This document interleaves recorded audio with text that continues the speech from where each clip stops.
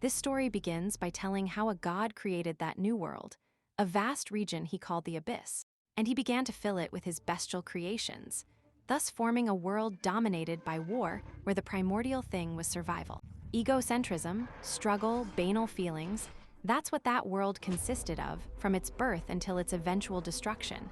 The mission was clear: fight, kill, survive, and as a reward, the god would grant treasures, being just a simple game to him. Where he controlled the pieces, he used to satiate his need for entertainment.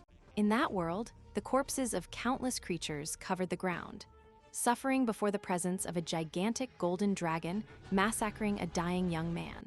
And despite his condition, the boy simply laughed after taking the blow, accepting his destiny, and affirming that this would also be the destiny of the others. Meanwhile, the colossal creature about to end his life was preparing to unleash a huge beam from its mouth. And in his mind, for an instant, the young man thought that maybe he would have had a chance. And a flash appeared in a girl's hand who announced that the last squad had been eliminated, confirming to her companions that the 4 of them were the only ones left of humanity. That girl was Air, the monarch of the Valkyries.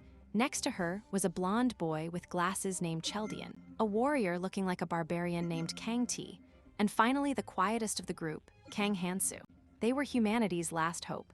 In front of them was the crystal of time and space, Kenial, a colossal orb with the ability to return to the past, the last glimmer of light for humanity, which had been dragged into that monstrous abyss 50 years ago.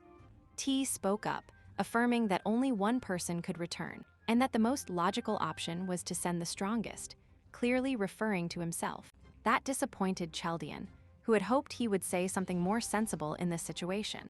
Air tried to calm the situation, reminding them that all the Valkyries who had fought against the dragon had also fallen, and that in a short time the creatures would arrive there.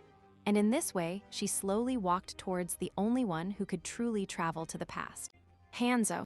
Looking at her, he remembered all his years of life, an existence marked by constant struggle, day after day, year after year, always bathed in blood. In his mind, he thought it would be best to simply stop fighting, but Air took his hand, and she asked him not to give up, as the entire humanity was in his hands, and she begged him not to renounce hope. Cheldian also recognized his abilities, remembering how difficult it was to be 20 years younger than them. He managed to surpass them, and even thinking that if he had started his training only 5 years earlier, everything would have changed. Even the arrogant T admitted it, although he wouldn't have problems exchanging places with him, seeing the opportunity to obtain the items he was missing. But Irie's terrifying aura was enough to make him change his mind again, recognizing that Hinzo is the only one who can go. With a resigned smile, he got up and walked in front of everyone, straight towards the orb. And once in front of it, they noticed a huge crack beginning to open above them. And from it emerged the enormous dragon dropping debris onto the group of survivors. With the beast attacking, Cheldian stepped forward asking Hinzo to concentrate on his mission while they handled the battle. In this way, he protected everyone with a huge shield, asking T to cover him while he prepared. And T stopped a huge rock, ensuring he would demonstrate his abilities. Along with Irie, he prepared. She had decided to advance the attack against the beasts that wouldn't stop increasing in number. Using her weapon, Irie cleared the path, preparing the ground for T, who unleashed all his power with his huge sword in a devastating blow that completely shattered the terrain. However, despite the impact, the dragon did not stop and continued attacking T, who barely managed to block the enormous claw. Hansoo tried to help, but Cheldian stopped him, reminding him that what was happening at that moment no longer mattered. The only crucial thing was that he complete his journey, and Air, understanding the flash, asked him to forget everything and leave. She expressed that he shouldn't push away the people who approached him just because he found them annoying, and that on the contrary, he should protect them. And with a smile, she asked him to listen to her at least this time. Han only smiled and promised her he would try. To this, Irene admitted that no matter what it seemed, he would never change and decided to advance bravely again, leaving the rest to Cheldian, who formed a magic circle in front of the boy, making it clear that just as Irene had said, it wasn't necessary to eliminate everyone, but he must ensure he had no mercy on those cockroaches that would complicate the war. However, he warned him that regarding the Berserker monarch, he definitely had to eliminate him. Exchanging a final smile, Cheldian activated the time orb, which began to spin at high speed. Before the gaze of his allies, the mage closed his hands and activated a gigantic magic circle that opened up the entire place, causing a huge flash. Suddenly, the scene changed. In another location, many people were terrified, wondering where they were. Among them was Hansoo, who saw the huge glare covering the entire city. And with a big smile, he understood that it had worked, and with determination, he decided not to fail in this new opportunity.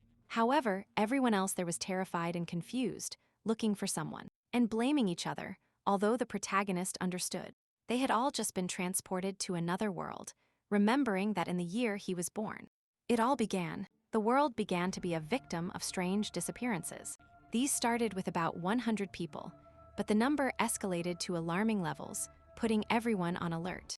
And so, when he turned 20, a huge green flash enveloped the city, dragging him to another world, and leaving everything behind.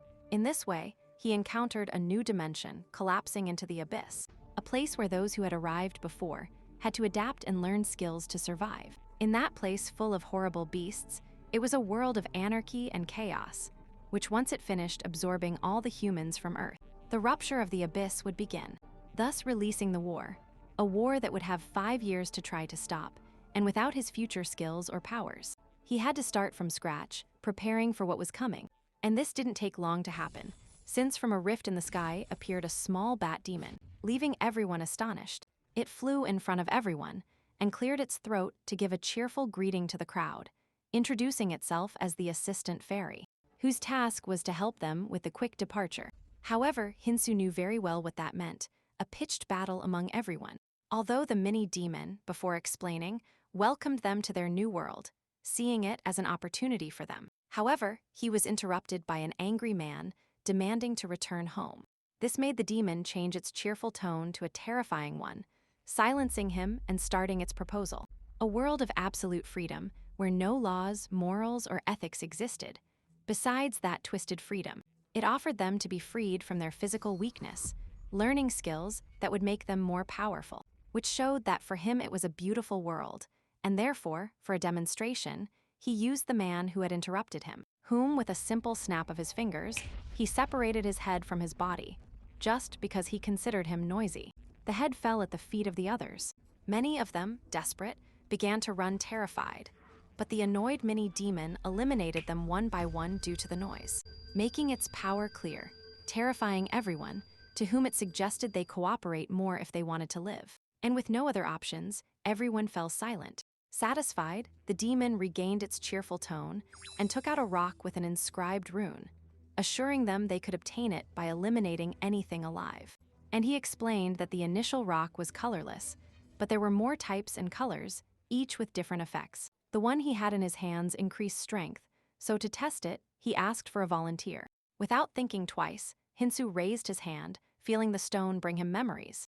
The demon, surprised by the collaboration, was pleased and flew straight to him, placing the stone in his hands, to enthusiastically try to explain how this rune would increase the limit of his muscle strength. However, his explanation was interrupted when he noticed Hinzo's lack of reaction, who remembered very well how the tutorial worked. The demon tried to ignore that null reaction and continued explaining that each rune would contain different effects.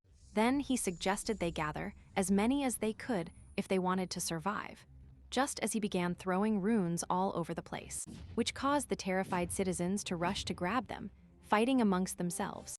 Nevertheless, the demon remained surprised that Hinzo paid no attention to his explanation. Finally, he returned to him to remind him that they could check their stats and runes by touching the back of their ear.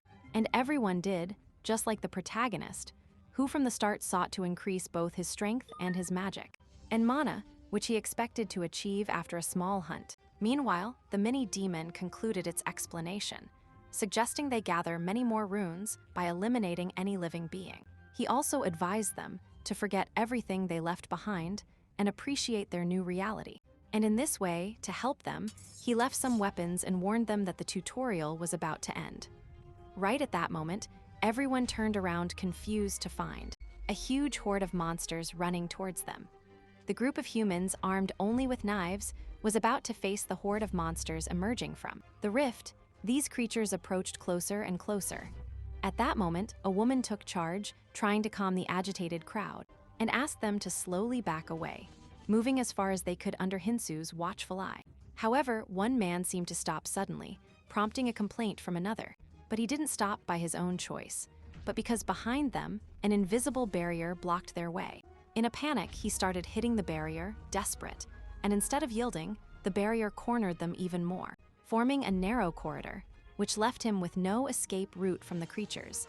And fear took over everyone as they tried to prepare for the fight. It was then that they noticed that one of them managed to pass through the shield. Seeing this, another one also tried, succeeding successfully, and immediately the numbers dropped on a counter above them, with which they concluded that only 50 people would manage to escape. This agitated everyone who looked for a way to save themselves, regardless of the others. Heen only watched with contempt, considering them pathetic, because for him, the best solution was that the 100 people there faced the goblins. And he admitted that there would be many injured, but also far fewer casualties compared to what had happened the first time he arrived there. At that time, the 50 who didn't cross the wall, including him, fought against the monsters, and only 10 managed to survive, but this time everything was different. Firmly holding his knife, only thinking about clearing the area and advancing to the next stage. And without hesitation, he launched into the attack against the goblins, saving a boy, and then finishing off a couple of monsters, showing his skill, which left everyone astonished. And so Hinsoo continued annihilating the monsters without stopping, until his body began to tire quickly. Then he realized that fighting with his old physique was much more difficult, however. That was enough to increase his dexterity stats, which would make him faster. And now he was determined to test his new reflexes by facing a goblin that tried to attack him from behind, which he easily dodged, and finished it off with a single blow. This only infuriated the other goblins, who rushed into the attack. And just as he expected, since now he had the opportunity to exterminate them at once, eliminating as many as he could fighting alone. But his exhaustion increased again. Fortunately, his determination inspired the rest, and in this way, little by little, the others gathered enough courage to advance and confront the monsters directly. In the middle of the battle, Hinzo observed them, recognizing that usually there was no reason to rush so much. However, in this situation, every minute counted. He knew that during the next few months, all the newcomers would be protected by the tutorial area. But once this protection ended, they would have to face those who had been surviving there for years. For him, that brutal battle represented an opportunity for everyone to become slightly stronger, collecting the runes dropped by the fallen creatures. Hinzo silently thanked Chaldine for sending him to that time, and thus among hundreds of corpses of both goblins and humans, everyone looked at him astonished. He had eliminated everyone by himself, drawing amazement also from the demon, who congratulated him on his massacre, and also the survivors, surprised that there were more than he expected. Happy that everyone understood the objective of that world, the demon removed the shield before leaving, receiving hatred from the people. For his part, Jinso observed his status window, noticing that his statistics had improved considerably. Happy about this, especially about his new monium blade, and now his priority was clear. He had to become stronger. While analyzing a way to do it, he decided to think about what his old companions Chaldaya or Tai would do in his place.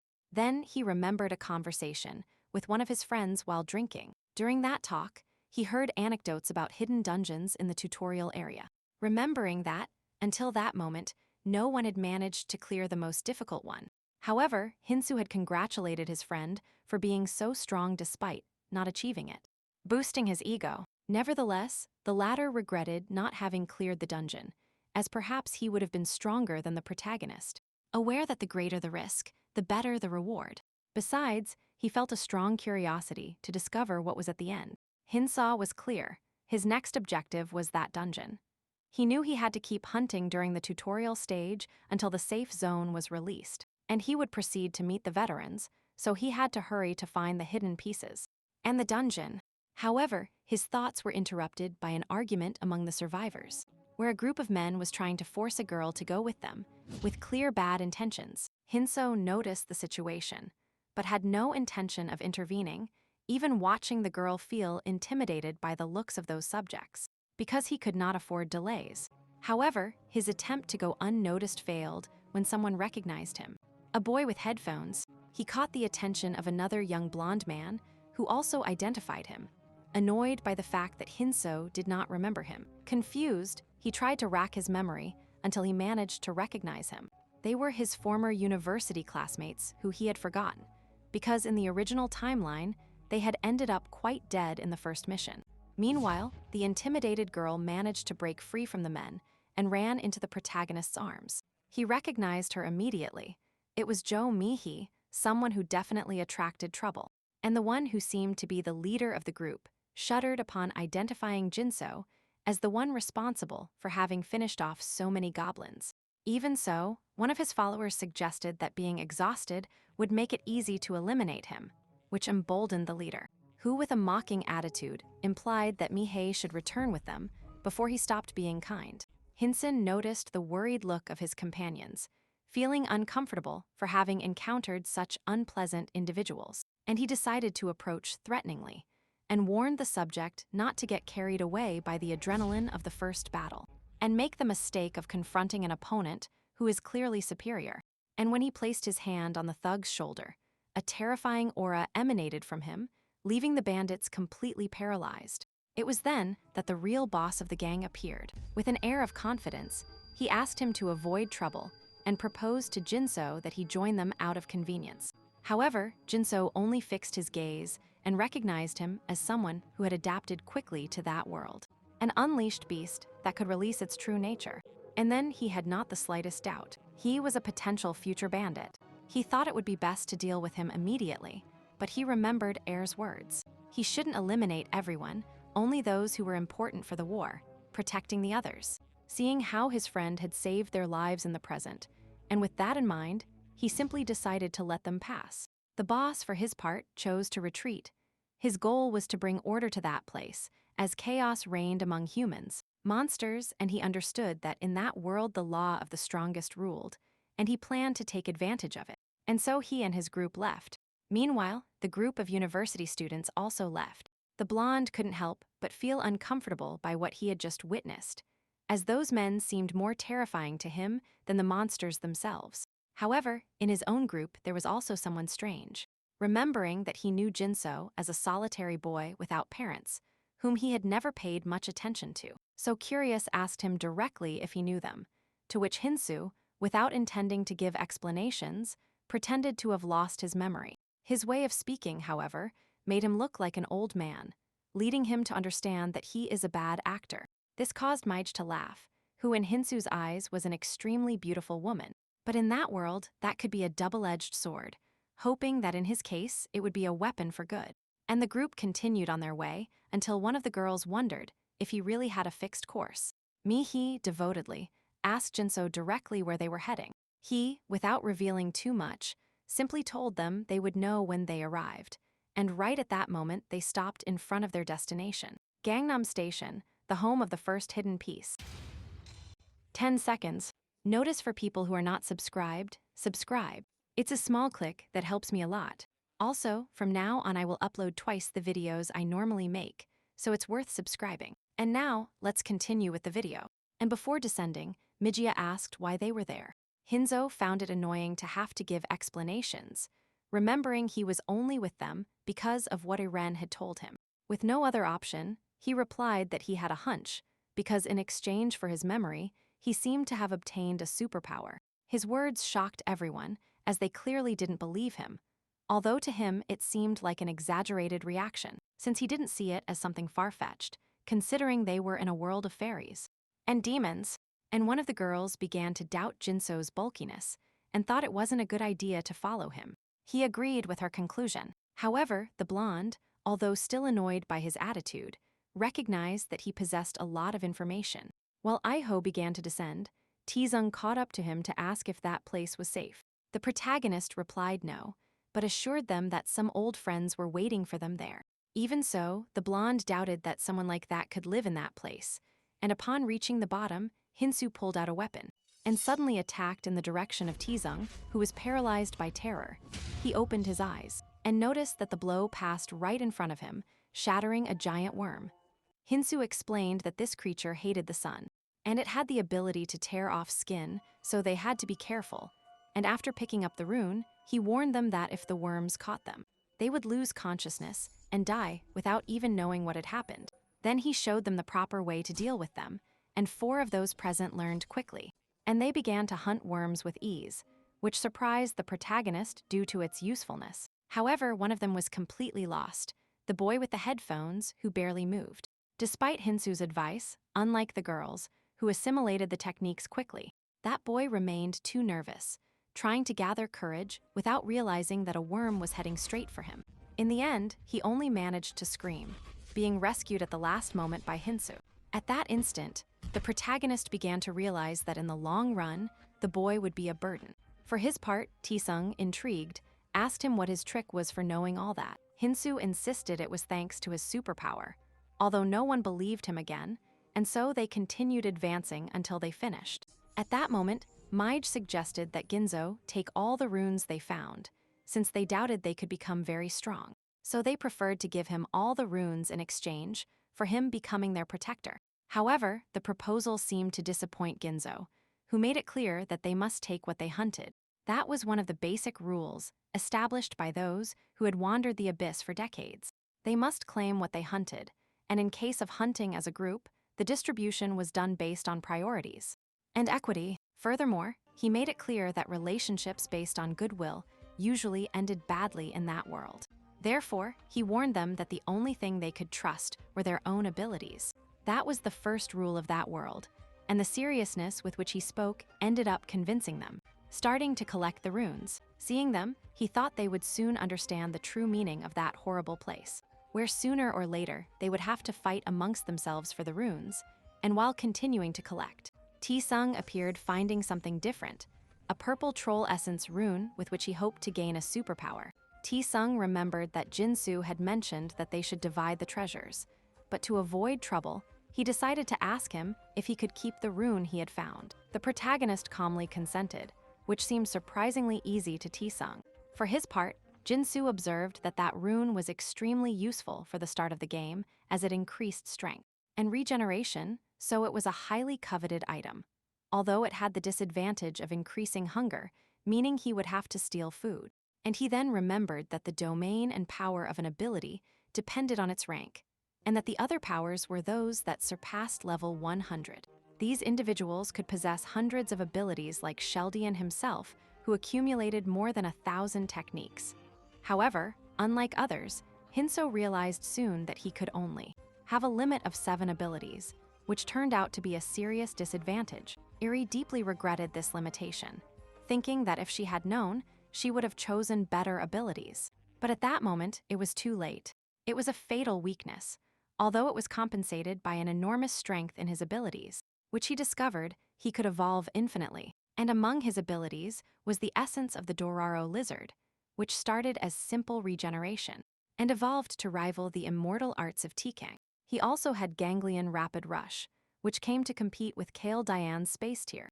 And it was Air who gave him the nickname 7 Stars because of his curious ability, with which he managed to fight alongside her despite being 20 years younger.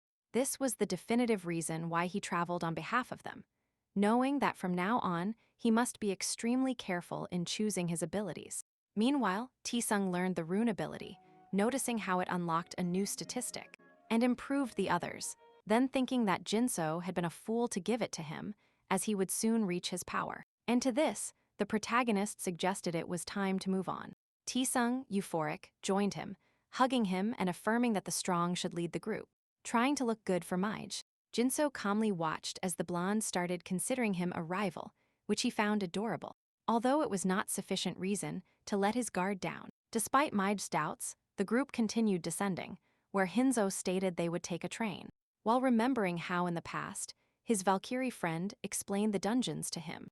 However, in that memory, another long-haired subject interrupted the conversation, displacing the first one to tell him about the hidden items in the tutorial zone.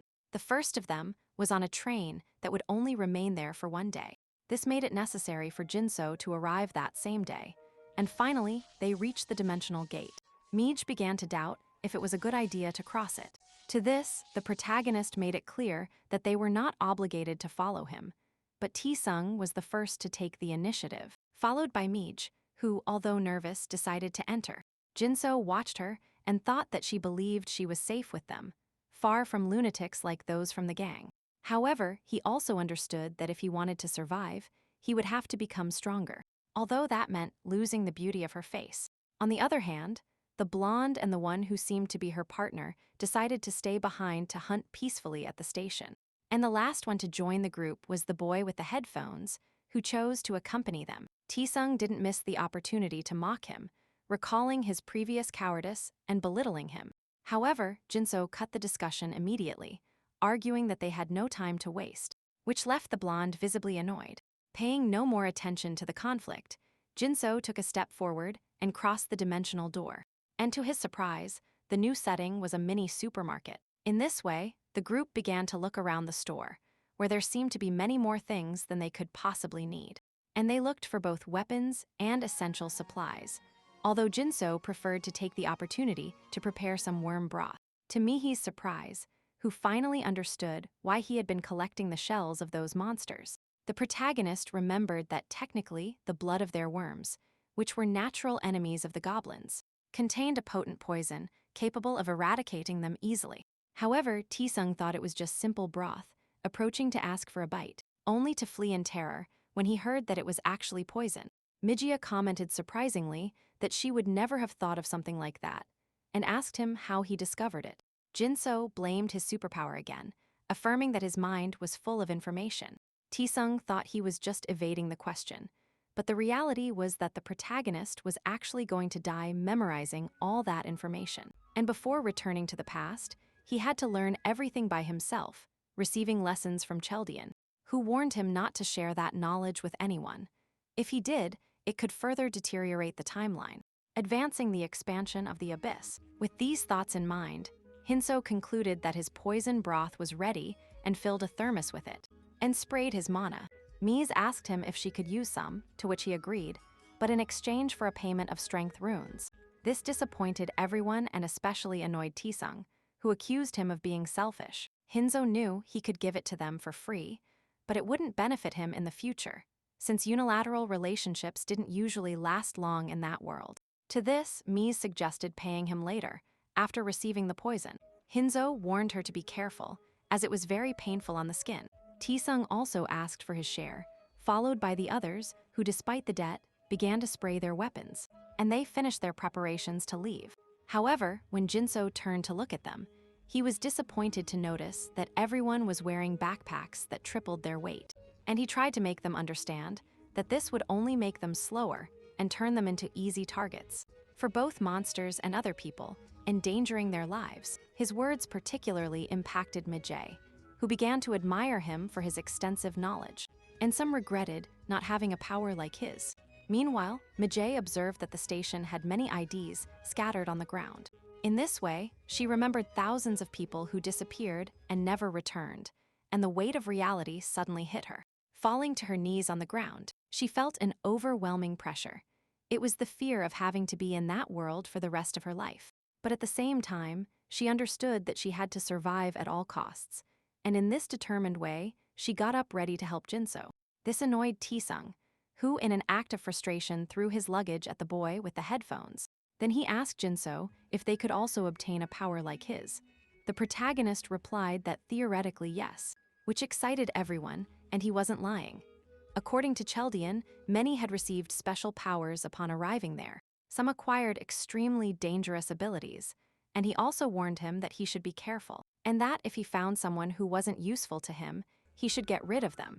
This idea began to repeat itself as an intrusive thought in his mind, and Taesung noticed his change in attitude, and asked him if he was annoyed by the previous argument. However, Jin Seo did not answer him, as speaking was complicated for him, and during the last 5 years before returning to the past, his life had become an endless struggle against the creatures of the abyss, which arrived incessantly. In that time, desperation was the only real feeling he experienced, enveloping and consuming everything else. Meanwhile, Taesung only thought about how annoying Jinso was, annoyed by depending on his superpower, anxiously awaiting the perfect moment to become stronger, conquer Miji, and surpass both Zizu and the boy with headphones named Sanjin. His goal was clear: become the group leader, and he tried to talk to Jinso again.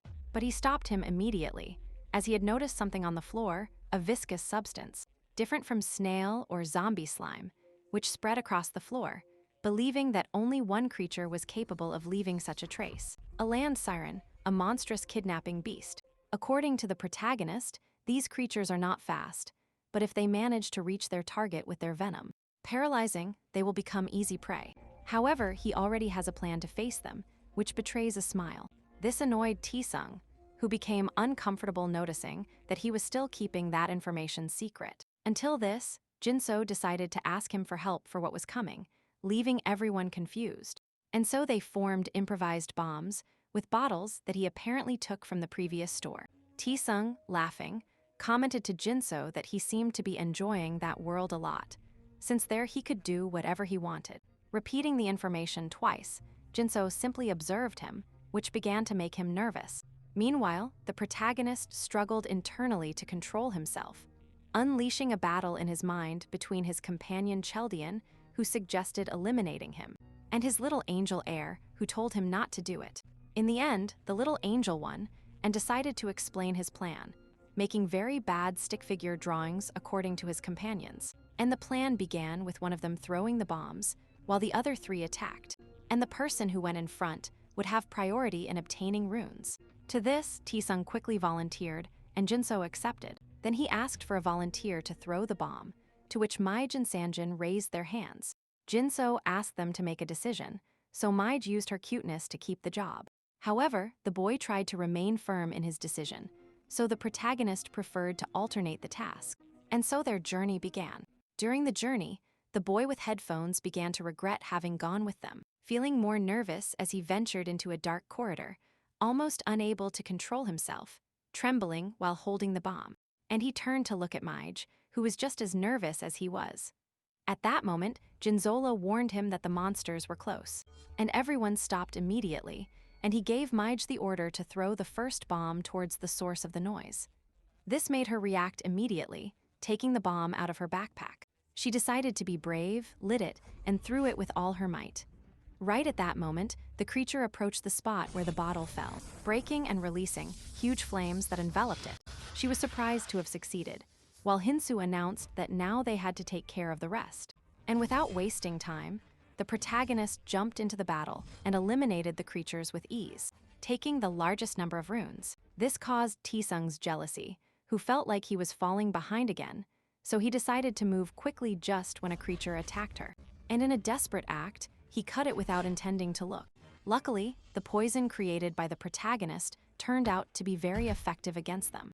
Hinzo smiled, affirming that the payment for the poison was worth it. And so the fight between the four and the horde of sirens was unleashed. Hinzo observed the ease with which they were fighting the monsters, whose venom turned out to be flammable, seeing how his idea seemed to be working, since although the edge of their weapons wore out, the fire and the poison continued doing the job. Taesung enjoyed the battle, and upon noticing a couple of loose runes, he quickly rushed to grab them. However, he didn't realize that a siren suddenly appeared and spat its venom, which he barely managed to dodge. But it fell on his leg, leaving him immobile, and according to the humiliated man, he had no time to think about it, because behind the siren came a huge number of them, which terrified him and forced him to desperately ask his companions for help. Miguel heard him and tried to help him, but he ran out of bombs, so he passed the baton to Sun Hing, who nervously was not even able to light the fuse, just when a siren attacked him. The fright made him throw the bottle backward. It fell very close to Taesung, who blamed him for ruining everything. The trembling boy barely managed to cover himself when a siren was about to catch him. However, he was saved at the last moment by Jinso, who cut it with a single swipe. And he seriously ordered him to stick to the plan if he wanted to survive. Noticing his terror, Jinso told him to rest and collect his runes, and Taesung also seemed to have recovered from the poison thanks to his regeneration ability. And the protagonist suggested that if he rested and improved his resistance, that ability could be strengthened. Then he asked him to collect his runes too, which ended up annoying him, as he considered that with the few they left him, he wouldn't be able to become stronger. And so, full of envy, he observed Sun Hing's runes, who thought that with them he could gain more power. So he finally decided to intimidate him, grabbing him by the neck, lifting him up, and making it clear that he was useless for not even being able to throw a bottle, blaming him for almost dying. Sanjin tried to speak, but only felt more pressure on his neck. Mihei arrived to intervene, ordering the blonde to let him go. He did so, letting him fall to the ground, not without first warning him that he was lucky. Then he bent down to grab him by the hair and suggested that it was best to keep his head down, making him obey, just as his father always did. Then he let him go to take the runes, but before he could do so, a sword almost sliced his hand, courtesy of Jinso, who warns him that that is not his part. The annoyed blonde suggests they stop giving them to useless Sanhin and divide them among themselves instead. However, the protagonist doesn't change his stance, asking him to just take his share and not interfere with the survival of the others. T-Sung, with no other options, backs down, warning him not to regret it later. Then Jinso approaches Sunhin, suggesting that he starts taking care of himself, moving away, until Miguel approaches him, asking if he is annoyed by these kinds of shows. And not for having the best equipment, he understands, and he won't be upset with them if they fail at what they are clearly not good at. This only leaves her more worried, asking him if he will stay with them until the end or disappear at any moment. He, without looking at her, reminds her that it depends on them to follow him, and so some time later, he continues collecting strength runes and resistance without finding another different one, although these are useful for the moment, using them to raise stats up to 25. Right at that moment, the mini-demon appears, congratulating him for reaching such a high level so quickly, leaving everyone surprised except Hinzo, who was expecting him. The mini-demon notices that the winner is the same one who took the initiative before, seeing that it was right to set his sights on him. And circling him while flying, he tells him that as a reward for his effort, he will give him a gift, posing on his head, ready to give him his gift, until Mijlo interrupts, considering it unfair that only he receives it. When everyone started with different stats, the mini-demon listens to her, but suggests she not get so nervous, given that once the game begins, the fairy cannot eliminate participants just because she dislikes them, however approaching menacingly. He also clarifies to her that there are exceptions to everything and that she could be one. This leaves her in shock, full of fear, although the mini-demon tells her he was only joking, considering it ironic that she talks about injustice when she was born with a great advantage in her natural beauty, and does nothing to get rid of her, making it clear that life is unfair, which ends up depressing her, while the mini-demon is happy with his work again. And he gives the reward to the protagonist where he can choose 3 runes, which can be dexterity, sense improvement, or the most popular regeneration. He especially suggests the latter since it is very useful for surviving serious wounds, although Jinso knows that it is useless in cases of dismemberment, while all his companions await his answer, thinking that with that regeneration rune, they will be able to survive when things get complicated. But to his bad luck, Jinso has other plans, as he asks the mini-demon for magic immunity runes. And surprised by this, the mini-demon accepts and releases the runes which Jinso takes amidst the disappointment of his companions. Calmly, he recalls that while regeneration runes are useful, it is preferable to be protected against magical attacks, knowing well that these defenses are hard to find, unless he has T-King's luck, thinking that with those runes, it will be easier to survive.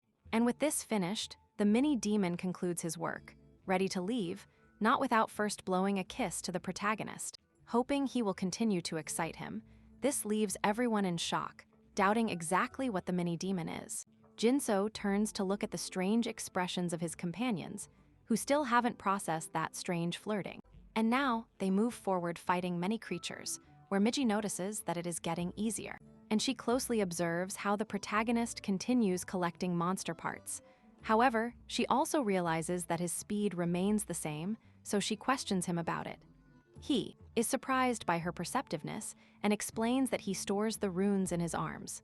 Amazed, Miji wants to try, but he suggests she doesn't do it since it will only slow her down, and if she dies, the rune will disappear with her. And he does it because soon these runes will become a medium of exchange, although for that it would be useless, recommending them not to do it. It annoys T-Sung, who feels they are underestimating him. Hinzo, irritated by this reaction from simple rookies, drops the subject and moves on to the next thing, stating that he doesn't care if they listen to him or not, but at that moment, he needed everyone to hand over their weapons. This upsets Taesung, who has no intention of giving him any weapon, especially since he sees that Hansoo clearly already has one. He explains that his weapon has already lost its edge, and that he needs all the blades possible. The blonde continues to refuse, afraid of being defenseless, and dependent on the protagonist, who suggests that if he wants to face the huge problems to come, he can do so. And Sanjin is convinced upon hearing this, and is about to hand over his weapon until Taesung stops him. Furious that he keeps letting himself be belittled, Hansoo doesn't even pay much attention to him, since he already expected that answer. So as not to waste more time, he gives them two options. In the first, they fight the monster while he watches. In the second, it's the opposite. With this, Mihai and Sanjin withdraw, knowing it will be too dangerous. However, Taesung tries to convince them to fight, affirming that it will be easier to survive together, assuming that Jinso is simply trying to abandon his friends, trying to convince at least Mihai. The protagonist finds the situation amusing since he doesn't even consider them friends. In his mind, they should be grateful that he is traveling with him instead of Chaldea, since he hadn't even paid attention to them. So to avoid further argument, he tells them to fight then, which seems to cheer up Taesung, who sees it as an opportunity to prevent the protagonist from taking the treasure. However, shortly after, they return running terrified. Maij complains, asserting that she already knew it would be dangerous, to which Taesung replies that he didn't think they would have to face a giant dam snake, turning back, doubting whether Jinso is sane for wanting to face that creature alone. While the protagonist is in front of the monster, ready for combat, Hansoo makes his first move, hiding behind a beam, dodging the snake's huge ray, which destroys everything in its path. However, the shockwave of the attack does not harm him, thanks to his magic resistance rune. But now, he must move towards his huge rival, who possesses great magical power and hard scales that could not be pierced by any sword. Nevertheless, he has its weakness clear, and attacks directly in the area between the scales, causing great pain to the creature, which resists with the sword stuck in its side. And in response, it attacks violently, and in so barely manages to dodge the blow, but not for long, since he is at the mercy of the creature, which releases another huge magic ray, which once again he blocks with his rune. But before he can react, a tail lash approaches from his side, hitting him with such force that it seems like a lightning bolt striking through the air until crashing against a wall. And from the injured ground, he watches the snake, which begins to stagger courtesy of the poison he used on his first blade. And despite this, the creature is still very strong. At that moment, he remembers that he still has some blades, specifically those that the proud Taesung left him. In this way, he has decided to resist as long as he can until the poison takes effect, and he launches into the attack again. The roar of the battle is so loud that Mihei feels it despite being so far away, becoming paralyzed looking in the direction of the fight. Worried about whether Jinsoho is okay, Taesung, for his part, asks her to hurry up to go to the store in search of more weapons, but she doesn't even pay attention to him. Determined to return to the protagonist, this irritates the blonde, who sees how everyone continues to disregard his orders. However, he ends up following Miji, and so the three of them run back, and she arrives first, only to find the terrifying scene of Jinsoho being devoured by the snake. And with the protagonist's arm inside the snake, he thinks it is taking too long. Then he attacks again, using his dagger to stab the creature and free his arm, falling safely to the ground, achieving his objective, sticking 3 poison daggers into it, seeing that this injury on his arm cost him, which he views with too much calm, as he knows he will heal, although his clothes won't share the same fate. Remembering that this strategy only works at the first levels, before facing more evolved creatures, resistant and with various powers, which will become impossible to poison. But for the moment, it has been enough, since the beast finally yields to the poison, falling at his feet, and almost immediately Minjas approaches asking if he is okay. Hansoo is surprised to see her since he thought they would be far away, explaining that she returned because she was worried, although seeing the result, perhaps she exaggerated, asking about the wound on his arm, but he considers it a simple scratch. Meanwhile, Taesung observes the result of the battle terrified, seeing the huge difference between the protagonist and himself, sinking into frustration, doubting if he will ever be able to catch up to him. Hinzo, for his part, checks the reward and notices that it is quite good.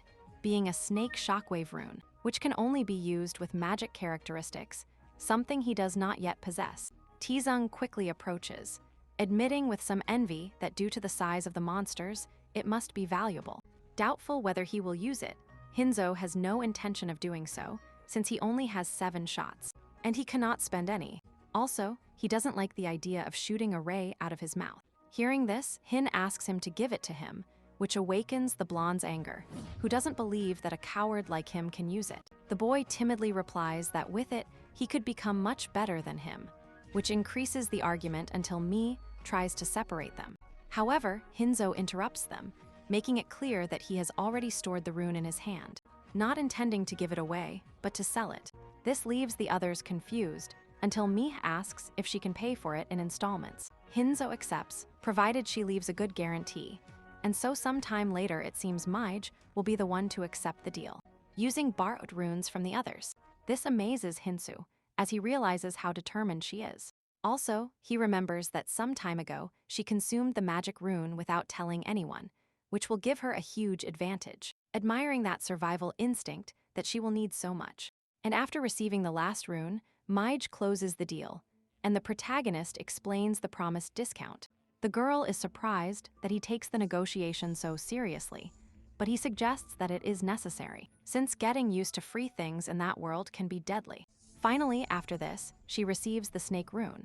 The exchange finished, Jinso returns to his business, collecting some kind of crystals from the snake's nest and other materials, while the two notice that he was using his superpower again, filling them with doubt, believing he must be doing something incredible, although it was disgusting, asking if he would make poison again.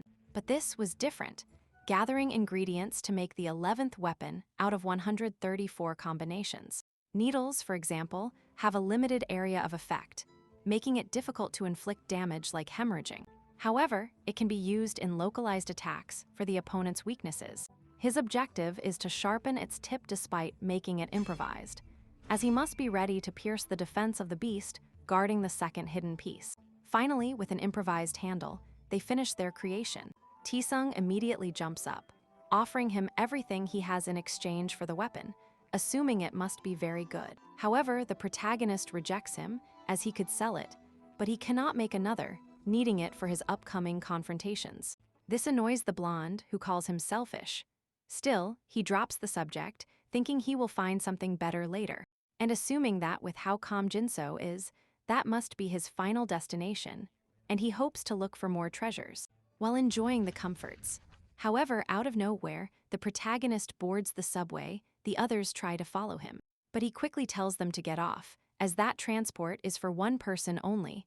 They don't listen to him, which makes the protagonist furious and demands they obey. They all end up doing it, with Sunhing being the first to stay behind. Taesung is the next to hesitate, wondering if there really is a rule indicating that only the first one can go, suspecting that he is simply trying to abandon them.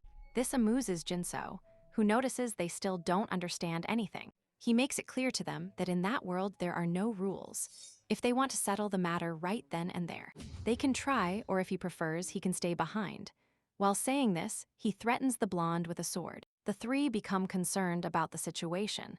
The annoyed Taesung thinks they can face him if they attack together. Weighing the situation, on one hand, if they manage to defeat him, they will keep his runes and weapons, otherwise they will just apologize.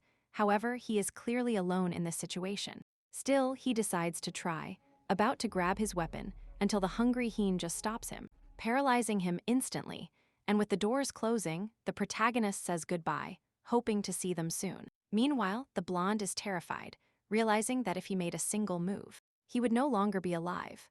Maij, on the other hand, is on the protagonist's side, feeling that they pressured him too much. Even though he helped them get there, she thinks about moving forward. Taesung, however, believes she is mistaken, and that thinking that way, he will never become strong, and being strong is the only thing that matters in that place. Hinzo, for his part, tries to recall all the information about the place where there are 20 stations on his route full of random items.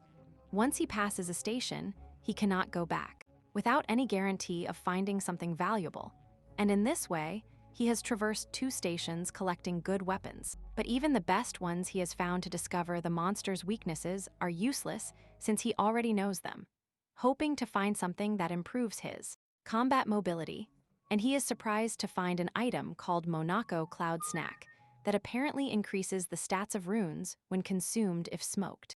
It also has effects, and perhaps if the smoke is inhaled, the effect increases by 20% with a duration of 10 minutes, being so far the best item he has found. However, holding the cigarettes causes him feelings of melancholy, remembering that girl who always scolded him for smoking because she didn't want him to damage his appearance. And he remembers her huge smile. And with that thought, he decides that this time he will change everything, returning to the starting station. And he sees that everyone has left. So without that problem, he has two options: hunt and collect runes or complete the remaining missions, the latter being the best option, so he tries to remember one with a good reward. And finally, the best alternative is the mission of the sage follower of a clumsy wizard, which increases his stats and heals mortal wounds. It is a rune difficult to obtain on the entire map, remembering that only a madman would get it, like the one who just did, and by Aaron, a prison guard who was arrested to the abyss along with all the prisoners. Although she was with her trusted men, in the end they all betrayed her, leaving her at the mercy of the criminals. Full of pain and hatred for the betrayal, she awakened hidden powers, and during the following days, she eliminated them all, and each one of those who arrived with her. Emptying the heart of each one, then full of anger and madness, she tried to leave that world. Right when the mission appeared before her, reflecting, Hinzo concludes that accepting that mission would not be a good idea, since the amount of blood he would have to spill would go against his purpose of saving as many as he can, so he will look for something less bloody. Then remembering a simple mission that might work, the food bag of the selfish rich man. But before leaving, he decides to eat something and returns to the mini supermarket, which he finds completely looted, getting annoyed thinking it was his companions. However, outside, an organized group of criminals is taking out entire boxes of supplies, while the group of university students just watches the scene, regretting having had to flee when they arrived, losing even some of their belongings, and Meej seeing that despite their skills, the numerical advantage was evident. Sun Hing also considers that, until Hinzo returns, it would be a bad idea to fight. The blonde and her boyfriend, who stayed behind earlier, are surprised to see the boy gaining so much confidence. For her part, Miji regrets it, confused about how they found that place so quickly. While the criminals finish taking everything out, one of them who has a broken nose decides to turn around and greet them, leaving them perplexed. Taesung calmly asks them not to fall for the provocation and prefers to leave to look for supplies elsewhere. However, this arouses some suspicion among his companions, since in reality, he was the one who approached those subjects to show them the location of the supplies. Taesung's idea was to lure those individuals so they would confront Jinso, thinking that due to the numerical difference, he would end up asking for help, and at first the bandit refused to listen to him, believing they were leading him into a trap. However, the blonde landed a punch directly on his nose, making it clear that at that moment, they were far inferior to him, and that he didn't need any trap to eliminate them, so he simply offers them that opportunity. And once everyone took refuge in a small store, Minj looked through the window, saw Jinsu appear, and felt relieved, greeting him cheerfully. He approached the group and heard how when they returned for Jinsin and Young, the store had been looted by a large group, and apparently he had already noted it, and asked them how much food they had left, and unfortunately the answer was very little. Taesung, without hiding it too much, commented that now that they had returned, they could recover it, offering to help. However, Jinsu downplayed the matter, first wanting to eat, which angered the blonde even more, who angrily hit the table with his hand and called him shameless, asserting that they had risked themselves for the food, and that according to the philosophy he himself had taught them, he should give them something in return, expecting a good acquisition. Mi tried to calm him down, but Taesung reminded them that as he himself had taught them, in that world nothing should be free, and that even among friends, justice must exist. His words seemed to begin to convince the others, managing to get them on his side, weakening Hinzo's position, while waiting to see how long he could maintain that serious facade. However, Hinzo replied that he had nothing to offer.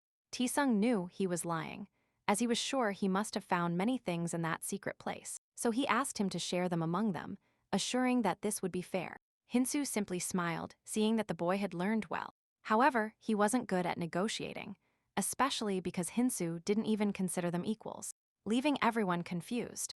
As he started to leave the place, ignoring Tisung's complaints behind him, and while leaving he thought he had tried to be good to them, only for Eri, but now he tries to remember what Kang would do, regretting it immediately, since he used to say a phrase, too old-fashioned, and preferred to leave without silence, and the blonde girl tried to calm things down, planning with Minj to bring him back, but Tisung stopped them, complaining that he was surely only there for free things, and that he would surely return.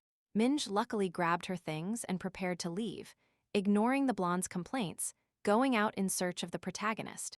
And upon reaching him, she took his hand and asked him to take her with him. He refused, reminding her that she was the only one who could decide whether to follow him or not. Tisung tried to stop her, reminding her that she still had a debt with Sang-hin for the runes, determined not to let her go. However, the boy with headphones saw no problem with it, since he intended to join them, and while he walked towards the door, Tisung stopped him, reminding him that apparently his father worked for his, and he recommended that he not do anything foolish, suggesting that he should treat him like his master. The boy, tired of the situation, pushed his hand away and made it clear that in that place, nobody knew where they were or if they would get out. So his threats meant nothing, so he had no intention of listening to him. The blonde observed how his attempts to manipulate him failed, so he gave up. As he watched him walk away, he assured them that sooner or later he would return for food, and that he would be waiting for them when they regretted it. And further on, the group keeps advancing.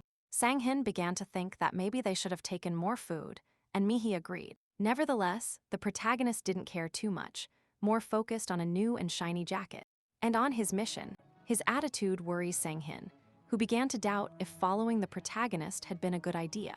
Hoping not to get into more trouble, Hin observes their doubts, understanding them, especially because they still didn't know what was happening with the moon. To give them a clue, he mentioned that it was almost midnight. Mihi understood immediately upon seeing the enormous moon, which was actually not a moon, but a kind of giant eye. The scene was terrifying, which ended up confusing the boys. Sang-in was the first to notice it. The food had turned into sand, just like everything they had obtained.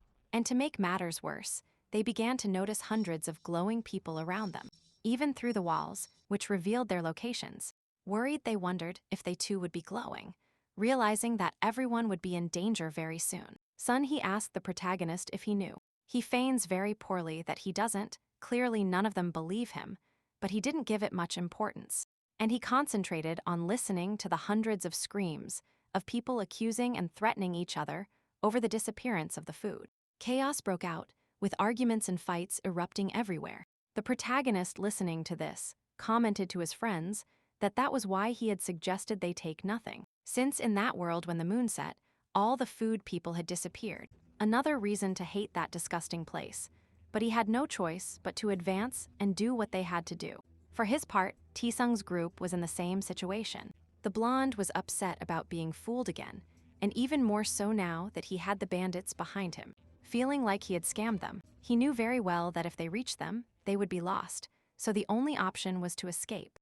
The girl suggested going with Jinseo, which only agitated him further. His boyfriend, on the other hand, reminded him that if they didn't find him, they would end up going with Jinso anyway. And if they had problems due to the numerical difference, they could help them fix things. T-Sun heard the plan, and after considering it, saw that at least for the moment it could benefit him. So he accepted the idea of the temporary alliance, so he decided to help, starting to look for them. However, as soon as he set foot outside the shelter, something caught his legs. No matter how hard he tried to free himself, he couldn't and asked his companions for help. However, they were paralyzed upon seeing that behind him was the person looking for him, the leader of the bandits, who had pending matters with him. Seeing the situation, the others concluded that the best option was to escape, and they left him alone. Tisung furiously cursed them, which seemed to annoy the leader, who considered him too young to express himself in that way. And so he approached him and asked him where the others were, and then forcefully stomped on him. Tisung could barely move and noticed that the old man possessed incredible strength. And realizing his disadvantage, he decided to answer anything they asked him about the others. The leader seemed pleased to see that the blonde understood his situation, but before continuing, someone else asked to speak with him. It was the same subject with the broken nose, who intended to get revenge for the blow received. Taesung, frustrated, thought how humiliating it was to be treated like a rat just because he was alone. The leader, however, reminded his men that they still needed him, so he ordered them to be moderate. Even so, the one with the broken nose gave the order to give him a moderate beating, after which they began to kick him hard. Every blow filled Taesung with fury, remembering how they had abandoned him, and with each impact his rage increased even more, wishing to eliminate them all. On the other hand, the two who managed to escape arrived where the protagonist's group was, who at that moment was eating a broth. The blonde reacted angrily upon seeing that they already knew what was going to happen, and yet she tried to be friendly and approached to eat with them. However, a quick movement by Hinzo destroyed the ground in front of her, cutting off her path and ordering them not to enter his territory. They asked him why he was doing that. If the problem was with Taesun, to which Hinzo, without batting an eye, replied that his superpower told him it was dangerous to have him close. His words annoyed both, although the leader actually tells Hinzo that he is completely right, advancing against them under Maij's averted gaze. And so the protagonist remembers the mission of the selfish rich man's bag, which has two simple conditions. The first consists of eating the largest amount of food in the moonlight, which turns out to be the easy part. However, the second is really complicated, since just as the mission indicates, one must act selfishly. In other words, they must stuff themselves with food in front of other people, refusing to share even a single bite. In a situation where everyone is desperate for food, surrounded by many of them, recognizing that this mission was created by someone twisted, and in this way, he maintains absolute calm, while savoring his meat. Before everyone's eyes, including Taesung, who just arrived heavily beaten, he observes the two who left him alone, and he demands answers from them, although they excuse themselves by saying they were only trying to find help. However, Taesung doesn't believe them, continuing to shout, until Narisrota silences him, just like the leader who wants tranquility to negotiate with Jinso. The latter admires her talent for getting food, and asks her to reveal where she got it from. Jinso, with complete sincerity, replies that there is meat everywhere, not understanding why they asked him that question, unless they didn't even know how to differentiate the types of meat. The leader is surprised that he consumes that meat, since they had tried it, but most of those forced to consume, it ended up dehydrated and poisoned. Hinzo explains to them that if they boil the meat in goblin blood, it becomes edible. However, the leader doesn't seem interested in that, remembering how Taesung had told them about his special ability to understand the world. And with this in mind, he considers that under these conditions he could defeat him and use him to his advantage. Since after all, he is just a 20-year-old boy facing a large gang, so he doubts he can stand up to him. With this idea in mind, he orders Taesung to approach the protagonist and eat beside him, like the friends they are. Although the blonde can't stand being called friends, nor receiving orders from the old man, he considers it convenient, and approaches them with the intention of talking. Maij desperately asks him to stop advancing, but the annoyed one doesn't listen to her. In response to this, Hinsashi apologizes beforehand, assuring that it's nothing personal, and with a movement of his sword, he draws a line on the ground, taking Taesung's legs out from under him, who falls to the ground screaming in pain. To the terrified gaze of the bandits, Mihi watches with anguish, while Sunhin feels fear. The blonde, still on the ground, calls him inhuman and warns the bandits that they must eliminate him before he gets stronger, or else they will all die. The leader listens to him and agrees, preparing for the attack, given that he understands that if Jinso becomes stronger, it will be a problem for everyone, so it is best to eliminate him. At that instant, Jinso, for his part, remains calm, recalling the discussions between Air and Chelyan. The first argued that it was better to avoid making unnecessary enemies, while Chaldean suggested that once the enemy was in front of them, they should eliminate him without. Hesitating and seeing that everyone agreed on this, he decides that he has no other choice and happily releases his runes, preparing for his next move, while watching everyone charge against him. Determined to smash him, and with an incredibly fast movement, almost impossible to follow with the eye, he attacks. And in an instant, a bandit is cut with ease. Another is thrown through the air, and right after he appears next to one more, eliminating him with the same ease. This is enough for the bandits, filled with panic, to flee in terror, moving away as fast as they can. The leader tries to calm them down, insisting that they must keep attacking or the casualties will increase. However, he finally ends up alone in front of the protagonist. Still, he has no intention of backing down, and he tries to convince him that there is a big difference between eliminating monsters and eliminating humans, since the latter is homicide, and he doubts that a boy like him can handle something like that so lightly. Nevertheless, he cannot finish his sentence when Hinzo approaches, ready to exterminate him, dealing him an insane number of thrusts, leaving them lifeless on the ground and among corpses. And wounded, the protagonist finishes off another of the subjects, under the terrified gaze of the university couples. And noticing their expressions, he asks them if they also want to fight, which is enough for them to flee terrified. And then he returns to enjoy his stew, being watched by his companions, to whom he will also not give meat, and they are becoming traumatized by the scene. And so the morning dawns, with the protagonist having eaten excessively, and failing in his mission not to eliminate people. However, he feels minimally consoled by the selfish man's bag, which protects the food from the moonlight, and stores it in a subspace until MG interrupts his thoughts, asking him if she was sure it was right not to eliminate them all. She perceives her as a scared girl, while she throws a tantrum assuring that she only cares about him. Although the girl understands him by observing his back, it is very complicated for someone to hurt him, since he becomes stronger and stronger, thinking that even if they attack him, this will only make him more powerful by absorbing their runes. The Protos, for his part, knows well what the girl is thinking, aware that it is reasoning within that world. However, the mission is not only to be the strongest, but also to save as many humans as possible, minimizing conflicts to unite forces. And for that, the most important thing is to establish rules. And one of the most essential is not to eliminate humans for their runes. This will prevent bloodshed and prioritize, helping people over a few runes. Nevertheless, it is a rule difficult to impose, so he must become a powerful figure to enforce it. That is why he has no intention of eliminating anyone impulsively, although he does not rule out the possibility of finishing off many when necessary. At that moment, Sanjin stops to tell him that he will stop following him. The protagonist agrees, and he lets him go, although Miji doesn't understand why, watching her friend walk away, until at that instant Hinzo appears in front of her, and suggests that she do what she really wants, knowing that she clearly fears him.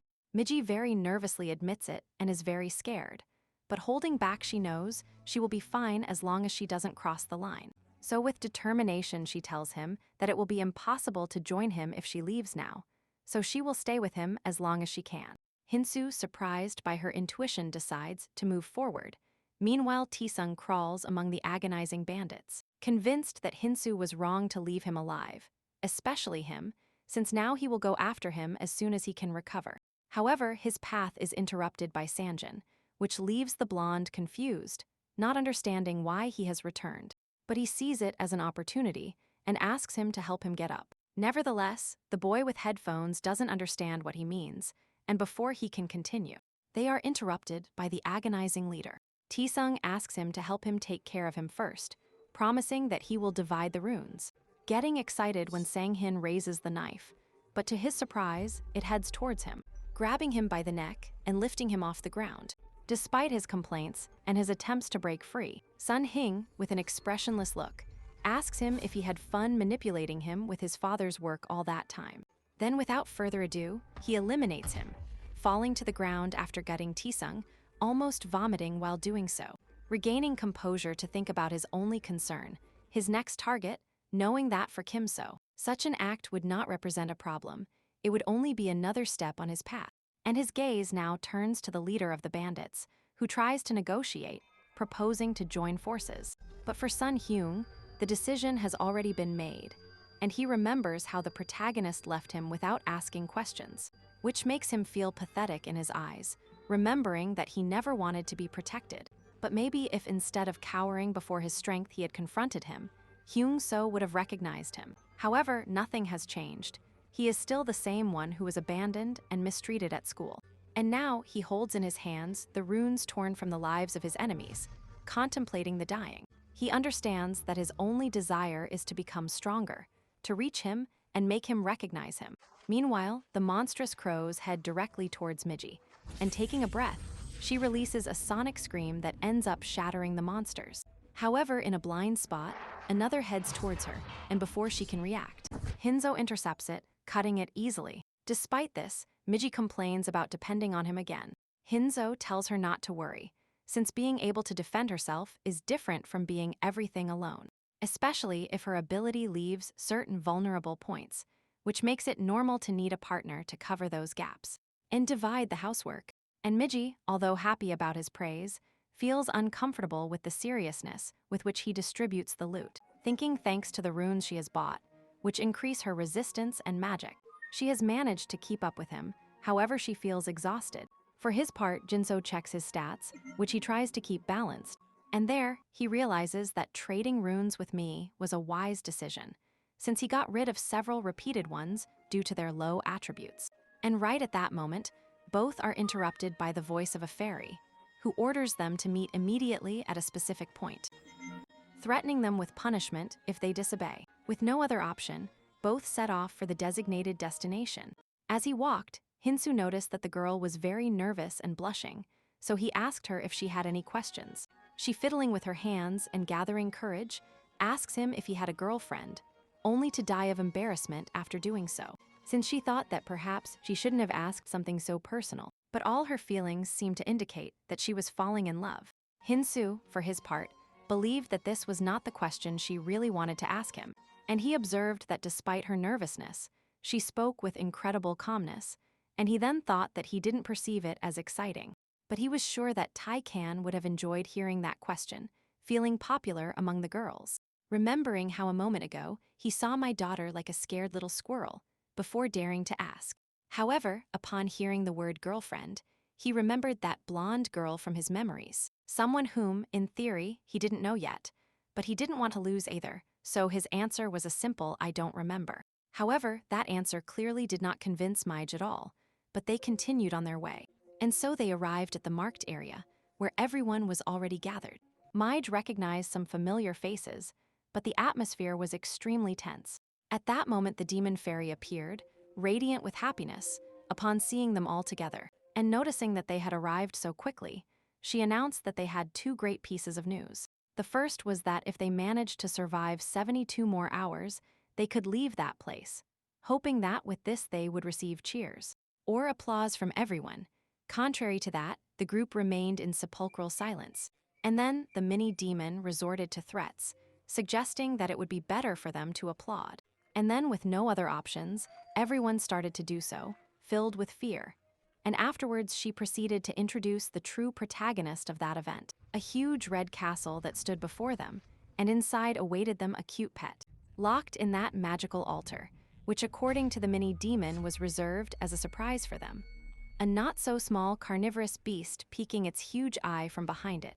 And this creature had been almost starved for a whole day, preparing it for the terrified players, warning that the fortress was much more fragile than they imagined, and that if the gigantic monster managed to break free, they doubted they could survive.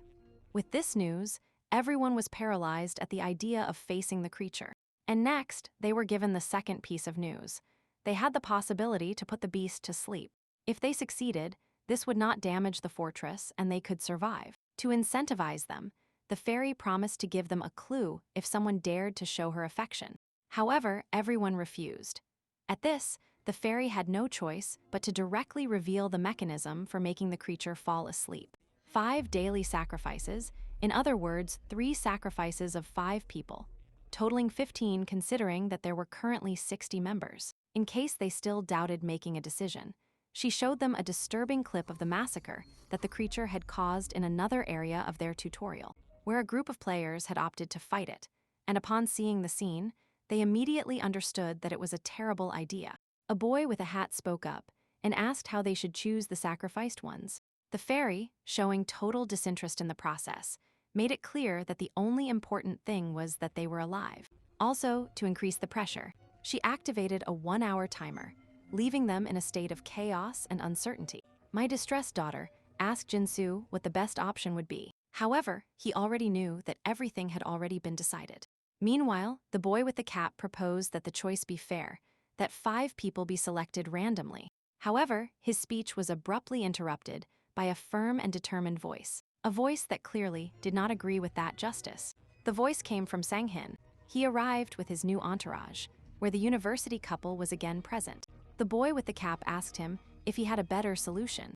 Without directly answering Sanghin, he went to a steel pole and easily bent it in front of everyone. Then, in a firm tone, he declared that the best option was to get rid of those who had no use. Looking around, he observed with satisfaction how, despite having increased his strength only a little, he now received all the attention of the public, who expectantly awaited his words. And then he began his speech, reminding them that before them, 100 people had arrived at that place, which left them at a disadvantage. Therefore, for the next phase, they needed to join forces, and for that they had to get rid of the dead weight.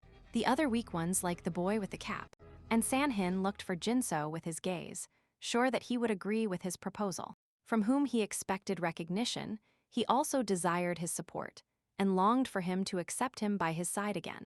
However, Jinso acknowledged that it was an interesting method, but he preferred a strategy where everyone could survive, without needing to sacrifice anyone. His response left Sanjin and the others confused, since even the boy with the cap considered something like that unrealistic, since the idea of facing the beast directly seemed even more absurd, after seeing what happened to those who tried to do something to it in the video. Furthermore, the creature grew stronger with every person devoured. Jinsoa clarified that he wasn't talking about fighting as a group, which left them even more perplexed, as he was basically saying that he would face the monster alone. No one believed something like that was possible, not even Sanjin, who became shyer again. He looked at Jinso with frustration, as he once again saw him as an unattainable being, someone who, without hesitation, considered himself capable of fighting the creature solo. However, Jinso quickly admitted that he couldn't do it alone, which excited Sanjin, who thought he would finally ask him for help, but Jinso only scolded him for constantly interrupting him, which irritated Sanjin, although he restrained himself, trying to remain calm, and asked what he meant then. The protagonist explained that if they increased each of his stats by 30, they could face the beast in a one-on-one fight.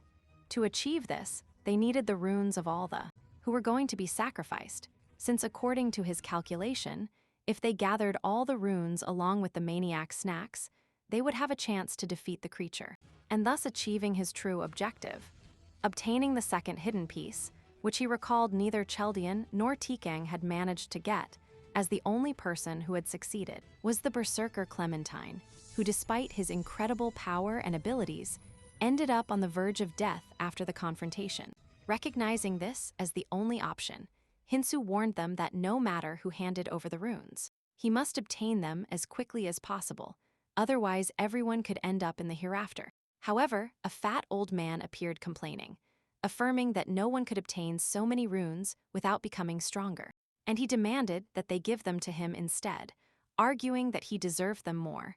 But his request annoyed a military girl with a ponytail, who reprimanded him for his selfish and absurd attitude, because she considered that if the selection of the sacrificed was based on eliminating the weakest, he should be the first on the list. Furthermore, she pointed out that if anyone was naive enough to give him the runes, they would end up disappointed to see the coward flee without doing anything. The old man tried to use his age as an argument to demand respect.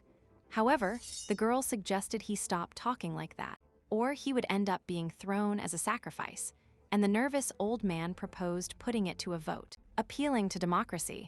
The military girl considered it an excellent idea and decided that the vote should be anonymous, allowing everyone to choose between giving them the runes to save him or throwing him as a sacrifice. Seeing that the situation was against him, the old man changed his speech and asked Jinso to eliminate the strongest to raise his level. However, before he could continue speaking, the boy with the cap landed a punch on his face. With time running out and the conflict between them increasing, Jinso decided to restore order. Without further ado, he chose the sacrifices directly, pointing out the old man, the boy with the cap, and an entire family, who hugged each other in terror at an imminent destiny. And with only half an hour on the clock, Min watched the fortress worriedly when Sanghin approached her, telling her that if she was going to be that distressed, she should have gone with him, thinking that if she had asked, he might have let her follow him. Blushing, she affirmed that she didn't know the protagonist well yet, although she admits she would like to go with him. She knew she would end up being a burden. Sanhin asked her if she would wait for him then, but she turned around with determination, ready to take her own path, thinking that if she didn't, Hinzo would scold her, just like he did with everyone else, like just a moment before. The group complained about feeling abandoned for being weak, but Hinzo had pointed out that during all that time, while others were strengthening themselves, they hadn't done anything, clarifying that he hadn't left them behind for being weak, but because they hadn't tried hard enough. After those words, everyone was forced to train, giving them the opportunity to compensate, collecting runes in the next 72 hours. He also warned them that if any of them had the audacity to escape, he himself would take care of pursuing him if he were so brave. And returning to the present, Miji walked away. At that moment, Sanjin asked her to join the group, assuring her that everyone would be happy to receive her. However, she replied with a smile that she hadn't decided yet, leaving him without an answer. Sanjin watched her leave, knowing well that since the last time they saw each other, Mi had become much stronger. This frustrated him, as he felt he still had a long way to go to strengthen himself and prove his worth. And at that moment, the military girl approached him and asked to talk. A rather intimidating entourage was next to her, which put the boy on the defensive. And that's when a man with an office worker appearance, with a more understanding attitude, intervened. He introduced himself as Park Soo-yeol, and seeing him as the leader of the hooded boys, he asked him for a leader-to-leader talk. This surprised Sang-hin, who, somewhat humbly, denied being their leader, and affirmed that they were just his friends. However, Park Soo-yeol insisted on seeing him as their leader, which ended up making them blush. And he took the opportunity to congratulate him on how strong they were, and asked to talk a little more. Since he seemed to know Hinzo well, Sang-hin, still surprised, accepted the proposal. Meanwhile, inside the altar, Hinzo was preparing, organizing his weapons and provisions, in addition to eating a snack before starting, as he knew he would need all his strength to face the beast, and that he would have to make intensive use of the manic snacks, just as he took one out to light it, and reveal his power, activating a runic evolution, since once all his stats exceeded level 100, the runes changed color from colorless to red, then orange and finally yellow. Seeing how his new evolution, enhanced by the cigarette, seemed to be at the necessary level to face the creature. However, he acknowledged that it had taken him a great effort, whereas the berserker Clementine had simply evolved the troll's essence to defeat him, admitting that he clearly didn't like Clementine, but he was incredibly strong. However, with experience, Jinso had discovered something that was 100% true, which was, the more difficult and impossible something seemed, in this world, the greater the reward would be. And determined, he launched himself against the creature. Meanwhile, at the entrance of the fortress, Park Soo-yeol's group entered, followed by Sang-hin, who was excited about being able to help Jinso. And returning to the beast, Hinzo recalls the abilities of the creature races. These abilities are inherent from birth, and in the specific current case, it possesses two abilities. With Hinzo watching him, approaching head-on, about to face the first of these techniques, the illusory fear ability is reflected in its enormous 3 eyes, which seeks to imprison the protagonist's mind, leaving him paralyzed and on the verge of being caught by its gigantic claws. And at the last moment, Gohinzo jumps back, dodging the attack with the cigarette still in his mouth, remembering how fear paralyses the prey. Then he uses Carnivory, an ability with which he recovers energy by devouring prey, thanking the beast that it hasn't consumed too much meat yet. And if it had done so, and he had activated his blood-sucking ability, the battle would have been much more complicated for him at that moment. And so he watches as the enormous beast lunges at him, barely managing to dodge it, letting it crash uncontrollably against the wall, while analyzing the situation. He knows that his current weapon could barely make a small hole in its skin, so he must employ the most effective technique he knows, limit its movement, and with the creature returning to the attack, Hinzo prepares to dodge at the last moment, jumping in search of its objective, to inject the poison from his sword into the beast's vital nerve, connecting 2 brutal strikes with speed, restricting its joints, and hopes to do it once more, achieving a 3rd puncture, causing the creature great pain, and with the work done, all that remains is to wait for the poison to take effect, hoping to paralyze it. Thus time passes, while he keeps dodging the beast, which far from giving up continues to pursue him, and activating its fear ability, disorienting the protagonist's mind. However, he knows well that this ability varies according to the mental strength of the recipient. And after fighting much stronger monsters for decades, This technique seems insignificant to him, which he easily dodges, remembering how he has dominated his mind over the years thanks to experience, and currently using what he learned from his friend Kang, the basis of combat prediction. What seemed like a joke to him back then, he now sees clearly, managing to foresee every move of the beast from start to finish. However, one of the attacks comes so close that it destroys his cigarette, reminding him not to get too confident, accepting that if it hadn't been for that energy boost before the fight, it probably would have ended badly. However, with many snacks and plenty of time, everything seems to be going well, completely ignoring that he is being watched by Park Soo's group, who, along with the military woman, is surprised by his ability, and she thinks that he doesn't even need the runes he snatched from them before leaving. Although none of that matters at the moment, as they must prioritize their mission, descending silently. And Sun Hing breaks the discretion, alerting of their presence that he has come to help him by shouting at him from a distance. Park Soo reprimands him, furious for having attracted the monster's attention, but the boy simply apologizes, arguing that he forgot. However, the look of complicity surrounding Kim so seems to indicate otherwise. This puts Park Soo's group in a difficult spot, although he only watches the other problem while descending. The protagonists battle against the beast, in which he only thinks about waiting for it to be lifeless to then get rid of the two boys, doubting that anyone will pay attention to him for the moment, as it is much more important to defend against the monster. Also noticing how especially problematic Jinsu can be after seeing him fight.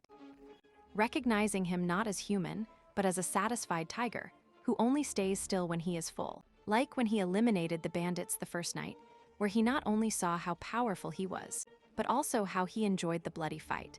So he knows he cannot allow someone so dangerous to remain free. So once he eliminates him, the others will be manipulable, especially Miji, whom he sees as a useful resource.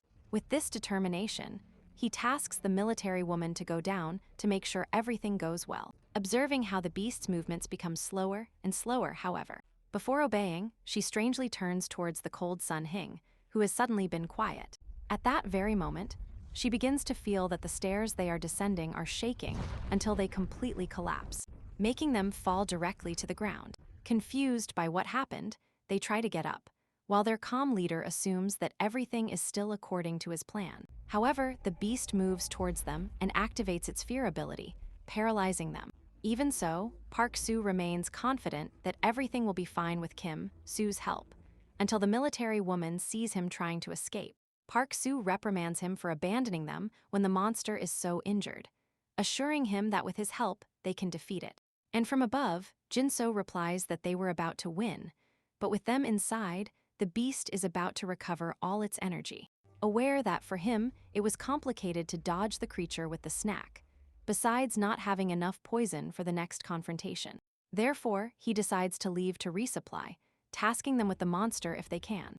The military woman tries to threaten him by throwing Sung Hin as bait, but when they try to look for him, they discover that she is not with them, but above. At that moment, they realize that he had discovered them and destroyed the stairs. Furiously, he threatens him, but he just tells them they should focus on the enormous and hungry monster watching them from behind, waiting for its food and enjoying their terror. Park Soo still holds out hope that Jinsu will not allow the beast to recover its stamina, and seeks to work with him. However, Jinsu isn't even interested, because he knows the beast won't leave there, since for him, those who have arrived are simple voluntary sacrifices. Park Soo then remembers the method to prevent the monster from escaping. It must be fed at least 5 sacrifices a day, and they know that with the members of their group, it is more than enough. In this way, everyone watches the creature approach, while Jin So-so hears the screams of pain and agony of the sacrifices that in essence, he himself has delivered. And so he leaves the place and heads directly to Sun Hin, whom he confronts, about why he brought those subjects there on purpose. Sun Hin, with a serious expression, finally replies that he has understood in the best way, to be useful to the protagonist, asking him to use him. Hinzo didn't exactly understand what he wanted, but Sun Hin did it because he understood, some time ago, that he was there for a very different mission than the others. He knew it from the moment he saw him face the bandits and Tizung, despite having wiped them out with excessive force. He eliminated none of them, although that could bring him problems later, just like now. Before the altar, when he could have easily followed his plan by force against the weak survivors. But he didn't try that either. And the boy discovered it. And although he didn't understand the reason, he saw in him the rule of not eliminating people, even though his personality wasn't that of a hero. Understanding that there was another motive, so he asked him to use him as his executioner, soiling his hands instead, in exchange for allowing him to follow him. However, he only received a look of disdain and was rejected. Due to how he handled the current situation, turning his back on him, Sung-Heen desperately apologized for having involved him directly this time, promising that next time he would do it in a more meticulous way, and assured him that every single person who would surely continue to interfere in his path would be eliminated, for him so that Hinzo could focus on his objective. In this way, he was convinced that if he followed Jinso while he became stronger, he would also get stronger, when at that moment, he received what he interpreted as a small glimmer of hope, when Jinso turned to ask him if in case he accepted, and something forced him to take another path, would he keep his word? The boy thought they might separate in the next phase, so he assured him that if he became stronger during that time, he would look for him again and ask him to receive him as his ally. Hinzo seemed to keep refusing, while Sun Hing, increasingly desperate, begged him to let him compensate for his mistakes. Then the protagonist told him that he still didn't understand, so he asked him to meet there again the next day, at 1 in the afternoon. Meanwhile, he instructed him to go down to collect the runes left by the 10 guys he eliminated. As a thank you, with this, Sun Hing seemed a little confused and not entirely convinced, which was the same situation for the protagonist, who, watching him from a distance, still didn't trust him. However, he remembered that even his kindest friend, Eri, knew that on this journey to save the world, he would find people who would try to stop him, so she suggested he have an executioner for those cases, an essential position that any monarch should possess. Although originally, he thought of using the insane Andari for that position, and seeing now that the boy had potential, he decided to give him a chance, remembering that once the second tutorial began, everyone would be forcibly scattered. And he didn't know if the boy would think the same after that happened. So with a few runes and a cigarette, he could seal the deal with a good executioner, thinking it was worth a try, and for the moment he focused on his objective, the hidden piece, remembering that technically the only condition to defeat the beast was that piece. So he took advantage of the fact that it was still full to riddle it once, and another time until it was finished. At that very moment, a portal opened with the hidden piece, towards where he walked to find the vampiric ring Nuruma emitting a dazzling purple glow, which he clearly remembered from the berserker Clementine, being surprised that this was how he obtained it. And at that moment, it is mentioned how artifacts can have levels, but the most important thing about them is not the rank, but the color, since this is the most determining factor to know its power. However, there are exceptions with some artifacts that can vary their power by absorbing runes. Among these artifacts, the best are the Numeria series, and precisely that ring corresponds to number 9. Although they are strange, they are not unique, so Clementine could perfectly have his own. However, this particular one was of a standard not only because he was the only one to get it, but also because the 8 authorities possessed by the ring could literally reduce people to rubble. Excited by the acquisition, he put it on his hand and activated its first level, in the colorless rank, which only allows him to unlock one of the 8 authorities it possesses inside. This ability allows him to deactivate enemy traits, passives, and skills, although for it to work he must touch them, and it has a time limit. Despite this, it is still an ability that even with its restrictions will be very useful to him. However, he must first balance his magic level for its use to be more efficient. With that finished, he left the altar, where his friends were waiting for him. Mi was the first to run towards him, happy to see him and that he had finished off the beast. However, she quickly became speechless, as did everyone else, seeing the huge altar disappear in a single second. Hinzo, with a charming smile, reminded her that he had told her he would take care of everything, which made the girl blush. For his part, Hanshin felt relieved for having trusted Hinzo in that. Seeing that little time was left before the next tutorial, he suggested the girl gather everything she could. However, she apologized in a serious tone, affirming that she didn't want to keep following him since she didn't feel strong enough to be by his side, and she ended up depending too much on him, so she decided to go her way with Sanjin and her old friends, Sanjin was happy about her decision, as everyone in his group was worried about her. Hinzo seemed to feel bad about that separation, although he knew it was best for both, especially considering they would end up separated in the next phase. Therefore, he accepted her decision, and Mi stopped him at the last moment and assured him that the next time they saw each other she would be much stronger, promising him that they would meet again. Hinzo continued walking away from them without turning around, affirming that it would be so. Before moving completely away, he reminded Sanjin that if his proposal still stood, he would accept it, which made the boy happy, and thus a week passed. Then the demon fairy announced the start of the second tutorial again. The protagonist was surprised to see many more survivors than he expected. He didn't even worry since he had something prepared for that case. And suddenly, a huge light activated beneath everyone. Sanji and Miji looked around astonished. A little one clung to her father's arm near Hinzo, who unfortunately supposed this could happen. And so in Thayod's group, everyone appeared in a new setting. Some of the survivors were there. Then the mini-demon took the floor and affirmed that before starting the next tutorial, a head count must be done, where each one had to report the number of survivors in each room, where only 7 could stay. And despite granting them the freedom to choose who to eliminate, a young man with a military appearance notes that there are 8, which complicates things. He immediately recognizes Jinso by his sword, whom he hasn't seen fight, but his reputation precedes him. At that moment, a girl understands that with no other option, they must make a decision, valuing each one as a person before choosing. Dai, a muscular man, offers to start, showing his greatest strength and enormous and shining weapon, with which he is confident in exterminating anyone present. Jinso recognizes that ability as Kai Art, a runic technique that increases stats through magic, also improving weapons, admitting that it is a worthwhile ability to steal, although it is not convenient at that moment, so he prefers to leave it as his last option. Dai continues to exude confidence, so others enter the competition. Kan Ming introduces himself, along with his healing ability. The military man Chial also introduces himself and mentions his combat ability, and the family consisting of a girl and her parents simply dismiss clemency. But Dai ignores them, interested in knowing the ability of the girl who proposed the idea. She seems to have a gloomy personality hidden behind a cheerful smile. And she introduces herself as Jimin, and noticing Dai's interest, she decides to show him her ability, approaching him in a grim manner. Terrified, Dai tries to defend himself, but it is a matter of seconds before blood sprays. Jimin appears behind his back, tearing him apart to the horror and surprise of everyone. Ecstatic, she enjoys her acquisition after obtaining Dai's ability, sketching a huge smile with which she invites the rest to share the runes left next to the body. Kangmin considers the situation excessive, while Chul understands that he must be wary of the girl.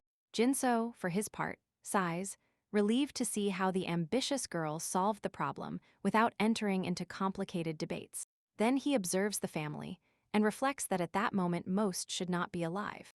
And this alters the course of the past, which makes the situation increasingly interesting for him. And at that moment, the demon fairy appears, congratulating them on having achieved their objective. Then she transports them to their next destination, a huge mountain connected by a gigantic bridge, which they can only cross and climb as a team to reach the top of an inactive volcano. Once the tutorial is finished, the entire game will be unlocked before disappearing. The fairy wishes them luck. Jinsu, along with the others, begin to cross the bridge. Cho tries to make small talk with Jinsu, but he simply ignores him, advancing considerably fast, clearly having a reason to do so, which the father of the family quickly realizes, who warns that the bridge is starting to collapse, and everyone begins a full-speed race, barely managing to reach the other side. There the fairy apologizes, as she had forgotten to mention the small detail that as time passed, the mountain would crumble, starting with the bridge. Everyone gets upset at not considering this a small detail, except Hinzo, who knows exactly where he is going, and he quickly continues his way. This irritates Chul, who is annoyed that Jinso doesn't want to act as a team. Jimin, in her sweet version, suggests following him, as he seems so sure that he gives the impression of knowing the way. They follow him like that for a long time. However, Chul becomes impatient, convinced that Jinso has no idea what he is doing, although the others fall silent. And as they advance, he notices that the young man seems to be eating something strange. When asked, he replies that it is tree bark, an excellent antidote against poisons. The confused soldier wonders why he would need an antidote at that moment, until from a nearby tree, something approaches quickly, and before he can react, Hinzo grabs him by the neck and pulls him out of the way. Just before a huge snake attacks them, Hinzo was waiting for it just in time, while Chial, frightened, asked how he knew that would happen. He only answered with his already worn-out, hardly credible excuse of his superpower. And so the battle continued, with Chiol stopping a snake with his arm before stabbing it and eliminating it. And they were all runic snakes, creatures that changed temperature according to the rune on their forehead.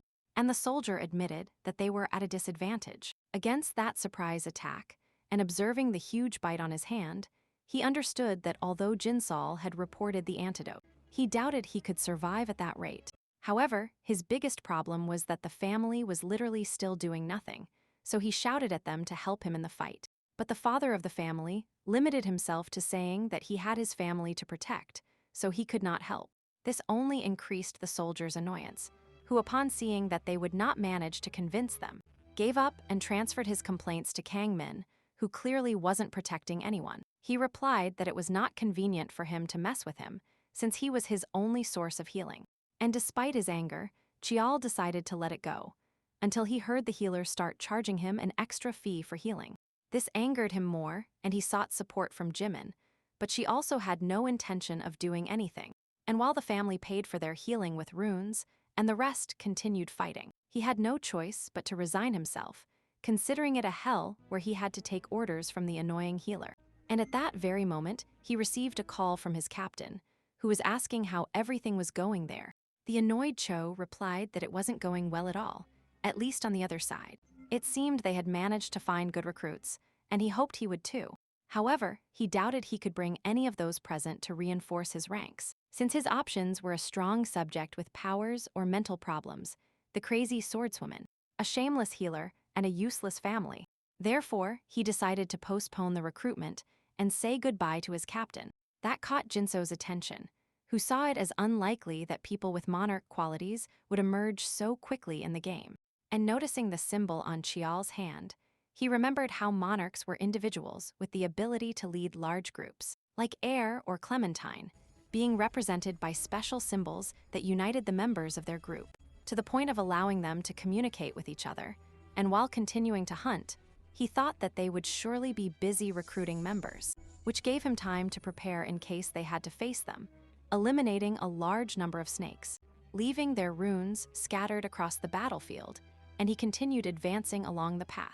And everyone noticed that there were fewer and fewer monsters, assuming they had abandoned their habitat. However, Hansoo knew well that they were heading exactly to their objective, the nest of the mutant runic snake.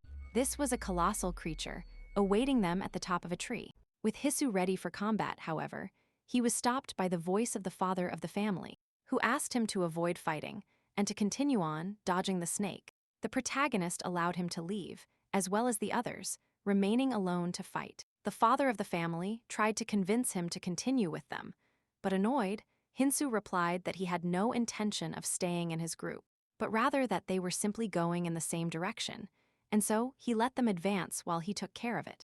Jimin seemed to agree with his decision, and warned the father of the family not to fall too far behind. For his part, Chial also didn't seem convinced about leaving the protagonist behind, but Kang Min warned him not to even think about insisting. He had noticed that while everyone else asked him for healing, Jin Seo hadn't done so even once. This started to worry him, but he also understood that the young man seemed to be accustomed to battle, being one of those who didn't listen, and who didn't survive long in that world. Chial looked at him with pity, although recruiting him as a soldier would be complicated anyway. Meanwhile, Jinsu fought against the elusive snake, having to deal with its runic ability. Every time he managed to hit it, it would change runes, preventing him from inflicting damage. Realizing that the battle was dragging on too long, he decided to move quickly. This time, instead of attacking the snake directly, he aimed at its instinct. It would neglect its defense to protect it. And so it happened, and at the moment the creature lunged to protect its nest, the protagonist took the opportunity to riddle it with multiple thrusts, ending everything with greater ease than he had expected, and finally reaching his objective, the rune egg. At that very moment, the egg began to hatch, revealing an eye peeking out from inside.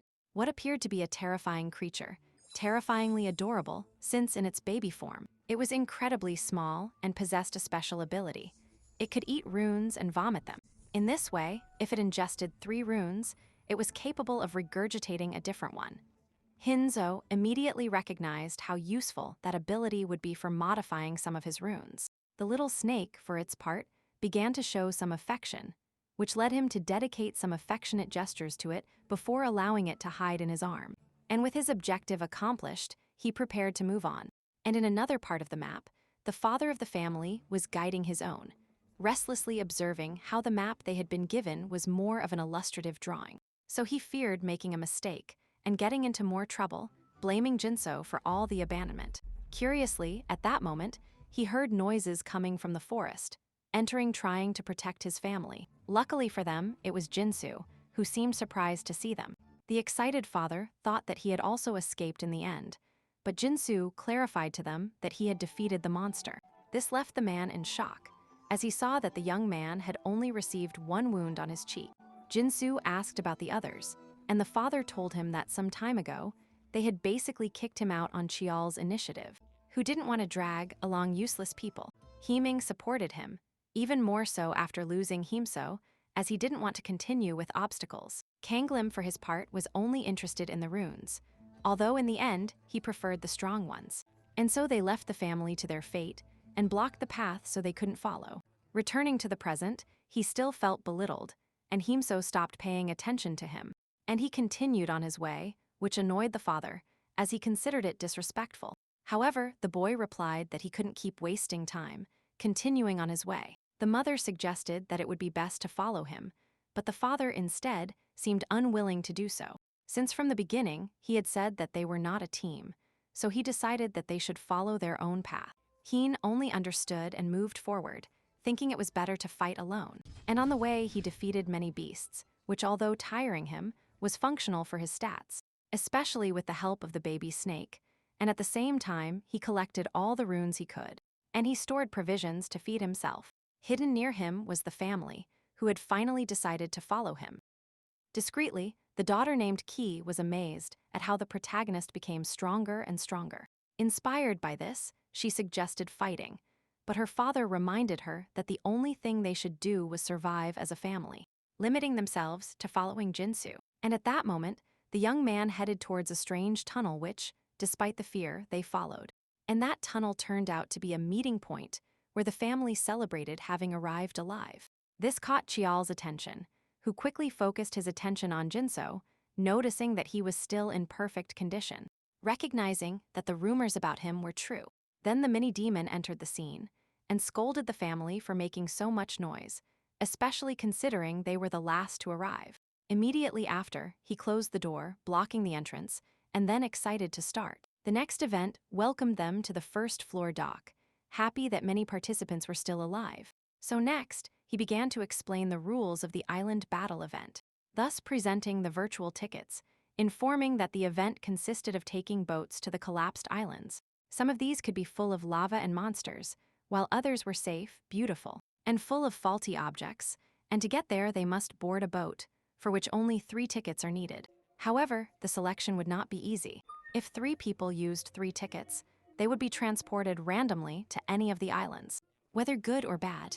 If 2 people used them, they could travel together, but without choosing their destination. Instead, if 1 person used 3 tickets, they would have the chance to choose where to go. And with the islands collapsing, the mini-demon suggested they choose the most advantageous option.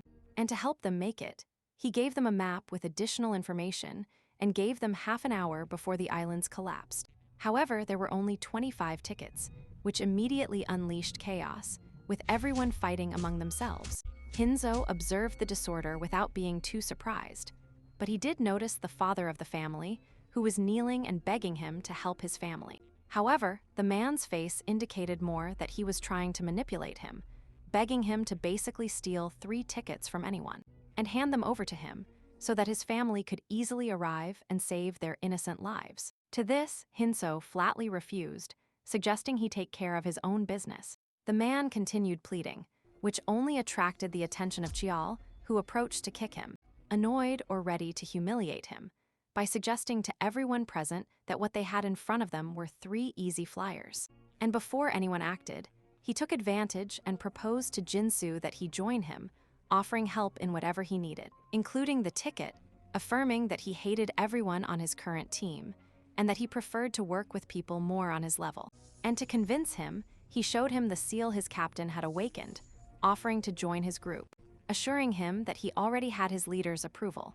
And he was just about to tell him about the benefits of his group when Jinsu immediately rejected him. Chial was confused by the boy's attitude, who simply turned his back on him when he tried to talk to him about the importance of his clan.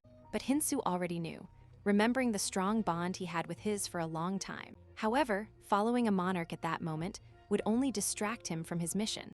Ikkyu, resigned upon seeing that he wasn't listening, simply threw the ticket he had stolen to the father of the family without him noticing, giving it to Hinzo as a gift.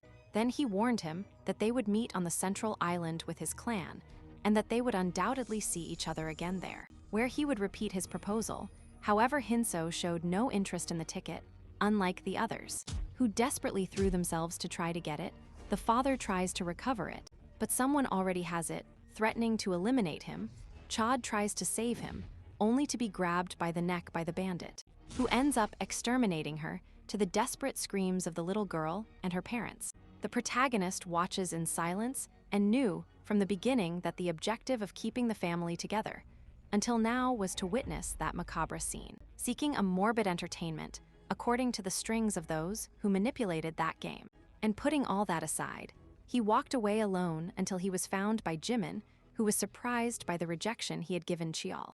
And without understanding the reason, she also tried to convince him by showing him her clan's symbol to join them. However, she was also rejected upon seeing that she couldn't persuade him. She accepted it and walked away. But she still doubted the true reason why he stayed there, ruling out that it was out of empathy, since she didn't see him as a kind person, to which he just remained silent. And so all the boats departed, except one. With the last boat about to set sail, Hinzo knew that now no one would see what he was about to do. And he observed those who remained, the most defenseless, those who would beg to be saved. His duty was to save them, but he still didn't have enough power to face the ferry. So he knew well the fate of those who stayed on that island when the sea of poison, a slow and agonizing demise in which they would melt little by little to the delight of the ferry. So he has no other option, gripping his sword and offered them ironic mercy, unleashing the bloodshed. And once he finished his task with the runes in his hands, he set off with the fairy, who admired how bloodthirsty he was. And to comfort him, she assured him she wouldn't say anything and that she hoped to see him soon. Hinzo observed the runes, tried to convince himself that he shouldn't regret it, as that was what he had to do to win. And his objective was clear, the central island, where he would arrive along with more than 1,000 people. And so they said the island was a huge city, where 3 things were important: defending the castle that housed the crystal, and getting stronger in the underground dungeon.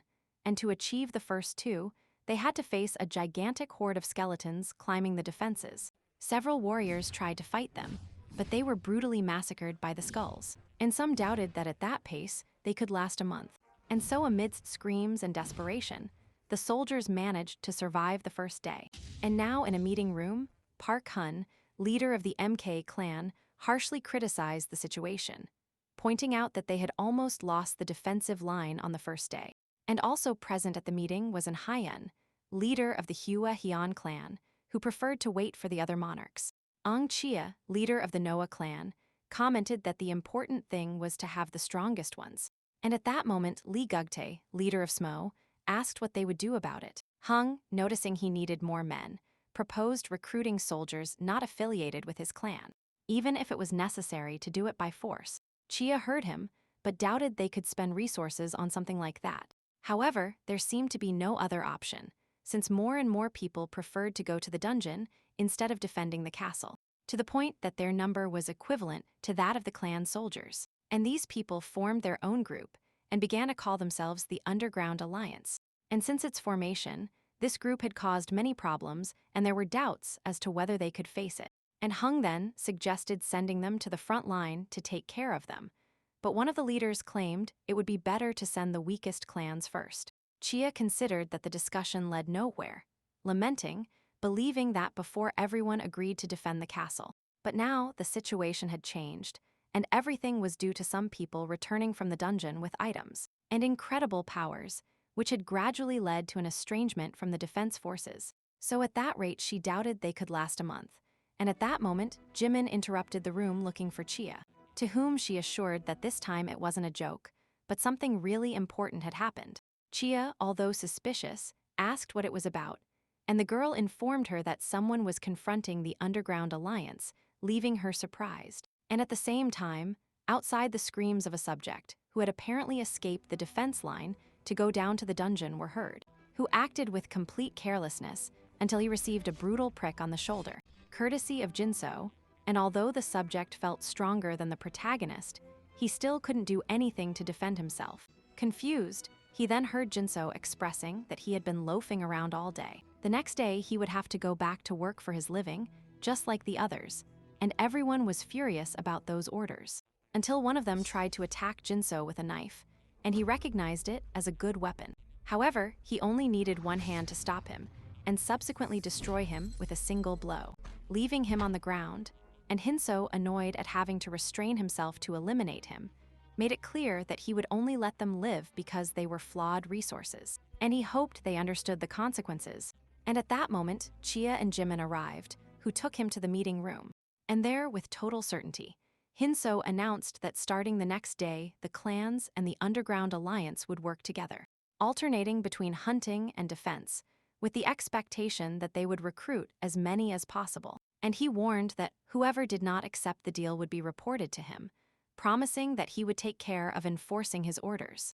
Chai suspected his intentions, as did Gu, who immediately mentioned that Hinzo gained nothing from it, although he insisted that he only sought an organized system. However, faced with insistent doubts, he decided to use a new power, becoming invisible again, and everyone prepared for a possible attack, although it was useless, since Hinzo appeared behind Gauk, threatening him with a knife, making it clear that if he wanted to attack them, he would have already done so. When Gauk's guards entered the room, Hinzo simply walked away, affirming that he was not looking for a fight at the moment. He just wanted them to join. As he left, he thought that after so many fights, it would be difficult for them to collaborate, although it was necessary. However, before he could leave, Jimmy interrupted him, seeking a different answer than the last time. This time, Jimin approached Jinsol flirtatiously, asking him again to join her clan. And she reminded him how sad it was to travel alone, and asked if there was anyone he wanted to meet, mentioning the girl from Gangnam Station, Miji. However, upon not noticing the slightest reaction, she supposed he wasn't interested. So, with a more flirtatious tone, she insisted that he join her clan, but she was brutally ignored, as Jinsol didn't even bother to turn around, walking straight towards the castle wall, and their Chial was directing the cleaning work and reinforcement, giving orders to several positions, observing how his clan remained stable, thanks to the help of the members of the Underground Alliance, who, although they had received hits from Kimso, worked quite well, and thanks to their effort, they managed to avoid further casualties, and Chial perfectly understood that this had been his only option, since no one would dare to challenge the terrifying gaze of the monstrous and vigilant guard of the defensive line. Hinzo, whom he recognizes as an incredible subject for handling so much pressure on his shoulders, but also extremely rude, as he ignored him every time he tried to recruit him. And although in the end, it seemed they wouldn't need him, until their peace was interrupted by a crack in the sky, from where the mini-demon peeked out, arriving happy to see them, and announced that things were getting boring. So from now on, battles would be daily, and demons would be added, which he explained were more complicated enemies. But as an advantage, when defeated, they would leave mini crystals, which could be used to buy powerful items, or escape passes from the place. And everyone astonished upon hearing this doubted whether they could really escape just by gathering crystals. However, the mini-demon clarified that there would only be spots for 5 people, immediately after he tasked them with fighting for those crystals. And he left, leaving behind a huge crack in the sky, which made everything turn red. And from the crack, huge flashes began to fall, materializing on the ground in a brutal and colossal demon, which roared with such ferocity that it terrified everyone. At that moment, many began to wonder who would face it first, since everyone wanted the crystals, but none dared to risk it, Meanwhile, the demon began to advance in their direction, and then from the castle Hinzo jumped directly against it. However, he was easily blocked. And with the demon preparing, in its hand some kind of energy, Hinzo reacted by attacking its hand, and then moved away. And nothing surprised by the great power of the demon, he understands that despite his improvements in defense and abilities, he still didn't have enough power for the attack, so to survive, he began to use the items he had obtained in the dungeon, starting with the light step boots, which increased his speed for 1 minute. Taking advantage of this advantage, he moved quickly, heading behind the demon. But he was blocked again, and so he attacked over and over again, until he finally managed to hit the demon head-on, which furiously responded by launching a powerful beam, which hit Hinzo directly, who barely managed to block it thanks to his ring, which negated the demon's ability. Getting up immediately, ready to keep attacking, and in the distance, Chielo watched the battle surprised. He couldn't believe how strong Hinzo had become, and at that moment, his captain ordered him to prepare. Since they would enter combat, Shin did not agree with the idea, but Hun knew well that if it weren't them, others would try to take advantage of the opportunity. And just as he had anticipated, many others quickly jumped in to join the fight against the demon. And Jimin was also about to jump into combat, but her boss stopped her, as she was more interested in seeing Jinso's power. For their part, the other warriors prepared for battle, while Jinso felt uncomfortable with the situation, since he knew that the demon could use its race ability at any moment, and the travelers would only get in the way. And so, with the huge creature in front of them, the battle was about to break out, observing with distrust that the demon still hadn't used its race ability. So Hinzo began to suspect that perhaps it had a territorial class ability. So he warned all the others that they were not at the monster's level, and affirmed that if they wanted to live, they should stay behind him. Some seemed to consider retreating, but the pressure to obtain the crystals was greater. And at that very instant, the demon activated its Arya ability, unleashing an infernal blaze. That set the entire battlefield on fire, and one of the warriors boasted that he could stop the flames with the shield he had obtained in the dungeon. However, when the flames reached that shield, they began to completely envelop it, and everyone fled terrified, while the subject screamed from being consumed by the infernal fire. And the others escaped, but Hinzo remained firm, waiting for the attack, taking advantage of this opportunity, as he wanted to test the ring's authority to its full potential, activating the authority of destruction in his sword, with which he cut the wave of flames, dispersing them completely, and everyone was amazed by that scene. And Hinzo recognized that his opponent was not easy, feeling his sword tremble in his hands, in front of the colossal beast, which was preparing its next attack, exchanging glances with it, understanding that he was the one who could defeat it, recognizing that the demon's infernal fire technique was lethal. But if someone could stop it, it was him, and determined, he moved quickly through the flames to attack it. The spectators were impressed. They couldn't believe how someone who had arrived with them had reached such a high level in such a short time. However, as the battle continued, everyone began to worry, not only about the demon, but about the power imbalance brought by the protagonist. They thought that if they didn't devise a plan soon, they would lose all their advantages.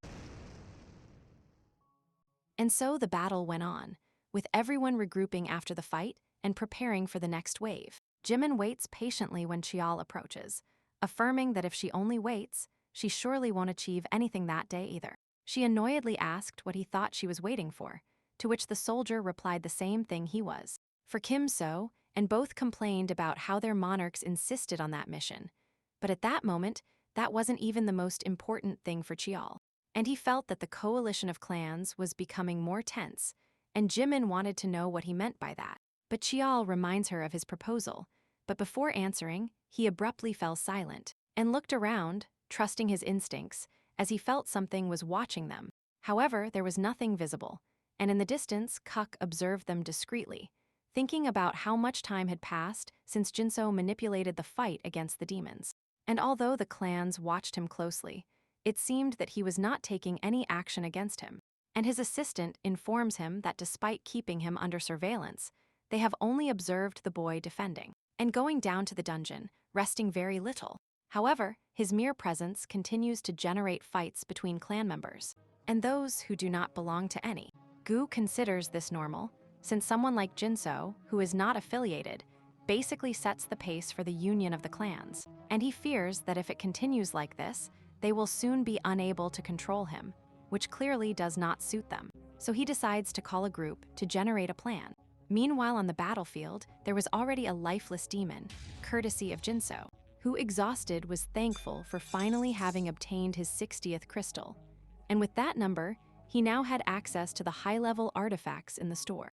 Remembering that his main objective was to maintain balance among the clans, taking all the crystals from them. However, the advantage of this was access to powerful objects, and with his ability to improve any weapon. He decides to go for what is most familiar to him, huge chains with a knife at the end, called Decrador's Judgment, and eager to test them immediately. He takes advantage of the fact that the undead begin to emerge from the earth, and just about to start the fight, he remembers that only 10 days remain for the defense battle, and he is eager to see who will make the first move in the coming days, and it seems it will be Guk. And so 10 days passed with the return of the fairy, astonished that many survivors still remained. So she had an idea for another method, a special event that shook the earth. All the survivors were incredulous upon seeing how, even though it wasn't the time for the monster wave, the corpses of the demons were being absorbed by the fortress, where the remains accumulated, slowly giving it the shape of a humanoid being that began to acquire a female appearance, giving rise to the formation of a demonic lady. This turned out to be the secret quest of the Central Island, the subjugation of the Demon King, a being that with a great smile began to transform the remains of the undead into more amorphous masses of flesh. Meanwhile, outside, the mini-demon warned everyone not to try to escape, since it would be useless due to the barrier he had placed. Their only options were to resist the wave of enhanced undead, escape using the castle crystal, or confront the Demon King summoned in the fortress. And this increased the tension when everyone became agitated upon noticing that the Demon King had never been mentioned before. He apologized, explaining that it had been a last-minute decision upon realizing that too many people were still alive, telling them that the crystal would activate 30 minutes after the battle began.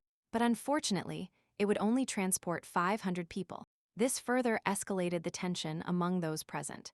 And as a second option, they were offered to defeat the Demon King so that everyone could escape. And he gave them 10 minutes to decide, leaving many lamenting the terrible options. Gauk didn't think twice and suggested that all clans form a defense around the crystal to avoid conflicts. However, this would not prevent disputes, as Kang Ming and the Underground Alliance were not happy at all. And even so, Guk argued that the best thing was to defend themselves, because after what happened with the demons on the first day, he doubted it made sense to try to defeat the Demon King.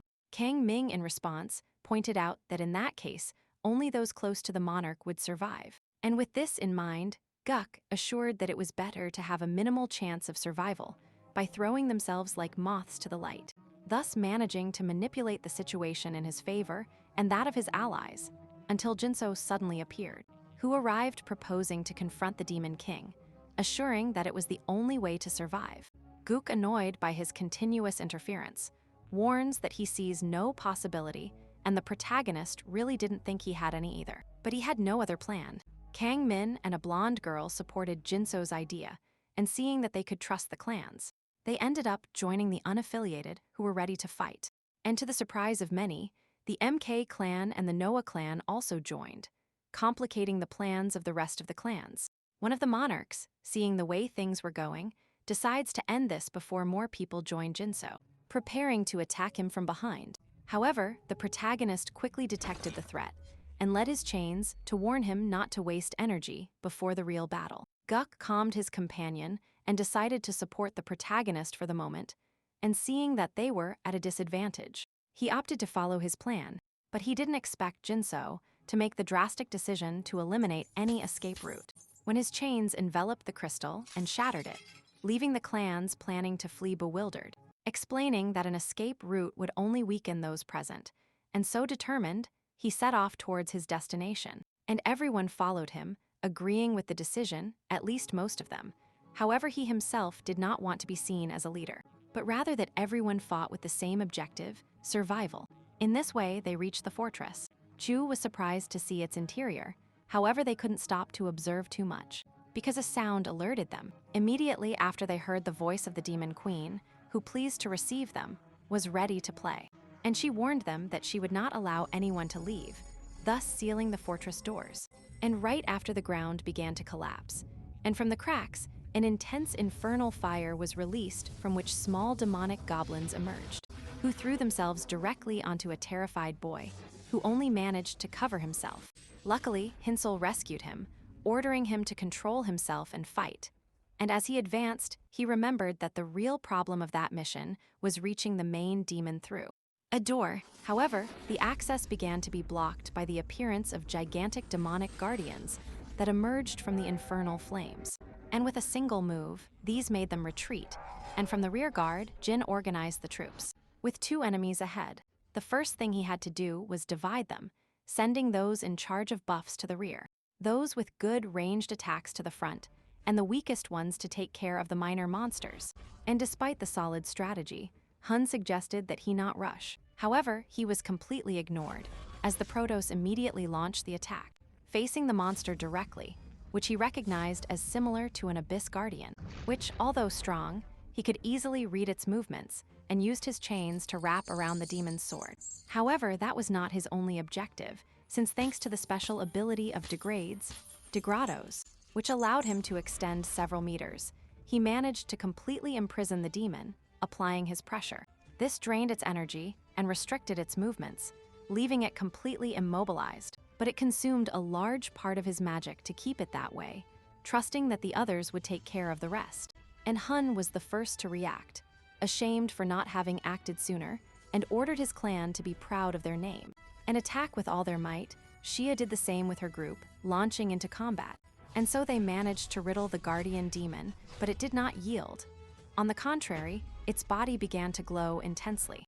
Hinzo, worried, realized that it was trying to summon the infernal flames to boost its energy. And an instant later, the demon managed to break free from the chains with a huge wave of power. However, the way the enemy reacted after the last blow made him believe that he should handle it with greater caution. Using his chains, he lunged directly against its flames and struck it hard. And from afar, Jimmy shouted, warning him that what he was doing was too dangerous. But the protagonist didn't even hear him, since he had already inserted his entire arm into the infernal flames. And little by little, his hand began to char, while with difficulty, he searched for his objective, the floodstone Piedra de Inundación, which with a single move he ripped out and crushed in the process, surprising everyone. And with his arm burned, Hinzo remembered that they must keep attacking, assuring that the demon could no longer use its fire. However, his confidence crumbled when Feller was on the verge of a surprise attack, barely managing to escape the flames of hell that came from the demon, against which the unaffiliated were fighting. And the confused clans didn't understand what had happened until they turned around and saw many fallen on the ground, while others, terrified, hesitated to offer help, and among them were Guk and his allies, who only observed, hoping that Hinzo would also take care of that enemy. It was then that uncertainty took hold of the group, and right at that moment, Guk saw the perfect opportunity to carry out his plan, who took advantage of the situation to blame the protagonist for all those who fell in battle, trying to turn everyone against him. However, Charles suggested that it would be better for him to start fighting instead, since even at that moment, he was the only one who wasn't doing so. This angered Guk, who affirmed that he was no weakling, and to demonstrate his strength, he brought out his special troops. These managed to give the demon a good fight, defending themselves effectively, and upon seeing this, Jinso sent the clans that supported him to handle that fight, while he returned to the enemy he had already weakened, and with all his speed, he pierced the monster, cutting it multiple times until leaving it severely wounded. This surprised the ally Guk, who watched as Hinzo fought alone against a monster that required dozens of men to confront. And for his part, Hinzo analyzed the fight between Guk's special forces, aware that they were created to demonstrate great power, basically being an indirect message to him. However, he did not want to start an unnecessary battle, so he concentrated on his current objective, and using his chains, he wrapped the body of the other guardian demon, leaving it immobilized for everyone's attack. And then he firmly gripped its neck to finish it off. As he did so, he met Guk's gaze, making his intentions clear. And Guk received the crystals from the battle with the intention of reinforcing his special troops with items. Although this didn't seem to be in his plans, and he made it clear to the other monarch that he was still in command, and he began to prepare for the next phase. Meanwhile, Hun and Chia watch with confusion, wondering when the alliance formed such a group. Realizing that it was a well-kept secret, taking advantage of the fear and the power imbalance caused by the protagonist, although he was not really interested in that, and his allied leaders tried to warn him. But he was not worried about that yet, as he had a backup plan. However, for the moment they needed him on the front line. Chol and Jimin doubted that they would really be useful, since if they continued not helping, they themselves would be in trouble. Chol, for his part, thought that eventually they would have to react if they wanted to get out of there alive. Chia saw the situation as complicated due to the number of casualties, and wounded among the unaffiliated, who seemed regretful of having made that choice. However, whoever appeared to be their leader silenced them, reminding them that if they wanted to live, the only option was to defeat the Demon King, and immediately after, he advanced to present himself to the protagonist. It was Jiang Yiji, who approached flirtatiously, arousing Jimin's jealousy, and Chia's suffering for having to tolerate her companion. However, when the blonde tried to touch the protagonist, he struck her hand to push her away, leaving her heartbroken, although she only wanted to introduce him to someone who wished to meet him, and decided she could leave it for later. Meanwhile, Chia tried to pull away the annoying Jimin, who remained jealous and doubted the identity of the newcomer. Chia clarified to them that she was simply a strong, unaffiliated person, but one who had always been ignored whenever she tried to negotiate with them. And in the same way, the protagonist ignored him at that moment and preferred to continue advancing to the next phase. Thus, they finally reached the door where they would face the Demon King, and everyone focused on entering until the mini-demon's laughter surprised him. He was amazed that they really thought they could defeat the Demon King, so he gave them good news.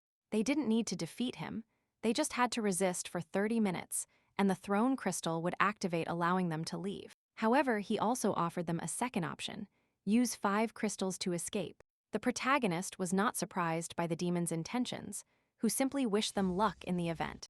Meanwhile, inside, the Demon King awaited them, releasing creatures from the flesh amalgams, and the Demon Queen formed terrifying spirits and launched them directly against the protagonist. He, remembering that this version was not even half as powerful as the original, he knew he could defeat her just by reading her patterns. To do this, he used Decrato's daggers of justice, which he threw against the skeletons, taking advantage of both the division and recovery abilities, thus releasing a line of daggers with which he riddled the spirit skeletons. However, for the Demon Queen, this was nothing more than a pathetic spectacle, and with a shadow whip, she dueled against the protagonist's chains, and both faced each other in a fierce battle, equal in strength. Meanwhile, she simultaneously summoned a demon, which she launched against him, and although he managed to stop it with ease, he soon found himself surrounded by multiple creatures, so he tried to delegate the fight to his companions. However, they seemed to be too busy.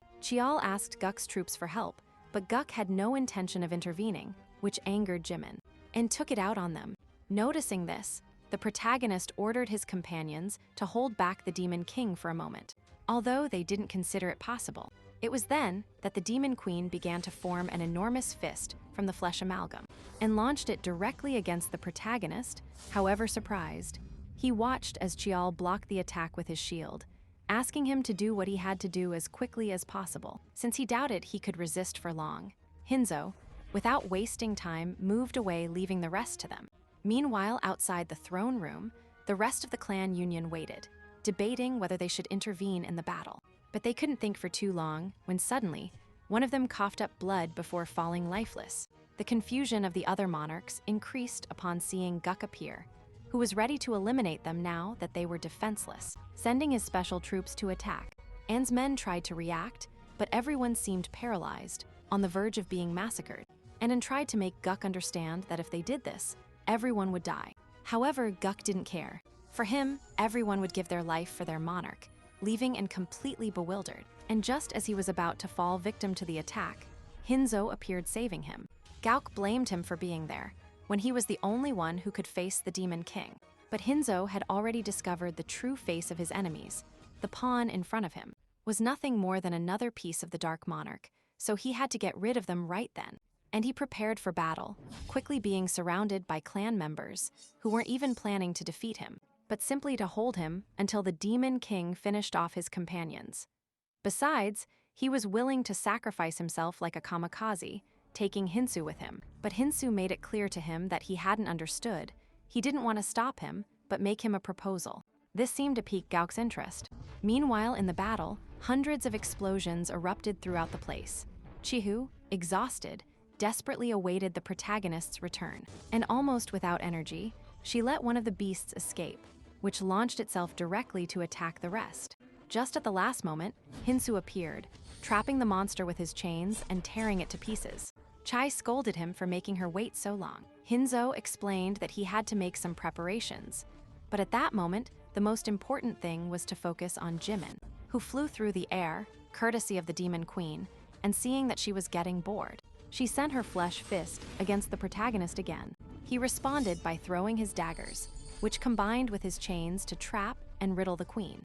Furious at his audacity, she began to unleash all her power. The others tried to attack again, but Hinzo stopped them only to be sent flying by an enormous blast of energy, unleashing terror among everyone.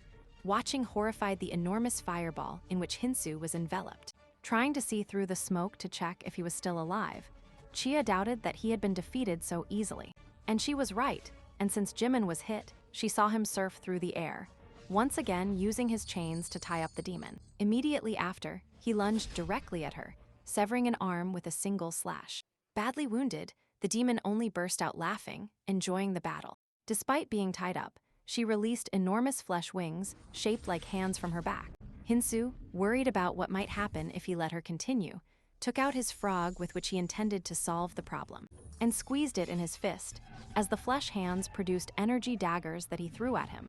However, he advanced, deflecting them with his chains. The excited queen enlarged her wings until they became gigantic and threw them against Jinso, who, seeing the enormous palm heading towards him, asked Chial for his giant sword. He threw it to him quickly, just as the hands closed in a clap, leaving him completely crushed under the terrified gaze of everyone. And suddenly, from that flesh amalgam, an explosion emerged. Jinso emerged, clearing a path with his chain swords, much to the surprise of the demonic queen. She tried to block him with her powers, but failed, and took the full impact, falling to her knees. And everyone in the place thought the battle was over, seeing the demon motionless, and its shattered flesh hands. However, the crystal still hadn't reacted, and it wasn't over yet. And the queen got up even happier, as it was the first time in a long time that she had felt pain. Unleashing all her power, breaking the chains and throwing Jinso through the air, destroying everything in her path. Adopting a more demonic form, deciding to get more serious, thanks to the confrontation with Jinso. Aiming at him, and at that moment a huge spear surprisingly appeared, distracting her, courtesy of Chia. Although this only managed to anger her more, sending her spirits against her. And Jin Lin arrived in time to save his boss. Getting rid of the spirits, and taking advantage of the time gained, they chose to retreat. The even more enraged queen promised to eliminate them all, unleashing a large amount of power. Aiming directly at the person who had provided her with so much entertainment, Hinzo, who could barely get up after the last blow. Exchanging glances, just before receiving an enormous explosion. The shockwave threw everyone present into the air, including Young and Chial, who could barely remain standing. Astonished, they watched the explosion, doubting that Jinso had survived. However, from the cloud of dust, a figure faintly appeared.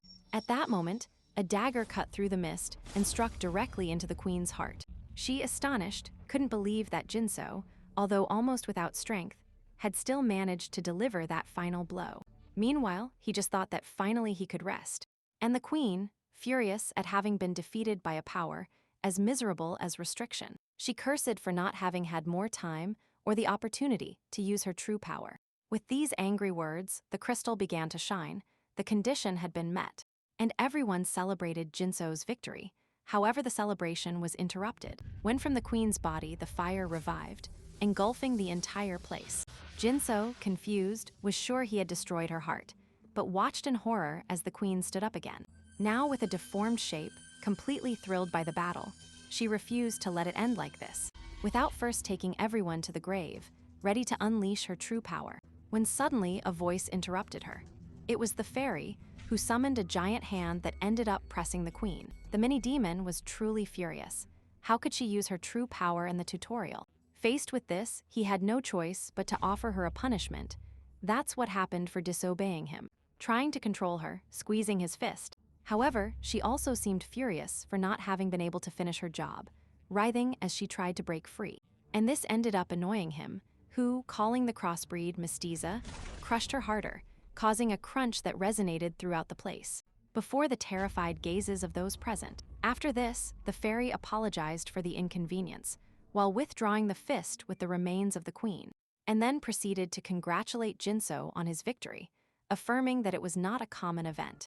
However, he could only grant him one reward, which would be only for him for having fought the most. So he gave him a special rune, single use per day, which had the ability to raise his runic stats to 99.9%. However, as a debuff, once the effect ended, these would drop to 0.01%. Chial complained that all the effort had been rewarded with only one item, although Jung understood that it had been awarded to the one who deserved it most, and that no one would dare to take it from him because they wouldn't even succeed. However, Chia doubted that the Smo clan had anything to say about it, so she tried to contact the outside group to find out why no one had helped during the rest of the battle. Hinzo, for his part, thought that by then it would be too late. It was then that they heard the news. All the other monarchs had disappeared, and the marks on their affiliates' hands had also vanished. This made them suppose that Guk had achieved his objective. Chia, furious about the betrayal of the Smo clan, realized that they had used the special forces to kidnap and eliminate the monarchs, something that, on the other hand, seemed to please Hinzo. And a few minutes earlier, in a dark forest where a tower stood out, a hooded figure was standing, disappearing with the arrival of Guk through a portal, along with all his companions, and the kidnapped monarchs, affirming that the cleanup was complete, and in front of them, an enormous tower marked their destiny, remembering how their mission had always been to eliminate the monarchs. To do this, they created the special unit, with the purpose of setting a trap for them while everyone was worried about Jinso. And now, with the monarchs tied up and ready for the ritual, they planned to offer their power to the clan. They also remembered how Jinso had offered them numerous crystals with which they could manipulate the monarchs and allow them to escape, demanding in return that they stop interfering in that battle. Guk was annoyed by having accepted that deal only out of necessity, and felt even worse when a sudden noise surprised him. And when searching for the source of the sound, a dagger ended the life of one of his men, putting the group on high alert. It was then that a voice emerged from the trees, expressing surprise at seeing him there, although assuring that they were already prepared for it. Guk believed he still had the advantage, but when he tried to move, he realized that his feet were sinking into what appeared to be quicksand, and all his men were immobilized. The mysterious voice explained to them that it was only a momentary trap, but it had served its purpose by knowing the exact moment of their arrival. And like a masked ghost, he appeared behind him, and Gauk did not understand what was happening, but he was eliminated, along with all his subordinates. On the ground, Anne continued to beg for his life, but his plea was rejected, finishing him off mercilessly, remembering his mission, which was to await the arrival of those coming from the central island and eliminate them. With everything finished, he finally took off his mask, revealing himself as Sun Hing, who remembered how Hinsal had entrusted him with that task, thanking him for the opportunity.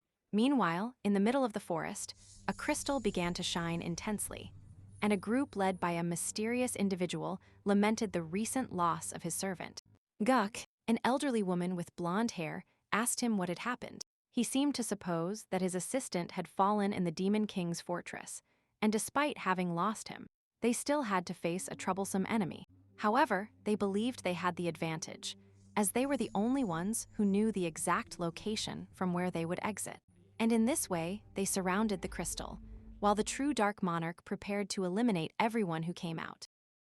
And the map of Pot's ascension showed the islands they had to travel to, starting from the first stage, passing through the second, where the central island was located, up to the third stage, on the most important island due to the rewards it granted. It was the Tower Island. However, before leaving the central island, Hinzo was devouring French fries while advising them not to go to the Tower Island.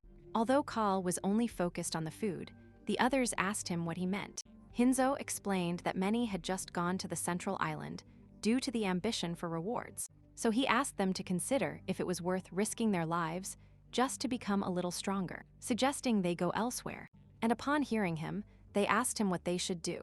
The protagonist made it clear that he was only advising them, but that the decision was theirs, since it was possible to become stronger on all islands. Chio was surprised to see that the protagonist was not as risky as she had thought. For his part, Hyung agreed with him, as he had gathered many more men, and they needed to rest after the battle. Therefore, he preferred to opt for a safer place, and in this way, he approached Hinzo to thank him for his help in the battle. Hinzo smiled at him, affirming that he hoped to see him again if he remained alive. In this way, Hun and Chial decided to take their own path, just like Jimin and Jia, who followed the protagonist's advice, and everyone else made the same decision to avoid the Tower Island. And before leaving, Hun said goodbye with the hope of meeting Jinso again. Chial did the same. Jimin, for her part, was not planning to give up, as she assured she would remain alive. And Jia simply said goodbye until later. And so, with everyone taking their own path, the protagonist was ready to leave. However, before doing so, he wondered why Jejin was still there. She affirms that she wanted to check something. Upon hearing this, Jinso stepped forward, and with a smile assured her that he expected to see her on the next island, leaving her confused. And once he fades into the crystal, he informs someone through the seal on his hand.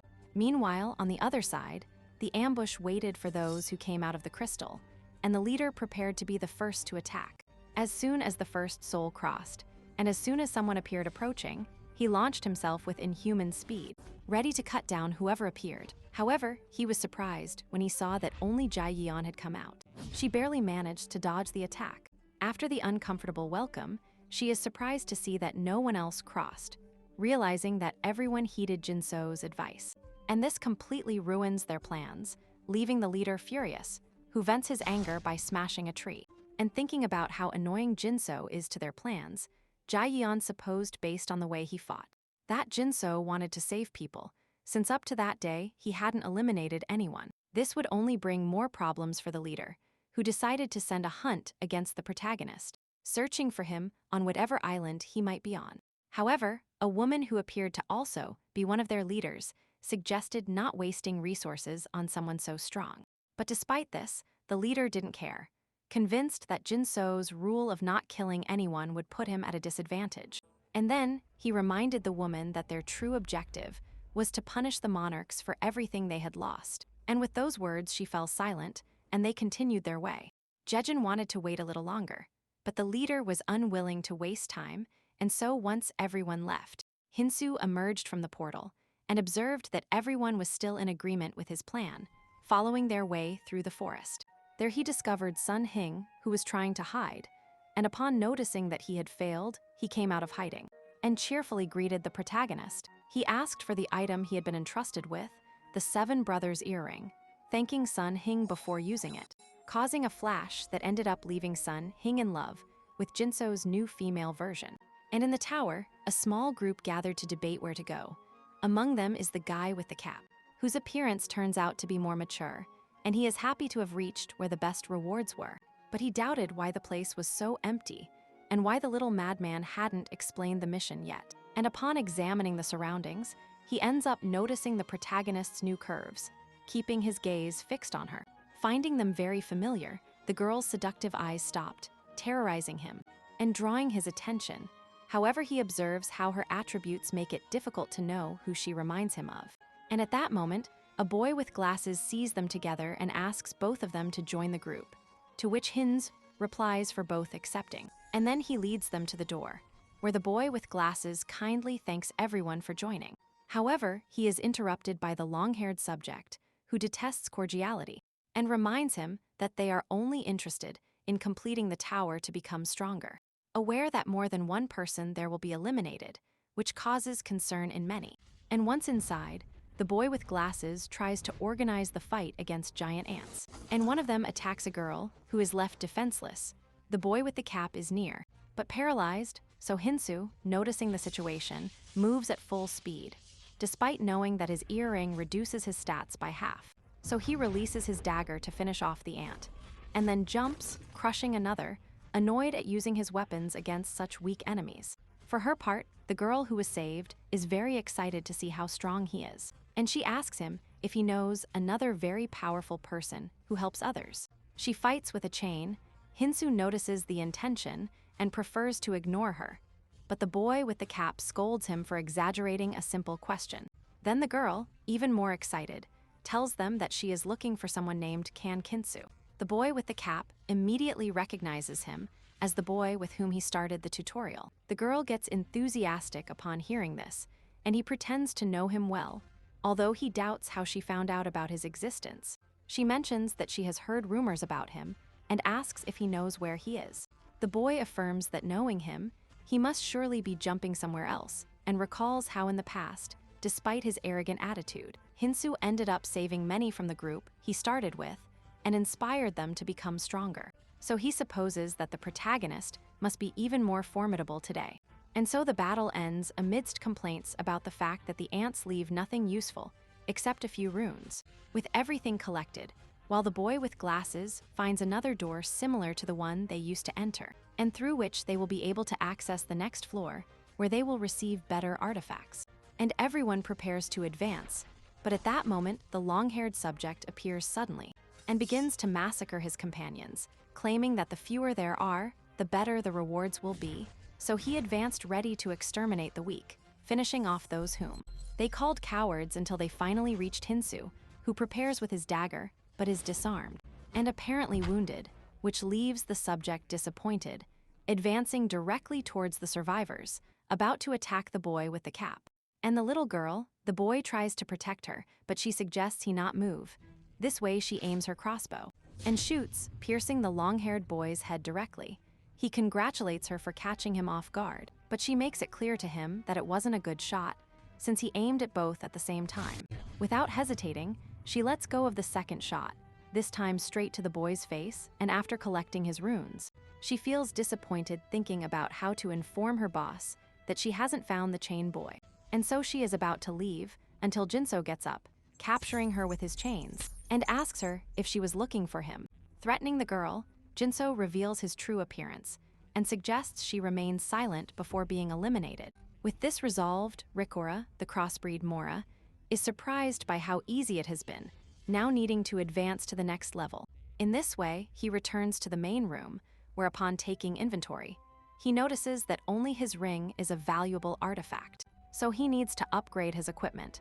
To do this, he uses the information provided by Kang, who directs him right towards the next dungeon, designed for 50 people, and once inside, he finds an enormous treasure island. And at that moment, the fairy appears and presents them with their new mission, having to defeat all the island guardians. To obtain a treasure, whoever finds it can exchange it for items, but the trap is that if at the end of the event, someone in the place doesn't have an item, they will be trapped there forever. So they must choose between 50 decent items to save everyone, or one excessively powerful one.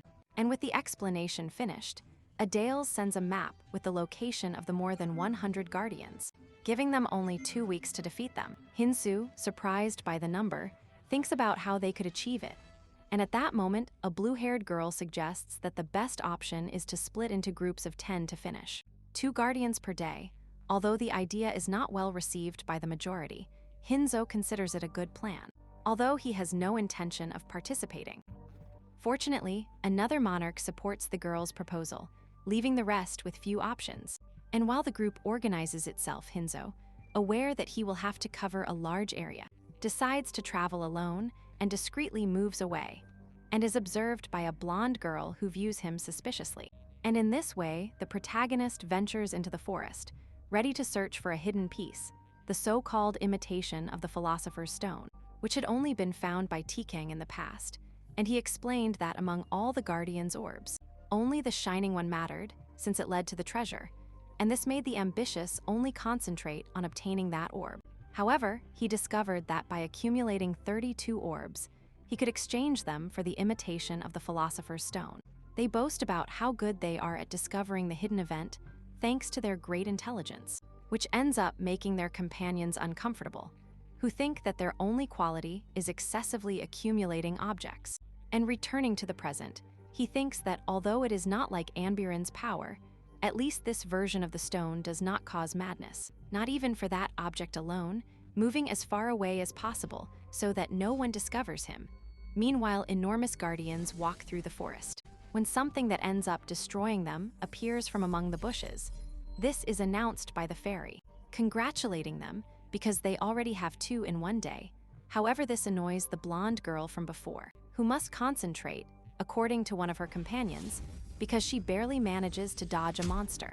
And this one is finished off by her archer companion, who complains about how careless the girl is, although she gets irritated upon seeing that he couldn't finish off the creature from the start, and both realize that he hasn't fought any guardians since the beginning of the event, only against minor monsters.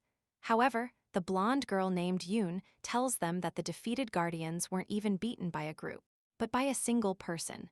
The archer, upon hearing her, affirms that if their monarch says so, it must be true, and his declaration is supported by a pair of twins, and although Yoon doesn't like that title at all, she prefers that they move forward. However, she stops upon abruptly perceiving a terrifying presence.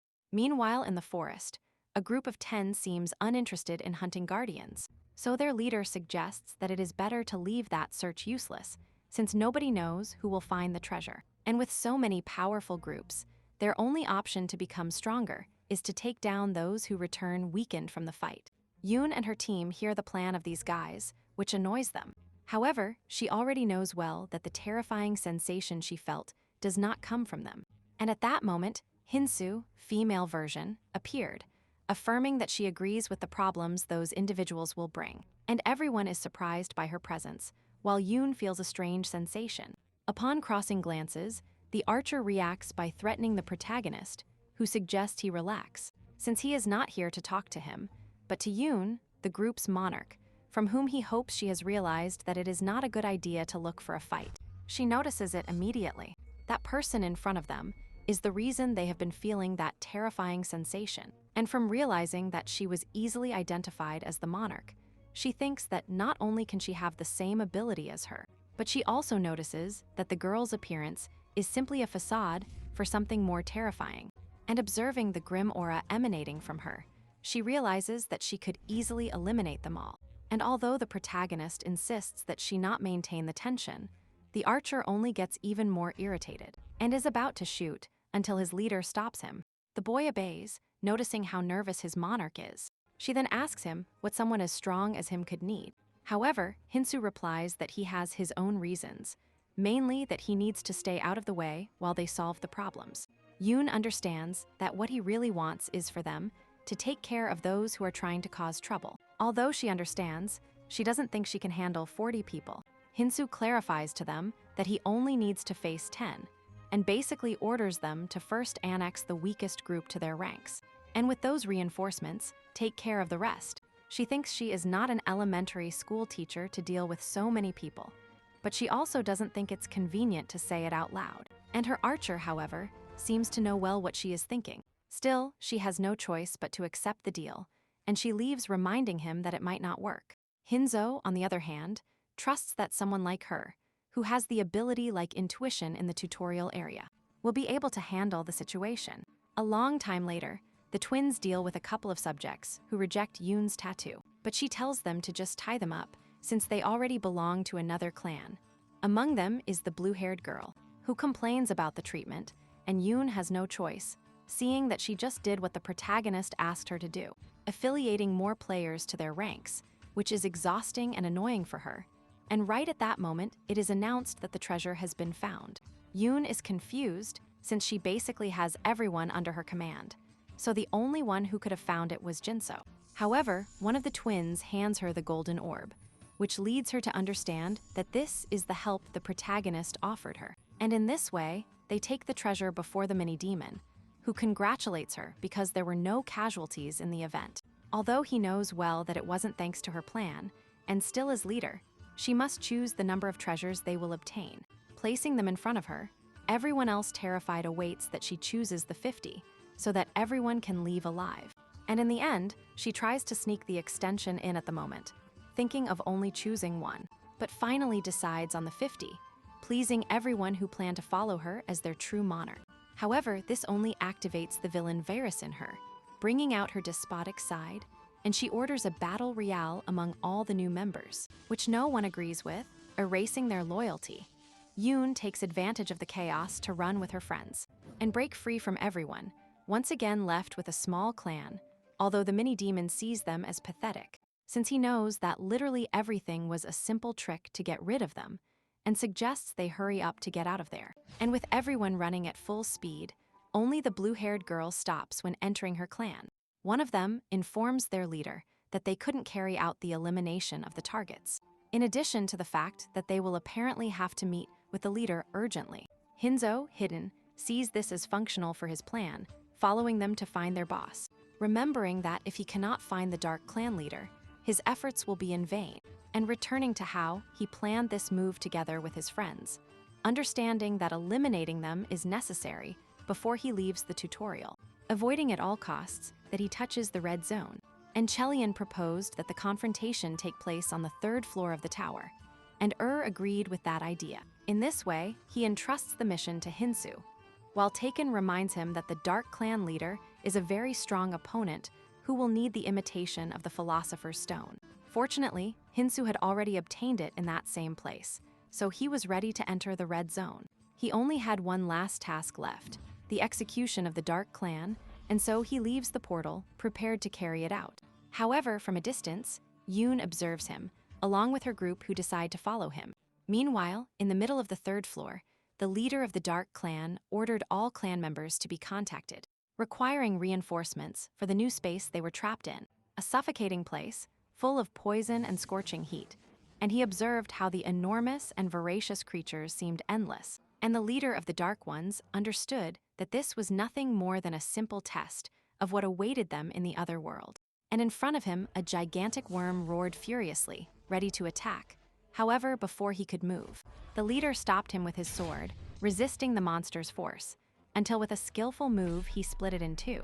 And the screams of his soldiers alert him to the arrival of more monsters, and convinced that they must keep advancing, he raised his voice to give a war speech, ordering his men not to retreat, and to continue forward without giving up. His followers blindly trusted him and obeyed without hesitation, and despite their confidence in the power of their clan, the leader was also worried. He considered himself the strongest in that place, convinced that thanks to the enemies he had eliminated, his victory was now assured.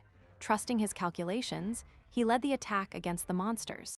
In this way, the clan managed to push through the creatures and continue their path, and soon they came across an enormous crystal light emitting a strange aura, as if it were alive, and upon observing it closely, they realized that hundreds of people formed part of that cross. And at that exact moment, the mini-demon appeared, to explain to them that it was the Crystal Cross. It was not only a beautiful landscape, but also a place where they could see familiar faces.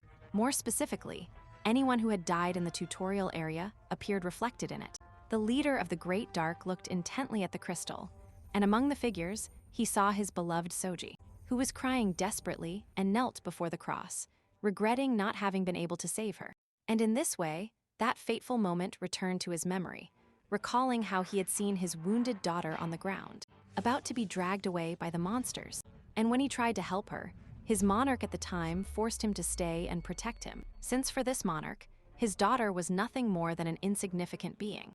And from his position as leader of the Dark Clan, he saw his daughter lose her life, while the monarch limited himself to escaping, boasting that she had died with the honor of protecting him.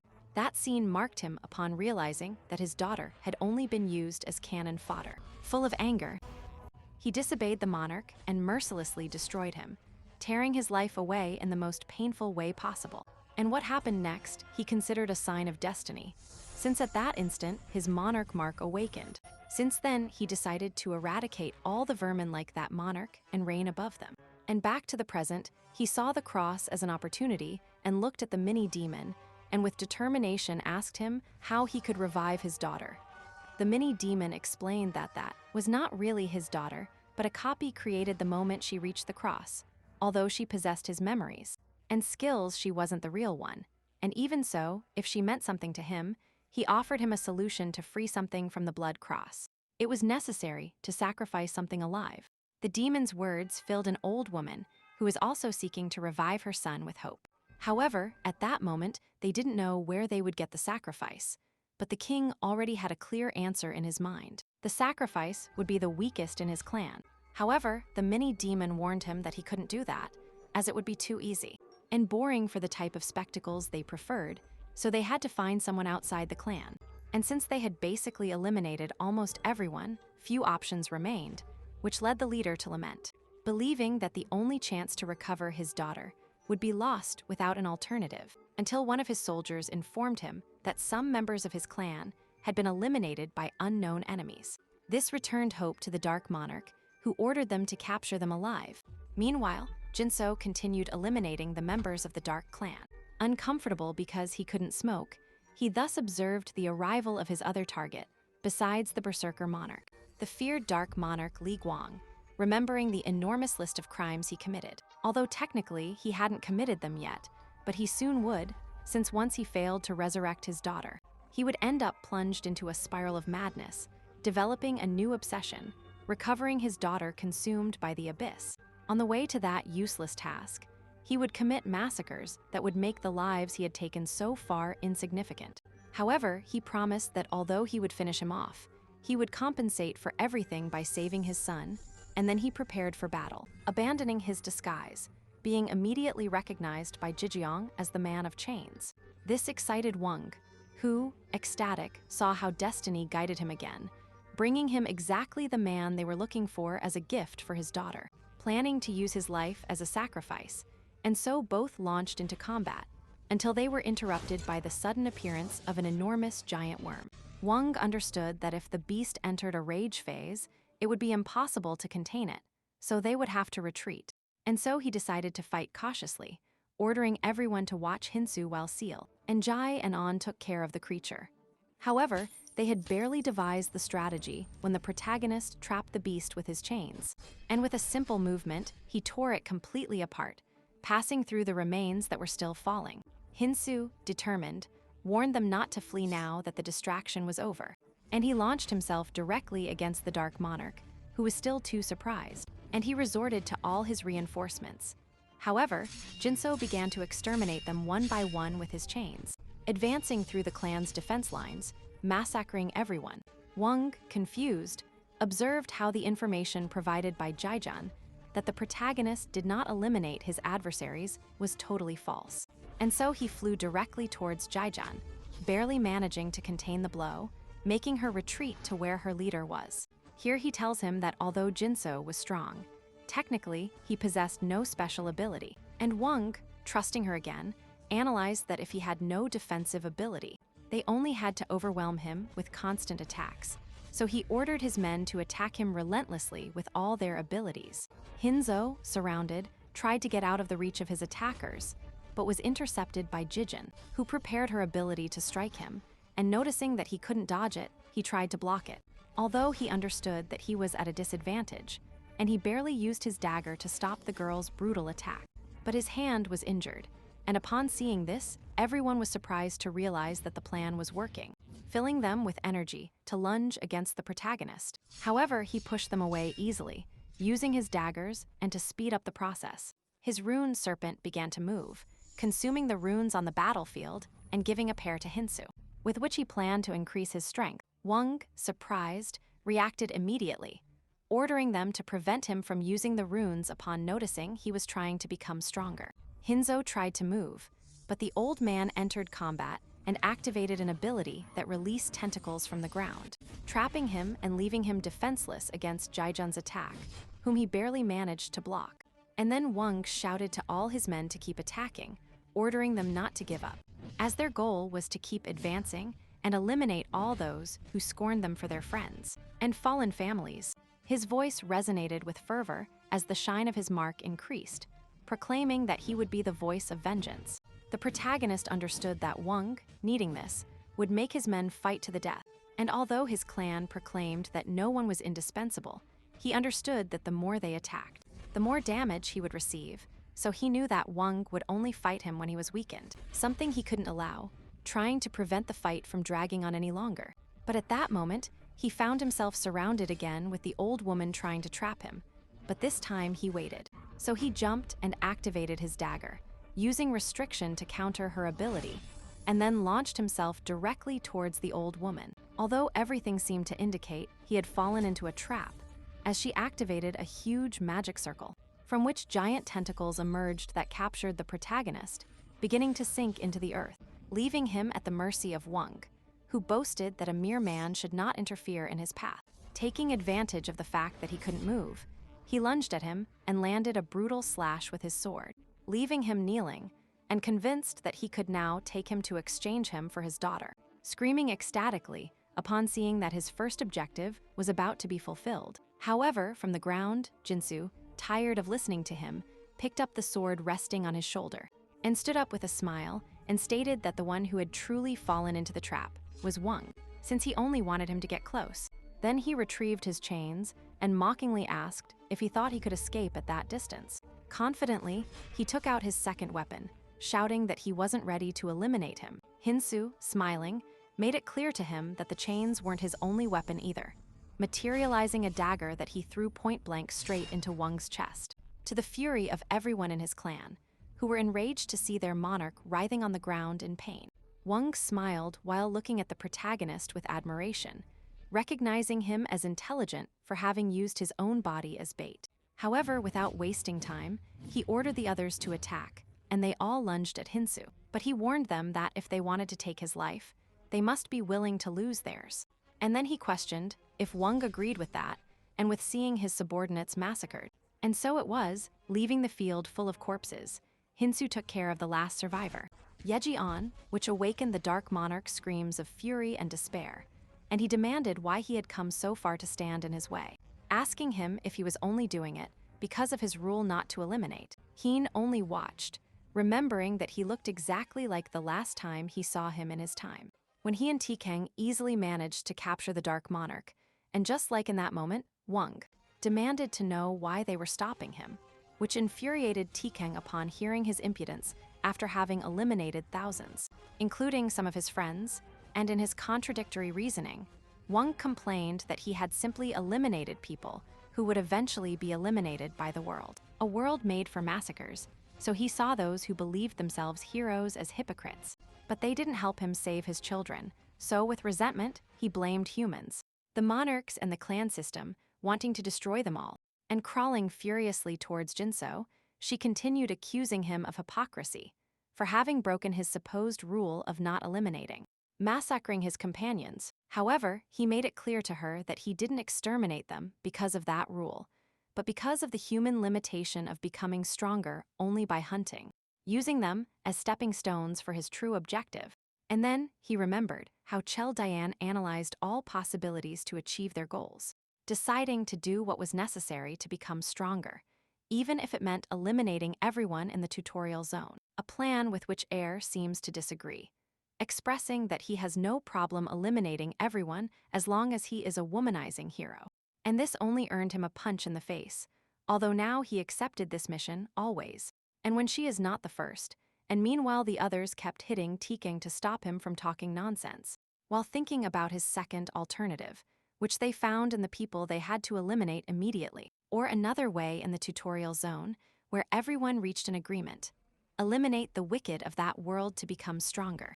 And once the decision was made, Chel Diane told Jinso that if things got complicated, he would know what to do, and back to the present, Jinso told Wang to stop complaining, since both were the same, reminding him that he had sought him out and tried to eliminate him, trampling many to become stronger. So he asked him to accept his fate, and then he finally understood the truth, realizing that he was not facing a hero, but the path of someone dangerous.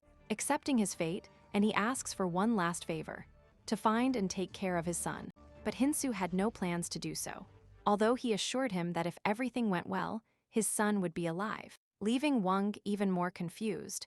But he no longer had time to think, as he is eliminated with one slash, thus ending everything.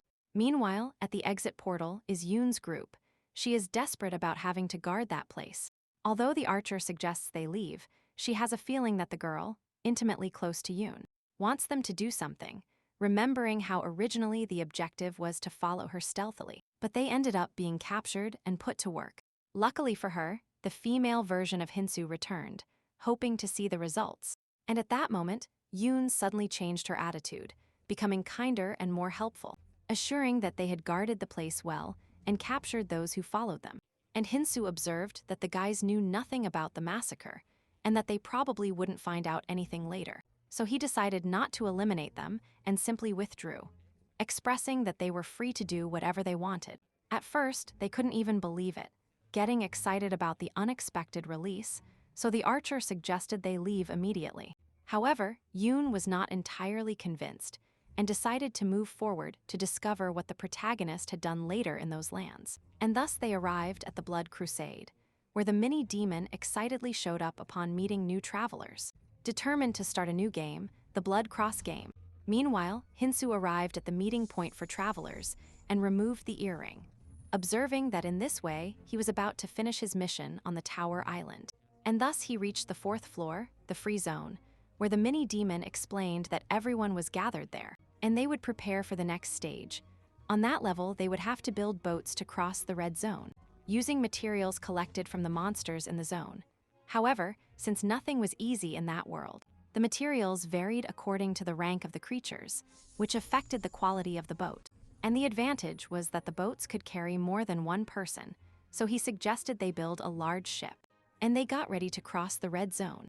This terrified everyone, since once they crossed, everything would be wild territory. Some began to organize into clans to build the ship, starting alliances between the different groups. Jinso went to the place until he met Sanhing, who, happy to see him, informed him that in the time it took him to arrive, he had gotten ahead and started building his boat with his group. Although he seemed somewhat disappointed that Jinso had returned in his original form, he dismissed it and asked him to hurry up and look for materials. Sanjin assured him that Miji and the others were in charge of that.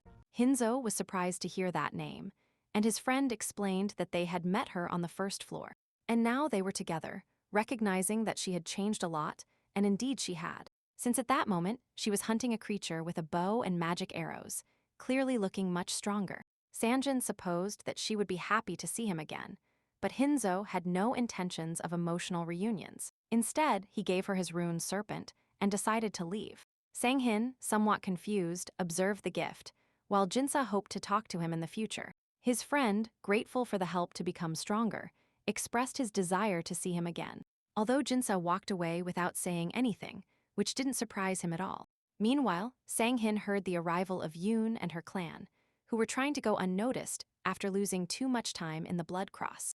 And the archer was worried that someone would notice that they had brought Wung with them, a name that alerted Sanghin.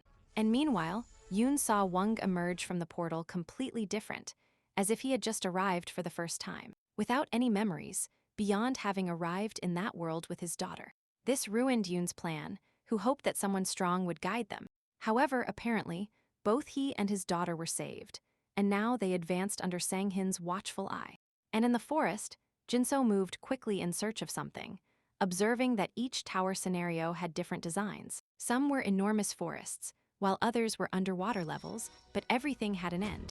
And he arrived right there, knowing for certain that the tower didn't just have 4 floors, but 5. The hidden 5th floor was where the final hidden piece was located, and using his daggers along with his restriction ability, he managed to create a hole large enough to exit to the outside of the tower, ready to start climbing towards the 5th floor, although first he observed how the hole he had exited through immediately closed, understanding that without his ability it would have been a problem, and in this way he checks his stats. And with frustration, he noticed that he barely reached the minimum required for the next mission. And knowing that he had to try even harder, he began to climb the tower. And some time later he arrived at the 5th floor dungeon, where an enormous orb of light was in the center, remembering that his friend Lauren hadn't given him much information about that place. So he threw his swords throughout the area until he met the energy in the center, where he didn't know what would happen, but he was determined to win. However, he didn't expect to encounter a traumatic memory, and before his eyes appeared the scene where his beloved Kyriel stood in the way of an attack aimed at him. Still agonizing in his arms, she smiled sweetly, happy to have saved him, and asked him to promise her that he wouldn't stop his path for her. And with those words, she breathed her last breath, leaving that world while Jinso's eyes, full of horror and despair, contemplated imposing and full of frustration. He clenched his teeth tightly, stifling a scream, looking up, seeing the responsible monster. A huge golden dragon, the creature he had wanted to find so much for revenge, the golden worm of Belium. And with the enormous beast in front of him, he understands. That dungeon forces him to face the most powerful monster he has in his memory, giving him the opportunity for a small revenge. And despite knowing that it is not even a shadow of the original, he cannot restrain himself. With his stats barely reaching the red level, he uses the imperfect philosopher's stone that he obtained in the previous event to increase his stats. And in combination with Jade Essence, the reason why the suffering of defeating the Demon King was worth it, so he devours it, filling himself with power, even if only for a day. And so his stats rise to the maximum, with the disadvantage that at the end of the day, they will drop to 0-1. This is the reason why he seeks. To reach at least the red level, and considering himself ready for combat, he prepares. However, he is quickly forced to retreat, and he takes the moment to grab his enormous sword and activates the authority of restriction. With it, he jumps to strike, a direct cut against the dragon, but his disappointment is immediate upon seeing that despite all his effort, he barely managed to reach a scale, and at that, the creature reacts by preparing an enormous beam. Hin only recognizes the instant as the cause of his traumatic memory, reliving the scene in his mind as the attack heads towards him. While outside, Sanhin and Mihi face a monster with which they finally obtain their final ingredient. And with this concluded, Mij gets excited and only thinks about how cool it would be if Hinzo were with them. However, Sanjin, disappointed, admits that he won't, as they are still under his shadow. And back with Hinzo, he sees the beam approaching directly towards him, confident that this time it will be different. And in one move, he dodges it and prepares to continue the fight, accepting that this beast won't be defeated with conventional weapons, deciding to activate the fusion of judgment and justice of Deck Rados, combining the daggers and chains, forming an enormous chain full of blades, to which he injects his second authority of the ring. Hemorrhage. With it, he ties up the beast and tightens it with all his might, trying to control it, and although he doubts the chains will last long, he has no intention of letting go. No matter how many weapons are destroyed, he cannot afford to lose, and he increases the pressure on the dragon until a tail whip sends it flying. Despite this, he never lets go of the chains, remaining standing and decides to use them to launch more swords, which end up crashing against the creature's durability without causing it any damage. And failing with this, he concentrates his pressure even more on its neck, seeking to sever its head. The furious beast lunges directly towards Jinso, showing its enormous jaws, and without hesitation, he throws himself towards them. And meanwhile, Sanjin knows that at this precise moment Jinso must be getting stronger, so they cannot be left behind either, so he decides to continue with his preparations. But first, they must find the last crew members for their ship. Confused, Meech wants to know who they are, but Sanghin visualizes someone who could be useful to them. Yoon's group, especially the former Dark Monarch, and in the forest, a small boy flees from a dangerous poison that seems to pursue him. And finally, he manages to escape and reach an enormous ship that is setting sail.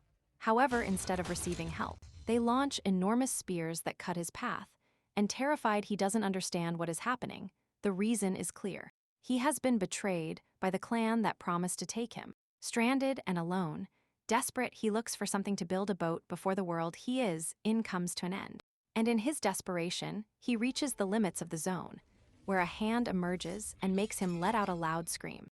And seeing that before his eyes, the energy wall begins to crumble, allowing entry to a very injured, exhausted, and semi-nude Hinzo. And Hinzo notices he still has time upon seeing that the poison hasn't completely consumed everything. And only then does he notice the terrified boy next to him, who doesn't understand how he managed to get out of the wall. And although the protagonist prefers to ignore him, the boy follows him, asking him why such a hurry, and why he is wearing almost nothing. Hinzo is only aware that he has little time to build a boat, not wanting to waste more time. However, the boy makes it clear to him that he won't be able to do it alone. Even so, without paying attention to him, Hinzo launches like a lightning bolt towards the sky. Meanwhile, inside the forest, another boy crashes brutally against a tree. It was a gigantic crocodile, his companions watching him beg him not to faint, since they doubt they can defeat the beast without him. However, like a flash, Hinzo appears and claims the creature as his own, and without weapons begins to pound it with blows, leaving everyone present astonished. And among them is the same small boy from before who had followed him. Exhausted from the chase, he arrived just in time to see the scene, where the protagonist rips the monster's guts out with a single move. but he immediately realizes that the material isn't even useful to him, since he attacked almost out of habit. And the group and the little boy ask him to combine or exchange materials, which starts an argument. And having no interest in it, Jinso simply gives them the material, stating that it is useless to him, since his only goal is to build a boat that can house 500 people.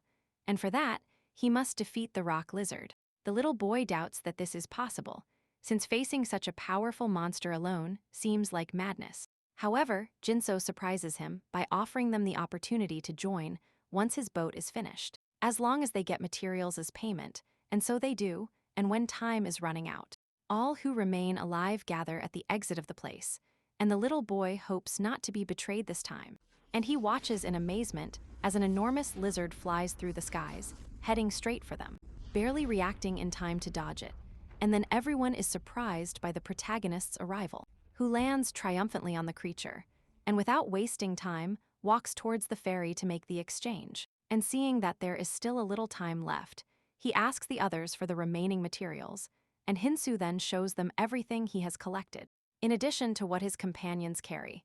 And the mini-demon, impressed, congratulates him with a slow clap. But the poison keeps approaching, and the desperate group demands that he build the boat immediately. And he, annoyed that his fun was ruined, agrees, and with a simple snap, creates an enormous boat that appears before everyone, leaving them completely amazed, and then Hinzo gives them the freedom to board, exciting them as they feel saved. But before leaving, the mini-demon warns them that from that moment on he will no longer intervene.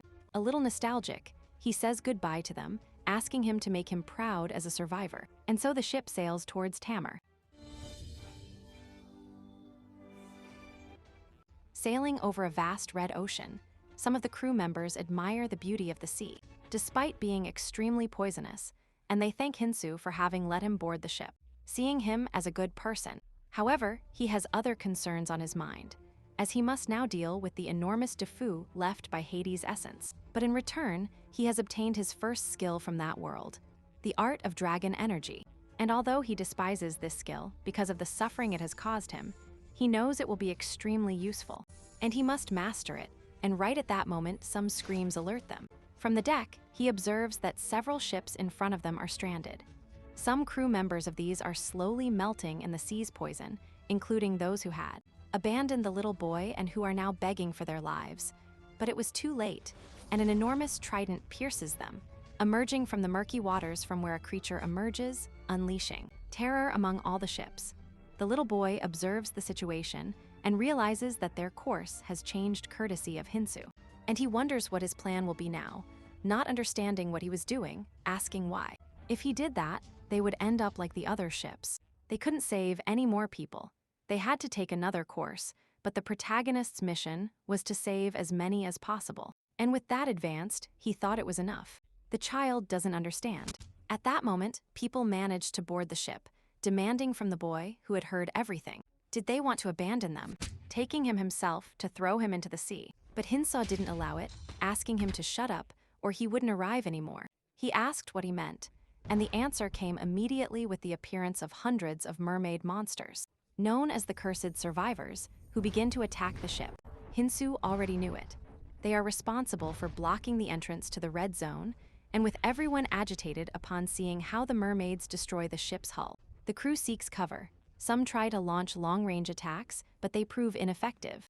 However, no one dares to enter the poisonous sea, and faced with this indecision, Hinzo sets the example. And to everyone's amazement, he jumps directly into the toxic water, and already in the sea, he finds himself facing the monsters. And he notices that with his new ability, it is working, repelling the poison around him. And upon confirming it, he knows that his strength is enough to defeat them.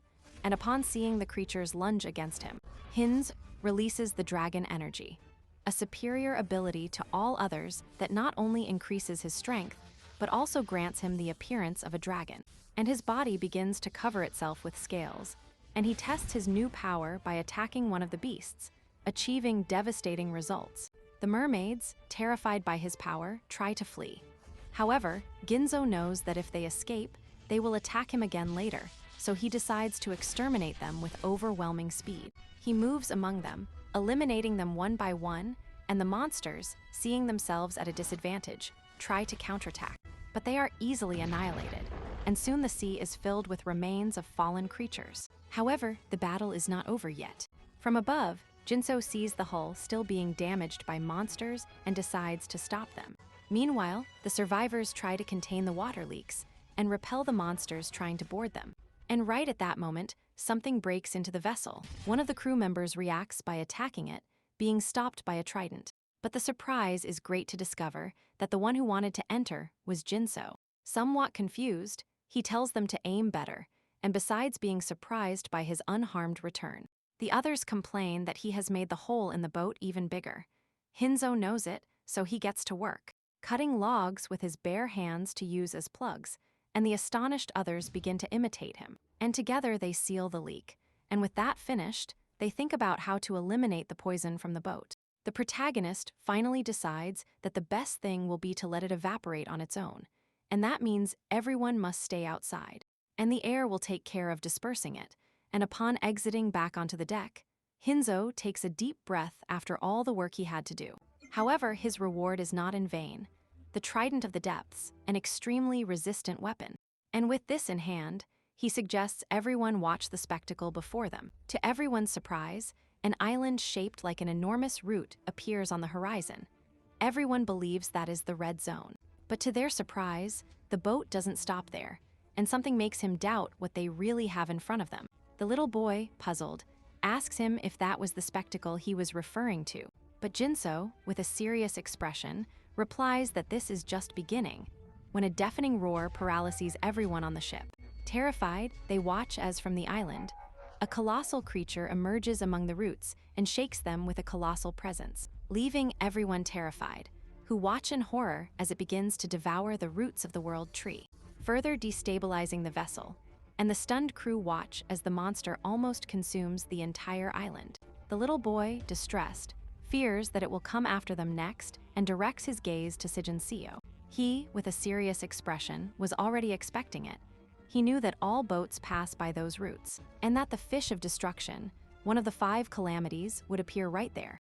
Remembering how in the past the elves who inhabited the red zone protected themselves from the hostile environment of those lands, giving rise to the world tree. However, the existence of the 5 disasters, enormous mutant beasts, was not lost, whose only mission is to destroy the tree and raise everything in its path. Jinso knows that in his past life, no one managed to protect that tree, but this time he is determined to change that destiny. Without hesitation, he adjusts the ship's course and begins to follow the monster. The little boy, surprised by his decision, confronts him, telling him that he cannot fight the monster alone, and that no one on the ship will want to accompany him in such madness. Hinzo understands, so he offers them a simpler option: get off the boat. The crew falls silent, as none want to risk submerging themselves in the bloody and poisonous sea. Luckily for them, when Hinzo said get off, he actually meant the roots of the world tree, thus arriving at their destination, marveling at the depths of the roots, and with everyone leaving the ship. Jinso assures the little boy that it is a much better place than the open sea, at least for 2 weeks. The boy, somewhat confused, decides to follow the group that will explore the roots, although he cannot deny that being close to Jinso would be much safer. Meanwhile, Jinso separates, and before the monster returns and devours everything, he has someone to find. And as the group advances, they come across a strange cross that some wish to investigate. However, the little boy stops them, warning that it could be a trap, and suggesting they send a reconnaissance team first. His caution irritates 3 figures watching them from above, annoyed by his excessive concern. Among them, they choose Euro to introduce himself and explain the situation. And while everyone prepares for a possible confrontation, the chosen person launches himself in front of the group.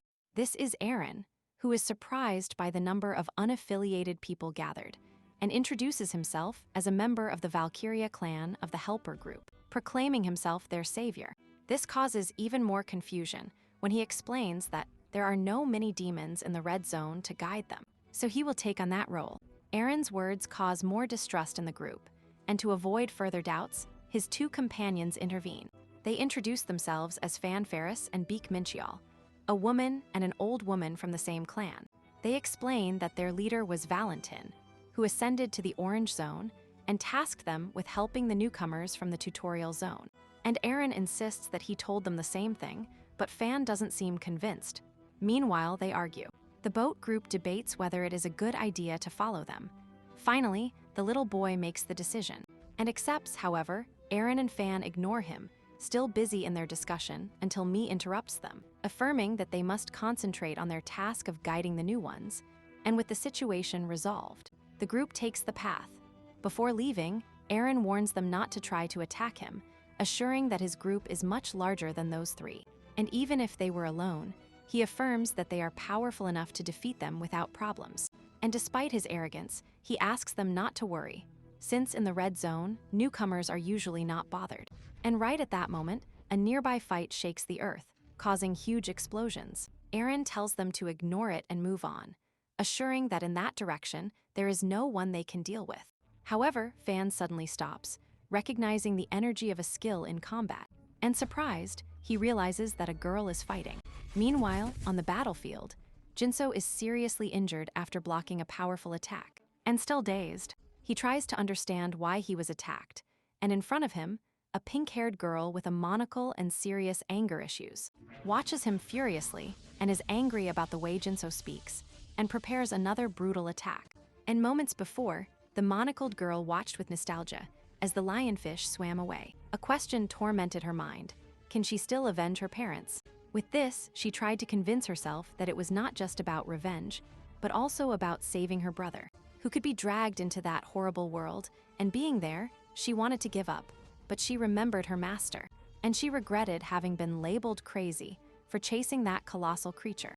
And she thought this had been her last chance. And at that moment, Hinzo appeared, calling her Sophia Barrage, leaving her astonished that a rookie knew her name.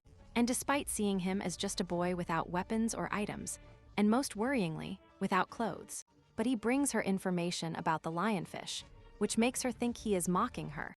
This complicates Jinseok, who tries to use a Tikang technique, entering charming mode. He tells her to listen for both their sakes, suggesting that if they killed the lionfish, her brother would have a better chance of surviving if he ever arrived there. But instead of making her see reason, he only managed to anger her more. And at that moment, Sophia lunged at him, and he barely managed to dodge the blow while seeing the rage in her face, and the fight continued. Hinzo dodged as best he could while trying to reason with her, but that only made her angrier. Completely focused on finishing him off, Sophia activated a huge magic circle. At that moment, Hinzo understood that every word he said only made her angrier. And suddenly, the dreaded Tenga of the three icy orbs appeared.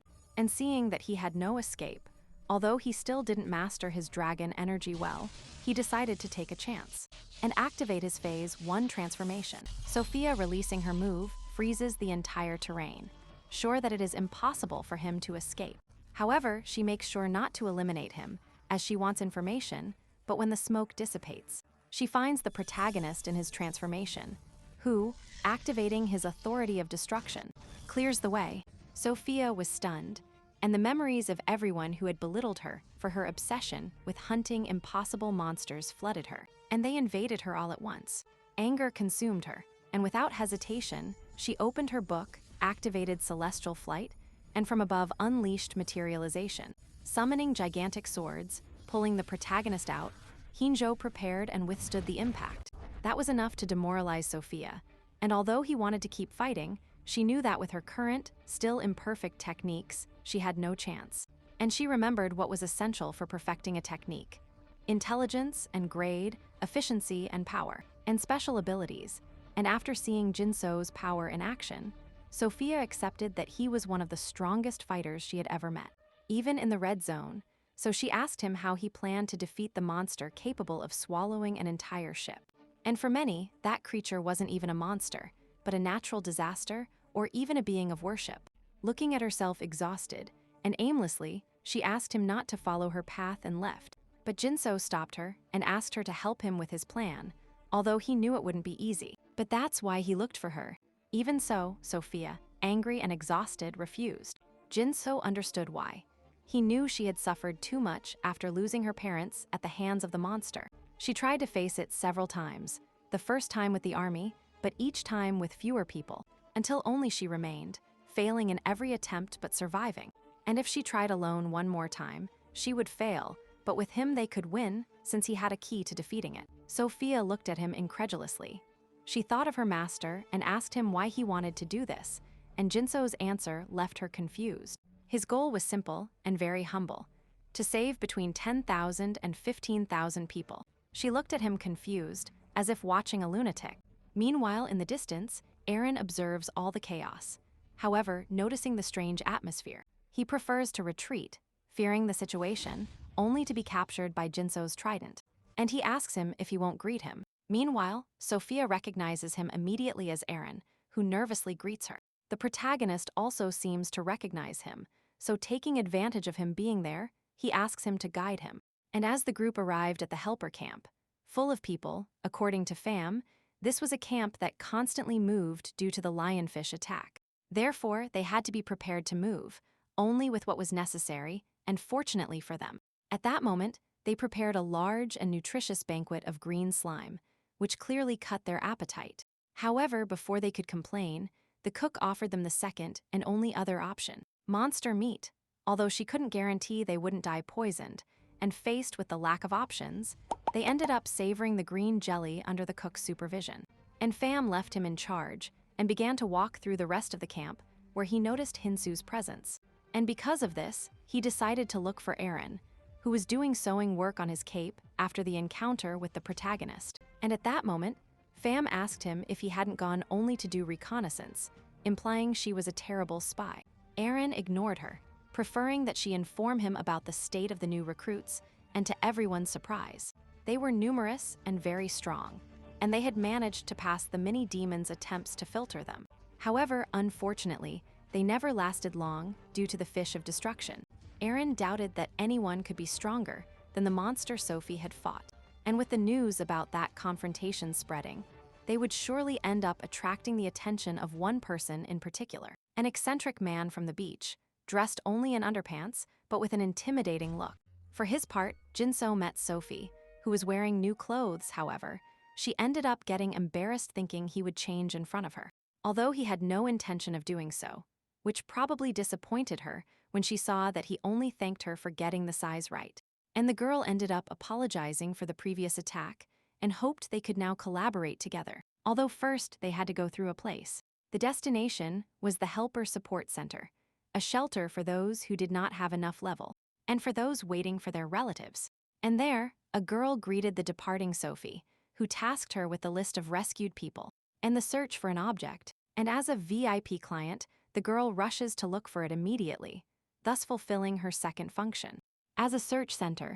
And so Sophie checked the list, hoping not to find her brother's name, although she tried to focus on her current mission, the lionfish. And right at that moment, Hinzo arrived with the intention of starting the plan, although the girl was more distracted admiring how well the clothes suited her. Ignoring this, the protagonist proceeded to explain his mysterious plan, which consisted of Sophie taking him to the fish so he could eliminate it with his secret weapon. However, the simplicity of the plan disappoints the girl, making her reconsider giving up, as she believed nothing could be that easy. Nevertheless, Hinzo affirmed that they just needed to get a good boat. Sophie offered hers, but this wouldn't be enough, so they decided to take the protagonist's giant one, if it was still there, since she feared it could be stolen.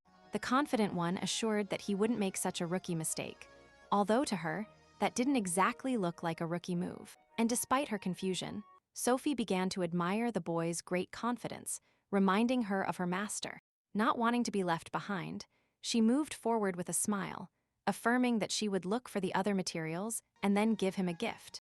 It was a pair of axes she considered much better than his current weapons, asking him to accept them, since she awakened memories in Hinzo of his past life, when she was his master and taught him to survive. This being also his first gift back then, looking at them with some nostalgia, while Sophie assured him that thanks to her ability, she had located the materials.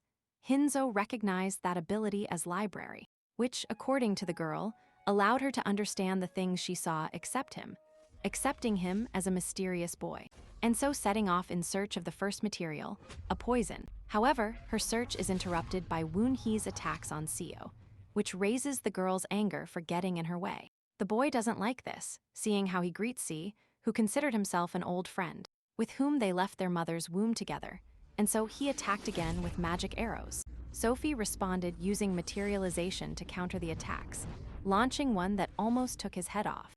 And furious at how annoying and weak the boy is, she prepared to finish him off with a direct shot.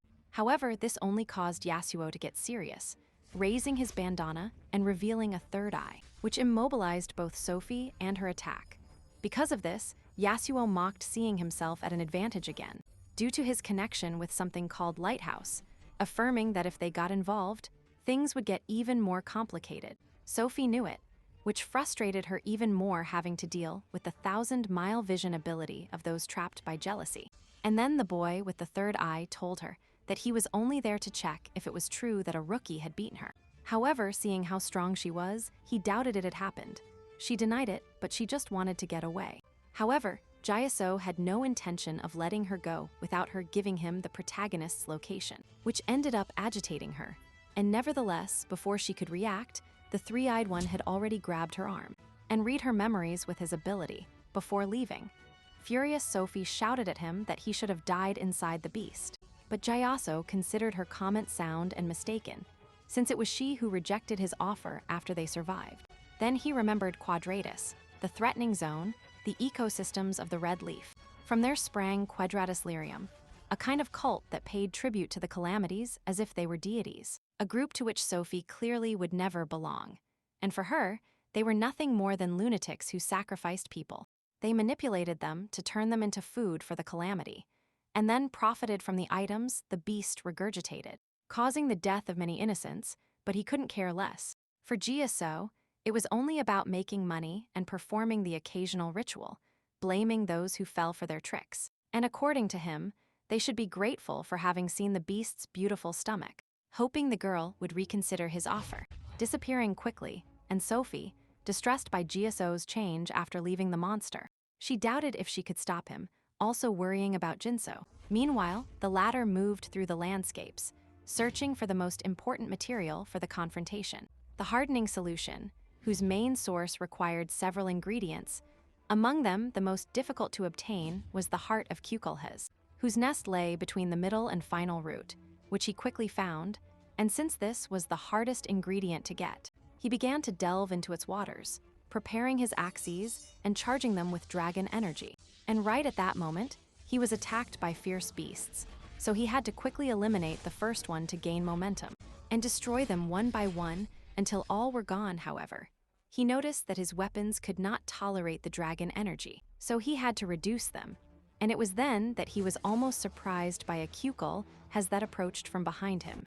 Hinzo spun at full speed and struck it with an axe blow, but the moment that body fell to the ground, another emerged from the depths and lunged at him at full speed, only to be met with another axe to the head.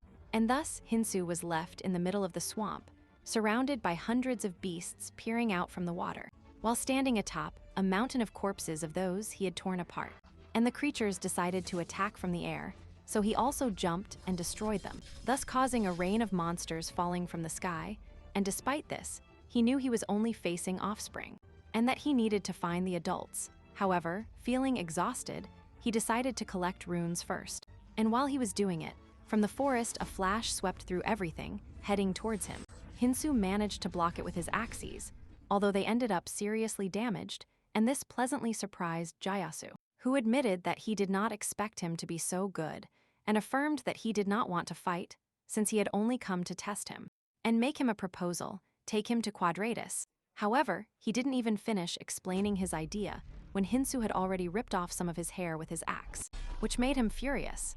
Indignant at the audacity, he thought Jinsen was more than a rookie inflated by his strength. However, unlike Sophie, he did want to fight, and Jinsen wasted no time making it clear that he rejected his offer, since he knew well the sect to which he belonged. Quadratus, a group of calamity worshippers who committed evil acts, and with the rise of the tourism industry, they had only gotten worse, being responsible for the disappearance of many survivors from the Red Zone, used as entertainment for the industry, and a group of millionaires bet on seeing different and brutal ways in which the calamities devoured the survivors, a sickening and twisted business.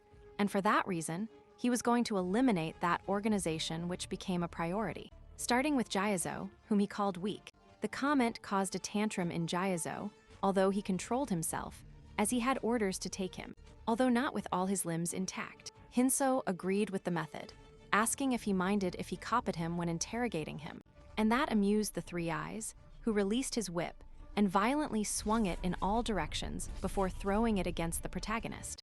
And this seemed to dodge it easily, or so he thought, until suddenly a huge wound opened on his shoulder. And resisting the cut, Jinso heard Gyaso's taunts, who in a carefree tone admitted that perhaps he had gone too far, although he hoped they wouldn't deduct it from his pay, and assured him that he would soon have him ready for shipment, while Jinso healed his wound with fire, admitting that he had become overconfident by never having faced him before.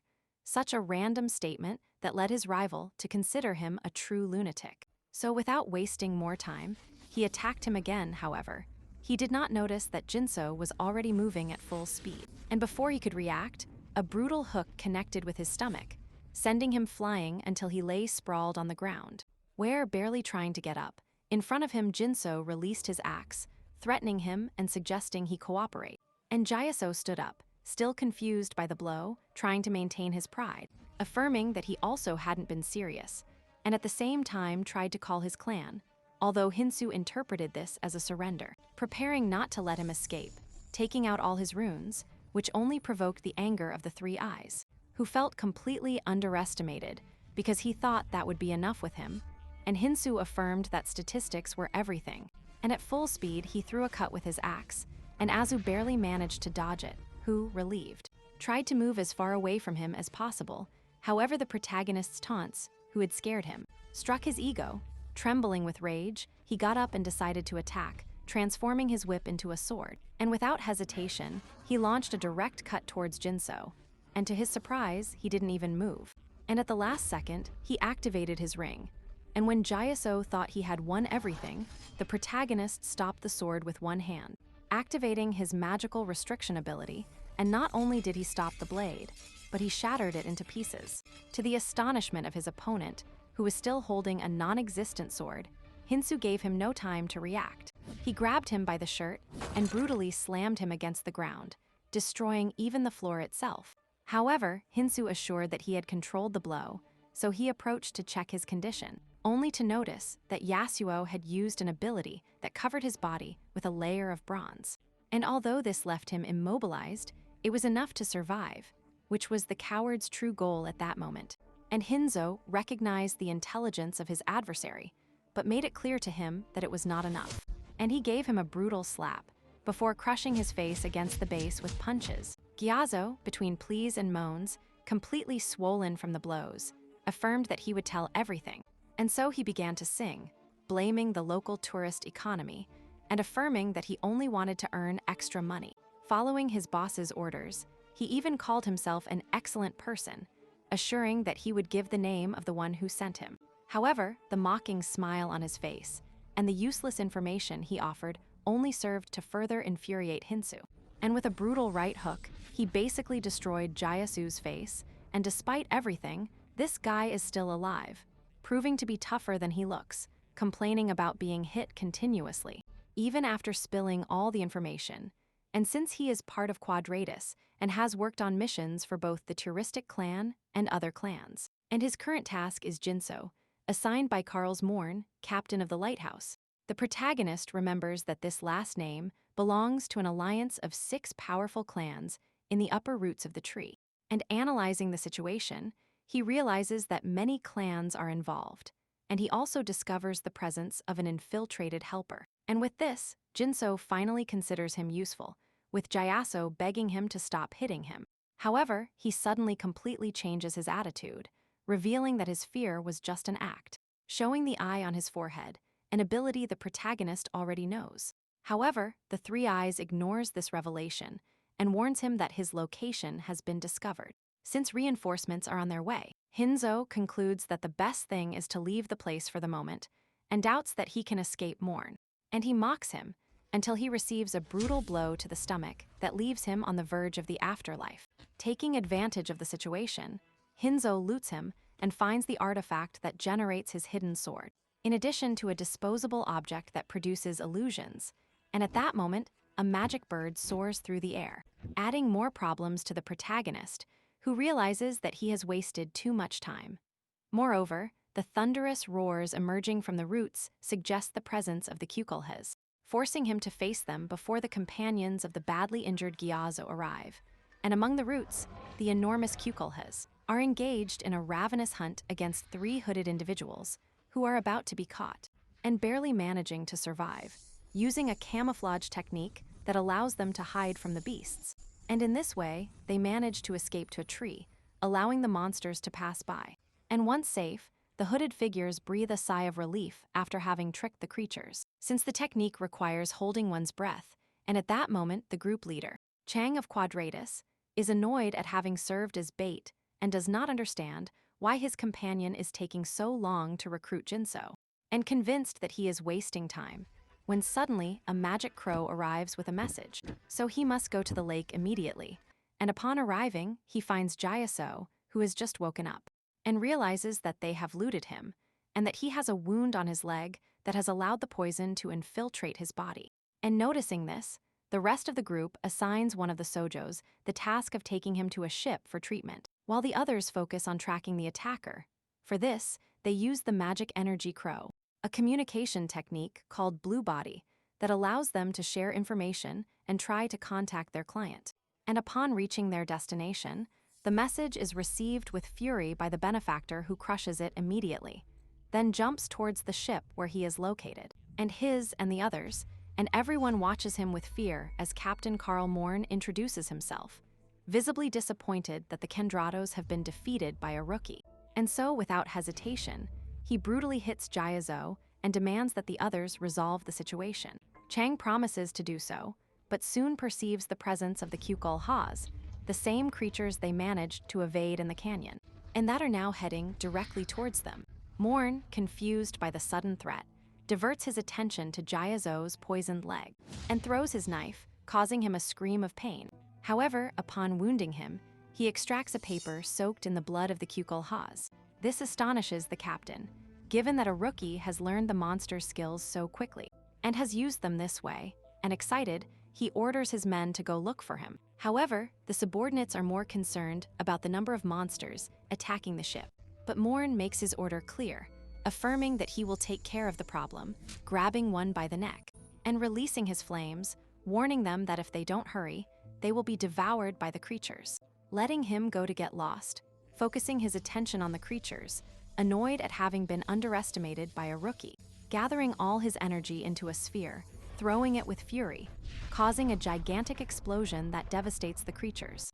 And in the distance, Hinzo hears the detonation, with which he assumes his plan has worked, and he prepares to move, and time passes, and Hinzo, without food, begins to lose energy by not finding sustenance, and his only source of sustenance in the zone are the nutrients of the world tree, expelled by a root that purifies them, and that he needs to survive.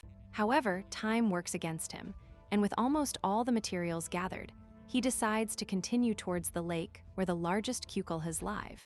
And although there seems to be no way to cross it, he improvises a bridge by throwing lotus seeds, which react by creating giant leaves, and jumping on them, he manages to reach the center of the lake where enormous creatures emerge, marking the beginning of the hunt. Meanwhile, among the charred remains of the monsters, Moraine asks if there is news about the protagonist, and the answer is yes, they have already found him. This excites the captain, who scolds the badly beaten Jayazo for making him waste time, and he keeps him alive only for being the best guide. And without further delay, he decides to take care of it himself, asking to be taken to his location. For his part, Ginzo seems to have reached his objective, but he is so exhausted that he can barely hold his sword, so he thinks he can finally rest.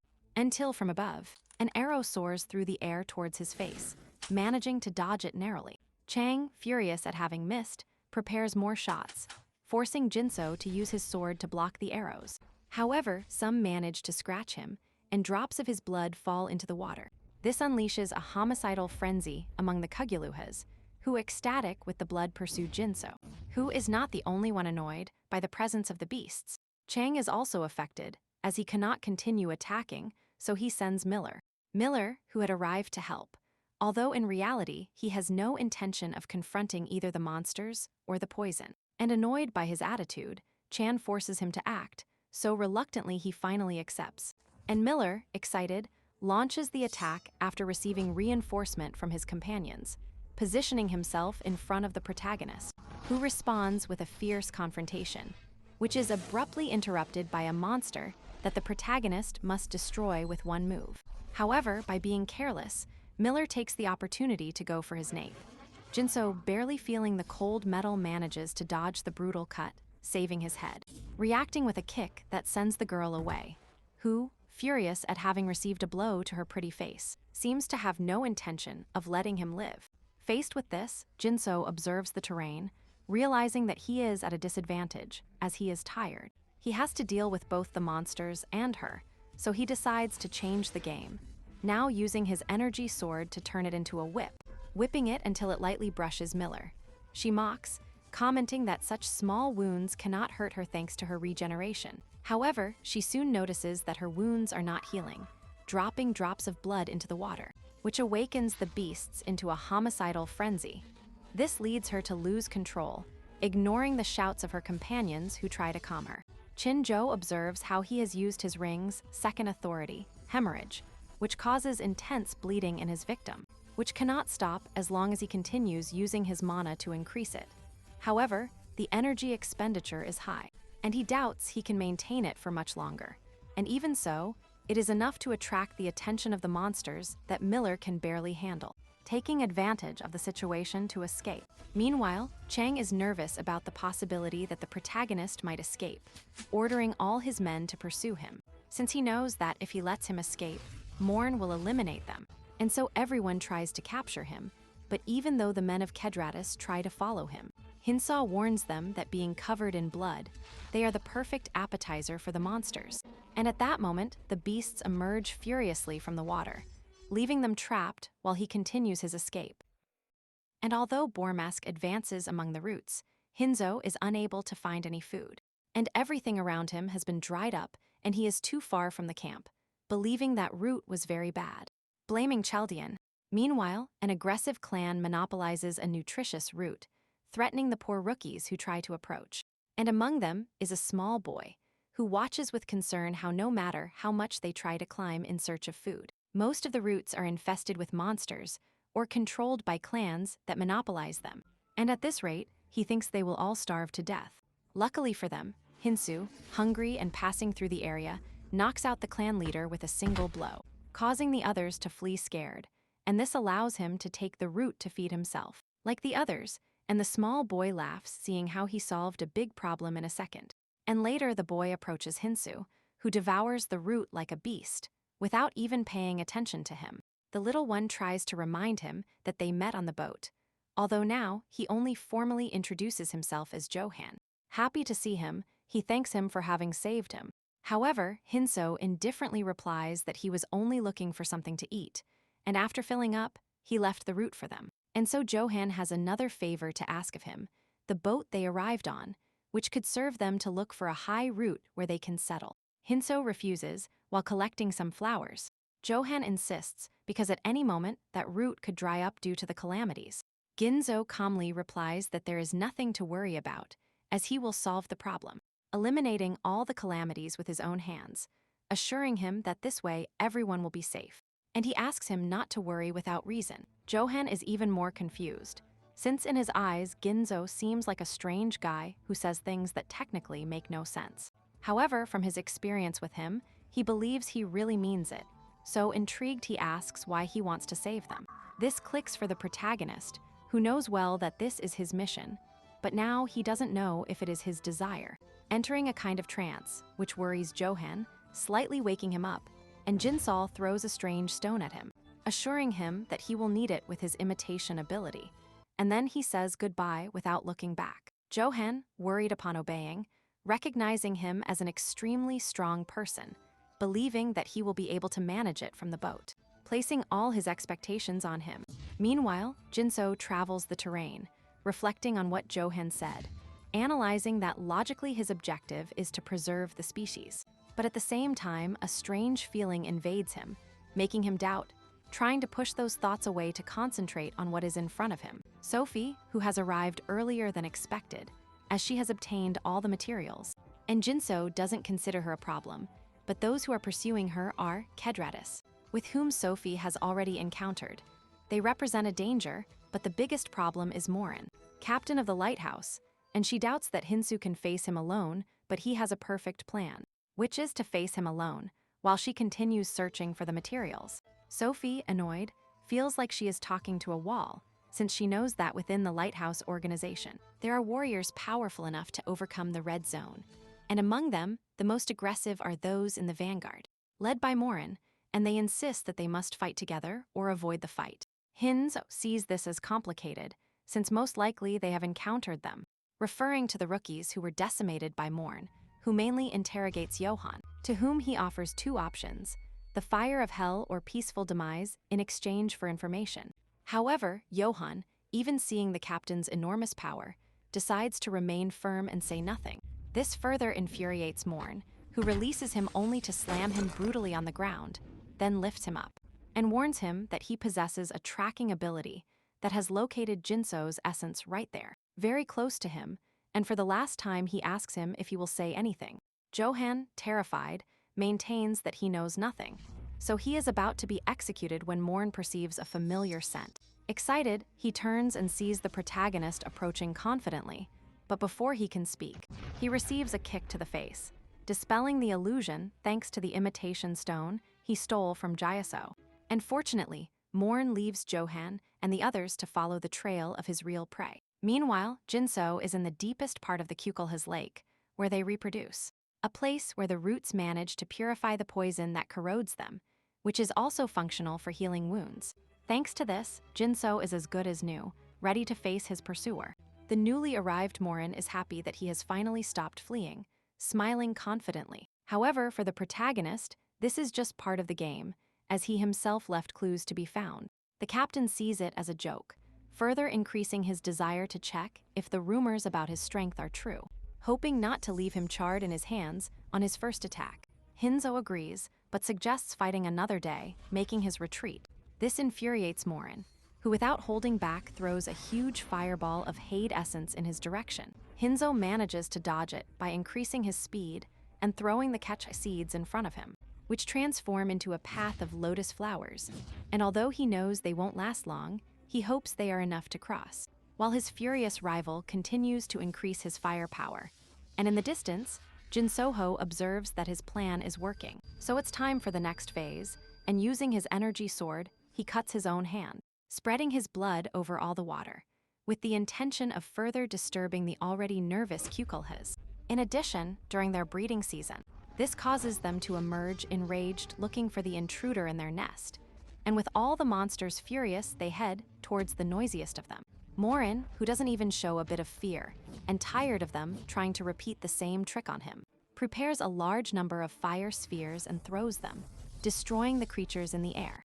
With this, he makes it clear to the protagonist that those monsters present no challenge for him, demanding that he stop fleeing, and he confronts him once and for all. Hinzo, seeing that his plan isn't going well, decides to improvise another strategy, trusting that Morin's pride will force him to follow him underwater, and being High Darlos. Morin initially considers it, since he doesn't like the idea of playing fishing, so he opts to force him out by shooting enormous fireballs that explode in the water. And from the depths, the protagonist looks up and understands his adversary's plan.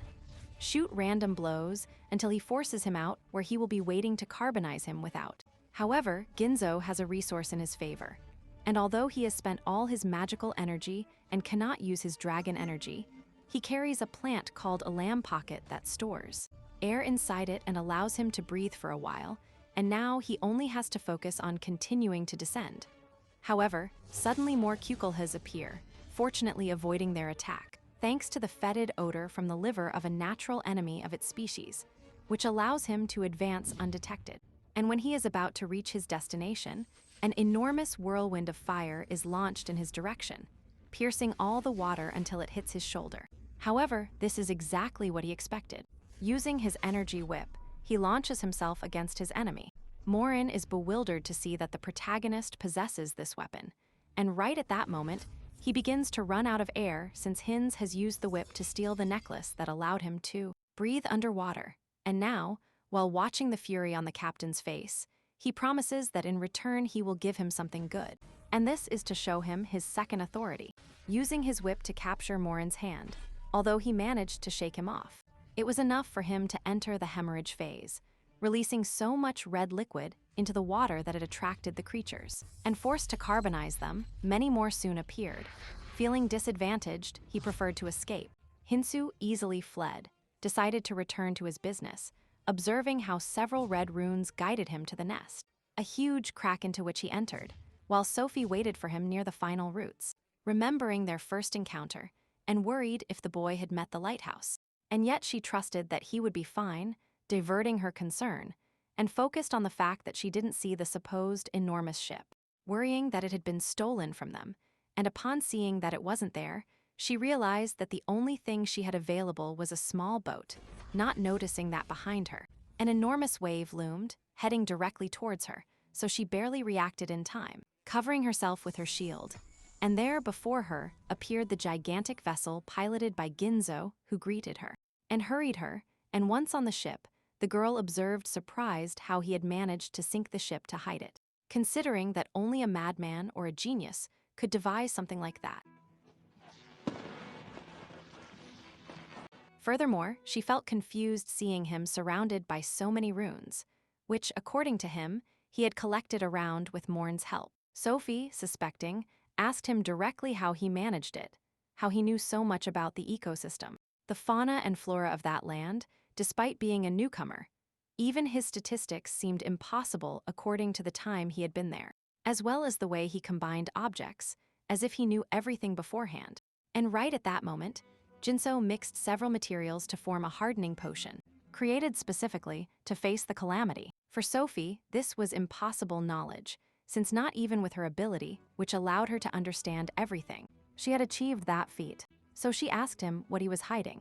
Hinzo, unfazed, replied that they both had secrets, mentioning the 7 specters, which left her surprised. However, he clarified that he really didn't care about anything other than dealing with his objective, the calamity looming in the calm waters, heading towards their vessel. Hinzo asked Sophie if she knew how to enter, to which she confidently replied yes. And seeing determination in her eyes, he asked her to do everything exactly as he told her.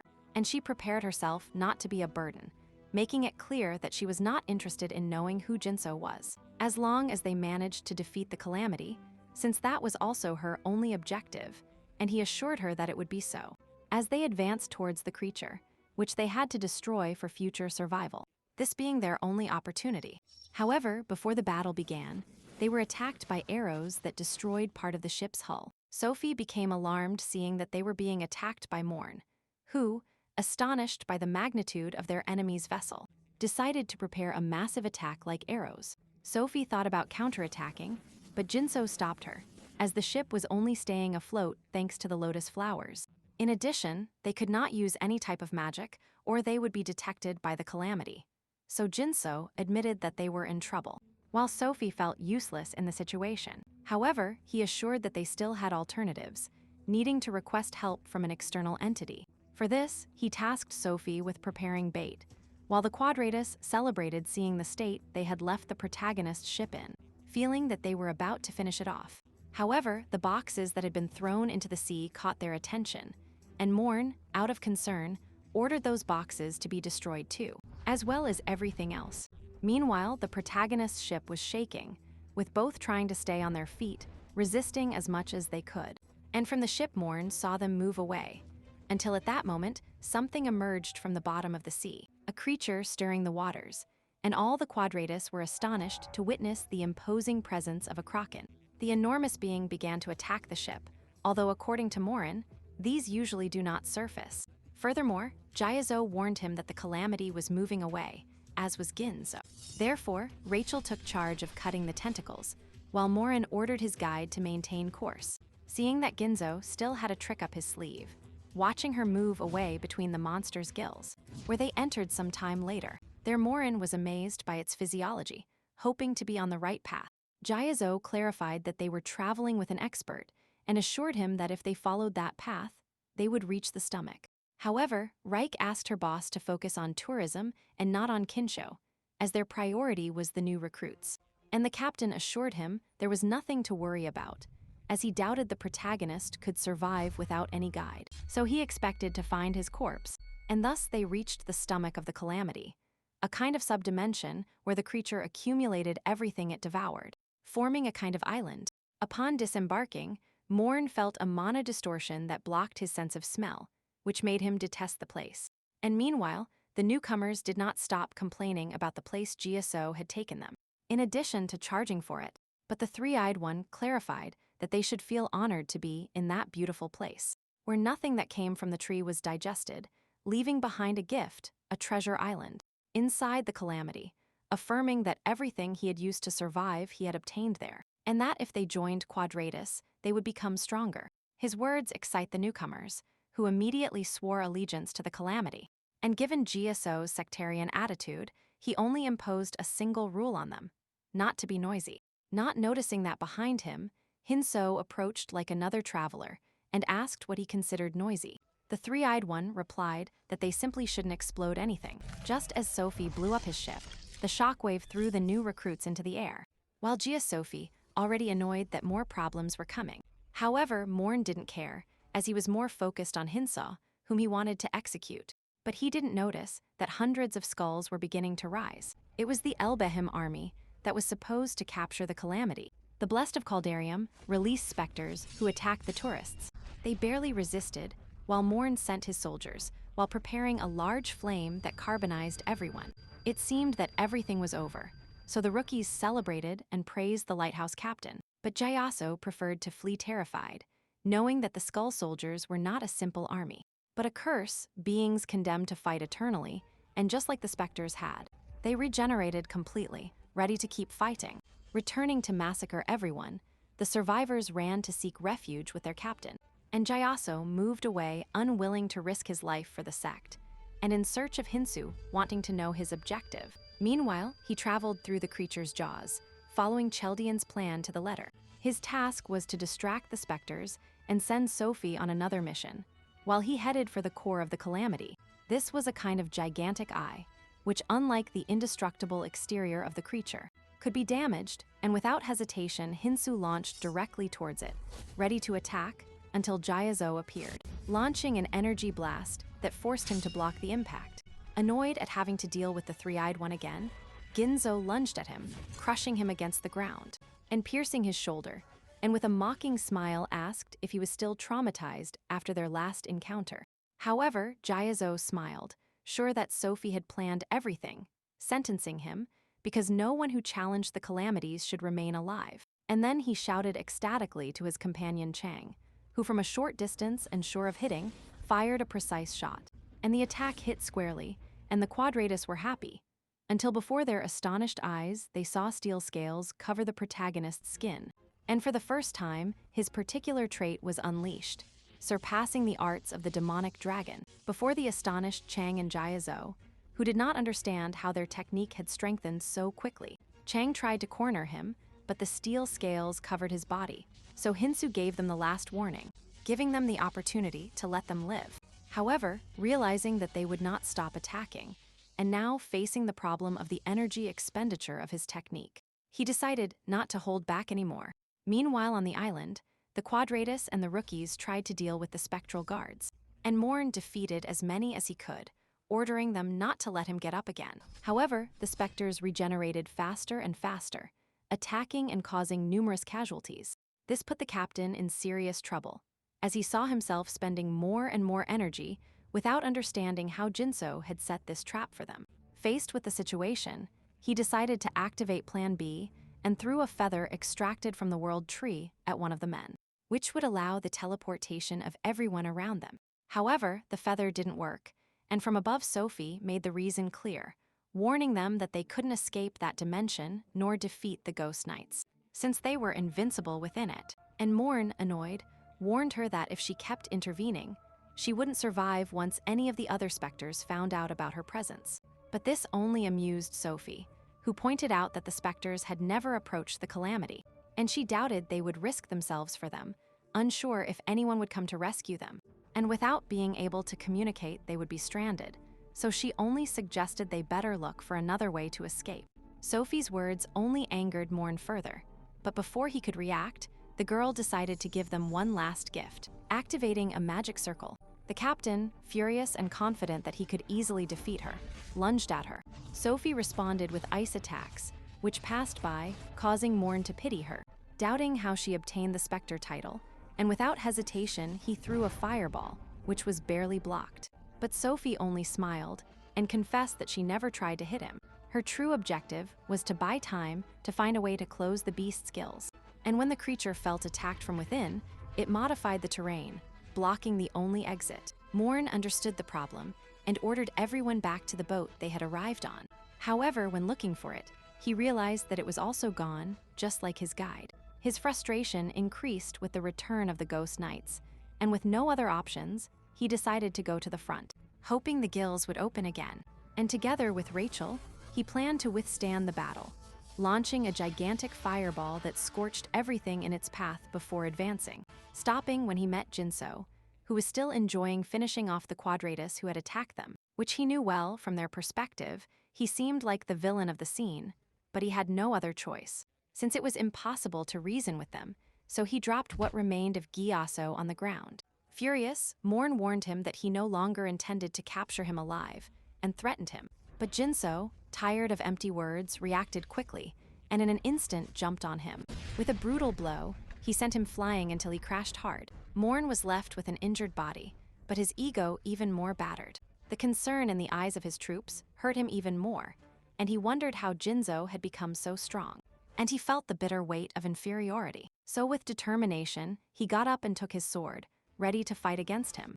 Rachel tried to support him, but Morn refused, ordering her to take care of the spectral knights while he launched himself with all his anger against Hinzo. He soon awaited him confidently, and so began a clash of swords that made the ground tremble. Morn took the lead in the strength struggle. Hinzo resisted as best he could, which made the captain feel more secure, convinced that his fear had been unfounded. Intensifying his offense, the pressure of his attack began to break the ground. Taking advantage of this, he prepared the final thrust against a defenseless Hinzo, and in an instant pierced his heart. Morn caught himself telling him that he could have avoided that fate if he had become his servant. But now he would lose for being weaker. Hinzo, with his own blood, staining the enemy's sword, accepted the argument and with a defiant gesture, asked him to give him the same opportunity to use it too. Although according to Morn, this is just arrogance, Hinzo, for his part, only feels grateful for the opportunity to measure the power of his steel scales. And so he begins to transform his body, while the captain, not understanding what is happening, is sure he hit the heart. However, he watches in amazement as Hinzo's hands turn into reptile claws. By the time Morn realizes it, it is too late. Hinzo concentrates his energy on his arm and pierces directly into his enemy's heart. And with a huge hole in the center of his body, Morn exclaims his last words, still incredulous about what happened, before falling to the ground, before the imposing presence of Hinzo. He, however, does not come out unscathed either, pulling the sword from his chest, enduring intense pain, having to resort to a rune to heal himself. And he is thankful that it was not for his dragon armor and the underlying ability of the three hearts. He probably wouldn't have survived, and was forced to use one of the scarce regeneration runes on the armor. It remains inefficient for his human body, as he takes too much damage, so he cannot keep it active for long. And since this has delayed him, he decides to hurry and move at full speed towards his objective, disappearing before lifeless Gyatso, but with his third eye open. And before vanishing from his forehead, he manages to register Hinzo's movement, and with a spectral voice promises to remember him, while Hinzo advances at full speed, heading towards the core, from which he obtained all of Sophie's information. And theoretically, it should be difficult to reach it due to its high location.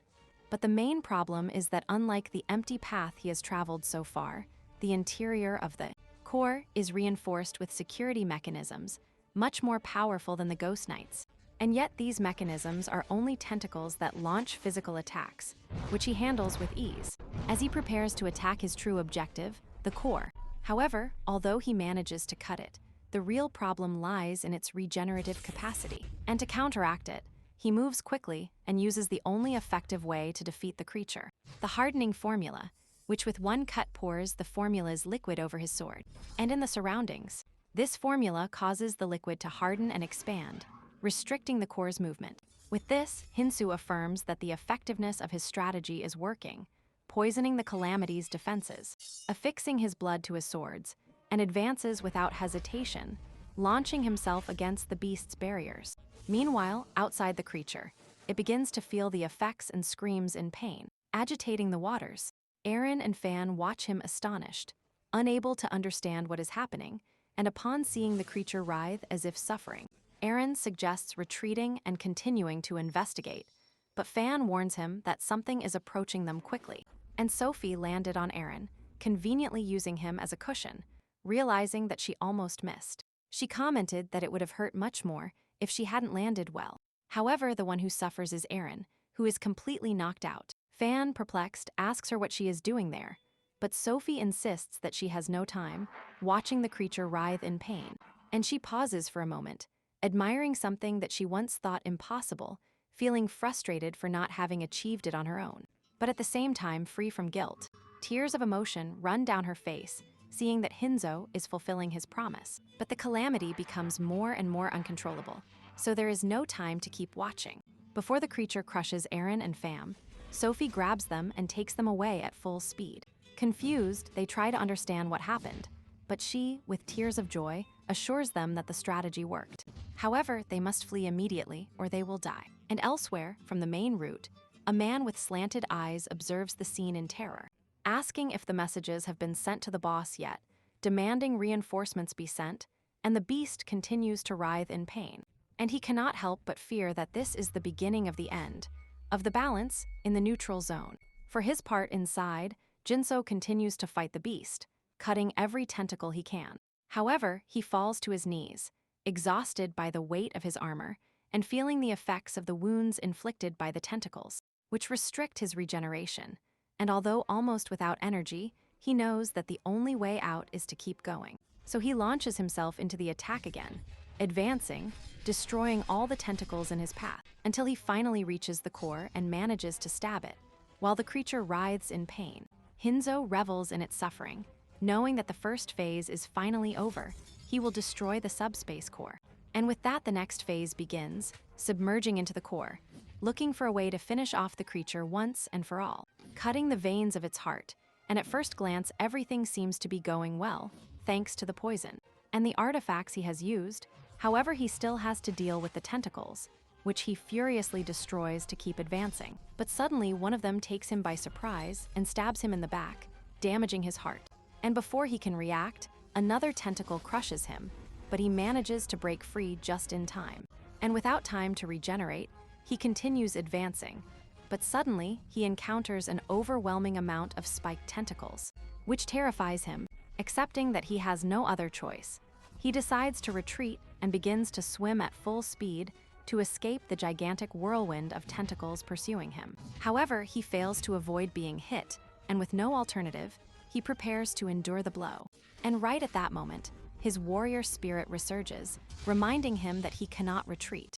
And with determination, he unleashes all his power, and he continues advancing on the only possible path, forward, cutting the tentacles while advancing faster and faster, more aggressive and with greater decision, until he finally reaches the beast's power source. And in front of him stretches an enormous network of roots that protects the cocoon called the Hesioko fragment, which was once part of the bases of the world tree, but now serves as an energy source for these monsters. And Hinzo is exhausted by so much information, and without having finished yet, he watches with surprise as the roots covering the cocoon transform into enormous snakes that direct their jaws towards him. And recognizing the challenge, Jinso knows there is no other option but to fight until the end, not thinking of staying behind. So despite his exhaustion, he begins to destroy snake after snake. However, a tentacle manages to trap him by the foot, and when he tries to break free, he realizes that he is completely surrounded by hundreds of spikes trying to crush them. And with the hardened tentacles pressing him, he struggles to break free, until with an explosion of strength, he destroys everything and emerges with no intention of giving up, determined to cut the root of the threat, finally reaching the cocoon and begins to destroy it. But he soon realizes that it is impossible to cut it in one go, so he changes strategy and frantically attacks the blood vessels connecting it, finally achieving the decisive blow. And at that moment, a giant diamond emerges from the cocoon, although surprisingly small in comparison, enough to fit in the palm of his hand, and Hinzo, upon seeing it, fills with joy for having succeeded. But there is no time to celebrate. The monster begins to shake, forcing him to flee before being dragged down with it. However, a sudden blow leaves him seriously injured, and he watches in horror as the crystal slips from his hands while he continues to sink. And on the outside, his feat has not gone unnoticed, and he is now recognized as a being of interest for having defeated the creature. Then the demon on the shore felt that the day had finally come, but he changed his attitude by patting his face, asking him to wake up, and since he didn't wake up, he would kiss him. But Hinzo got up immediately. He was calm to see that his whole body was fine, and he had also gotten everything. But he asked him why he was in the red zone. He smiled. He knew well that he wouldn't come for something simple, believing it was impossible not to look for him. He had done something incredible. He was the first traveler to slay that gigantic thing. As he knew, demons appeared to give rewards, but unfortunately that beast had no reward. Heen only threatened, believing that if he became stronger, it wouldn't suit them, thinking that they enjoyed those cruel and sadistic situations. It was impossible for him to come with any good intention, and he smiled, believing he was proposing an idea, transforming his aura, allowing him to give him a suggestion. He could receive the reward for that thing right now.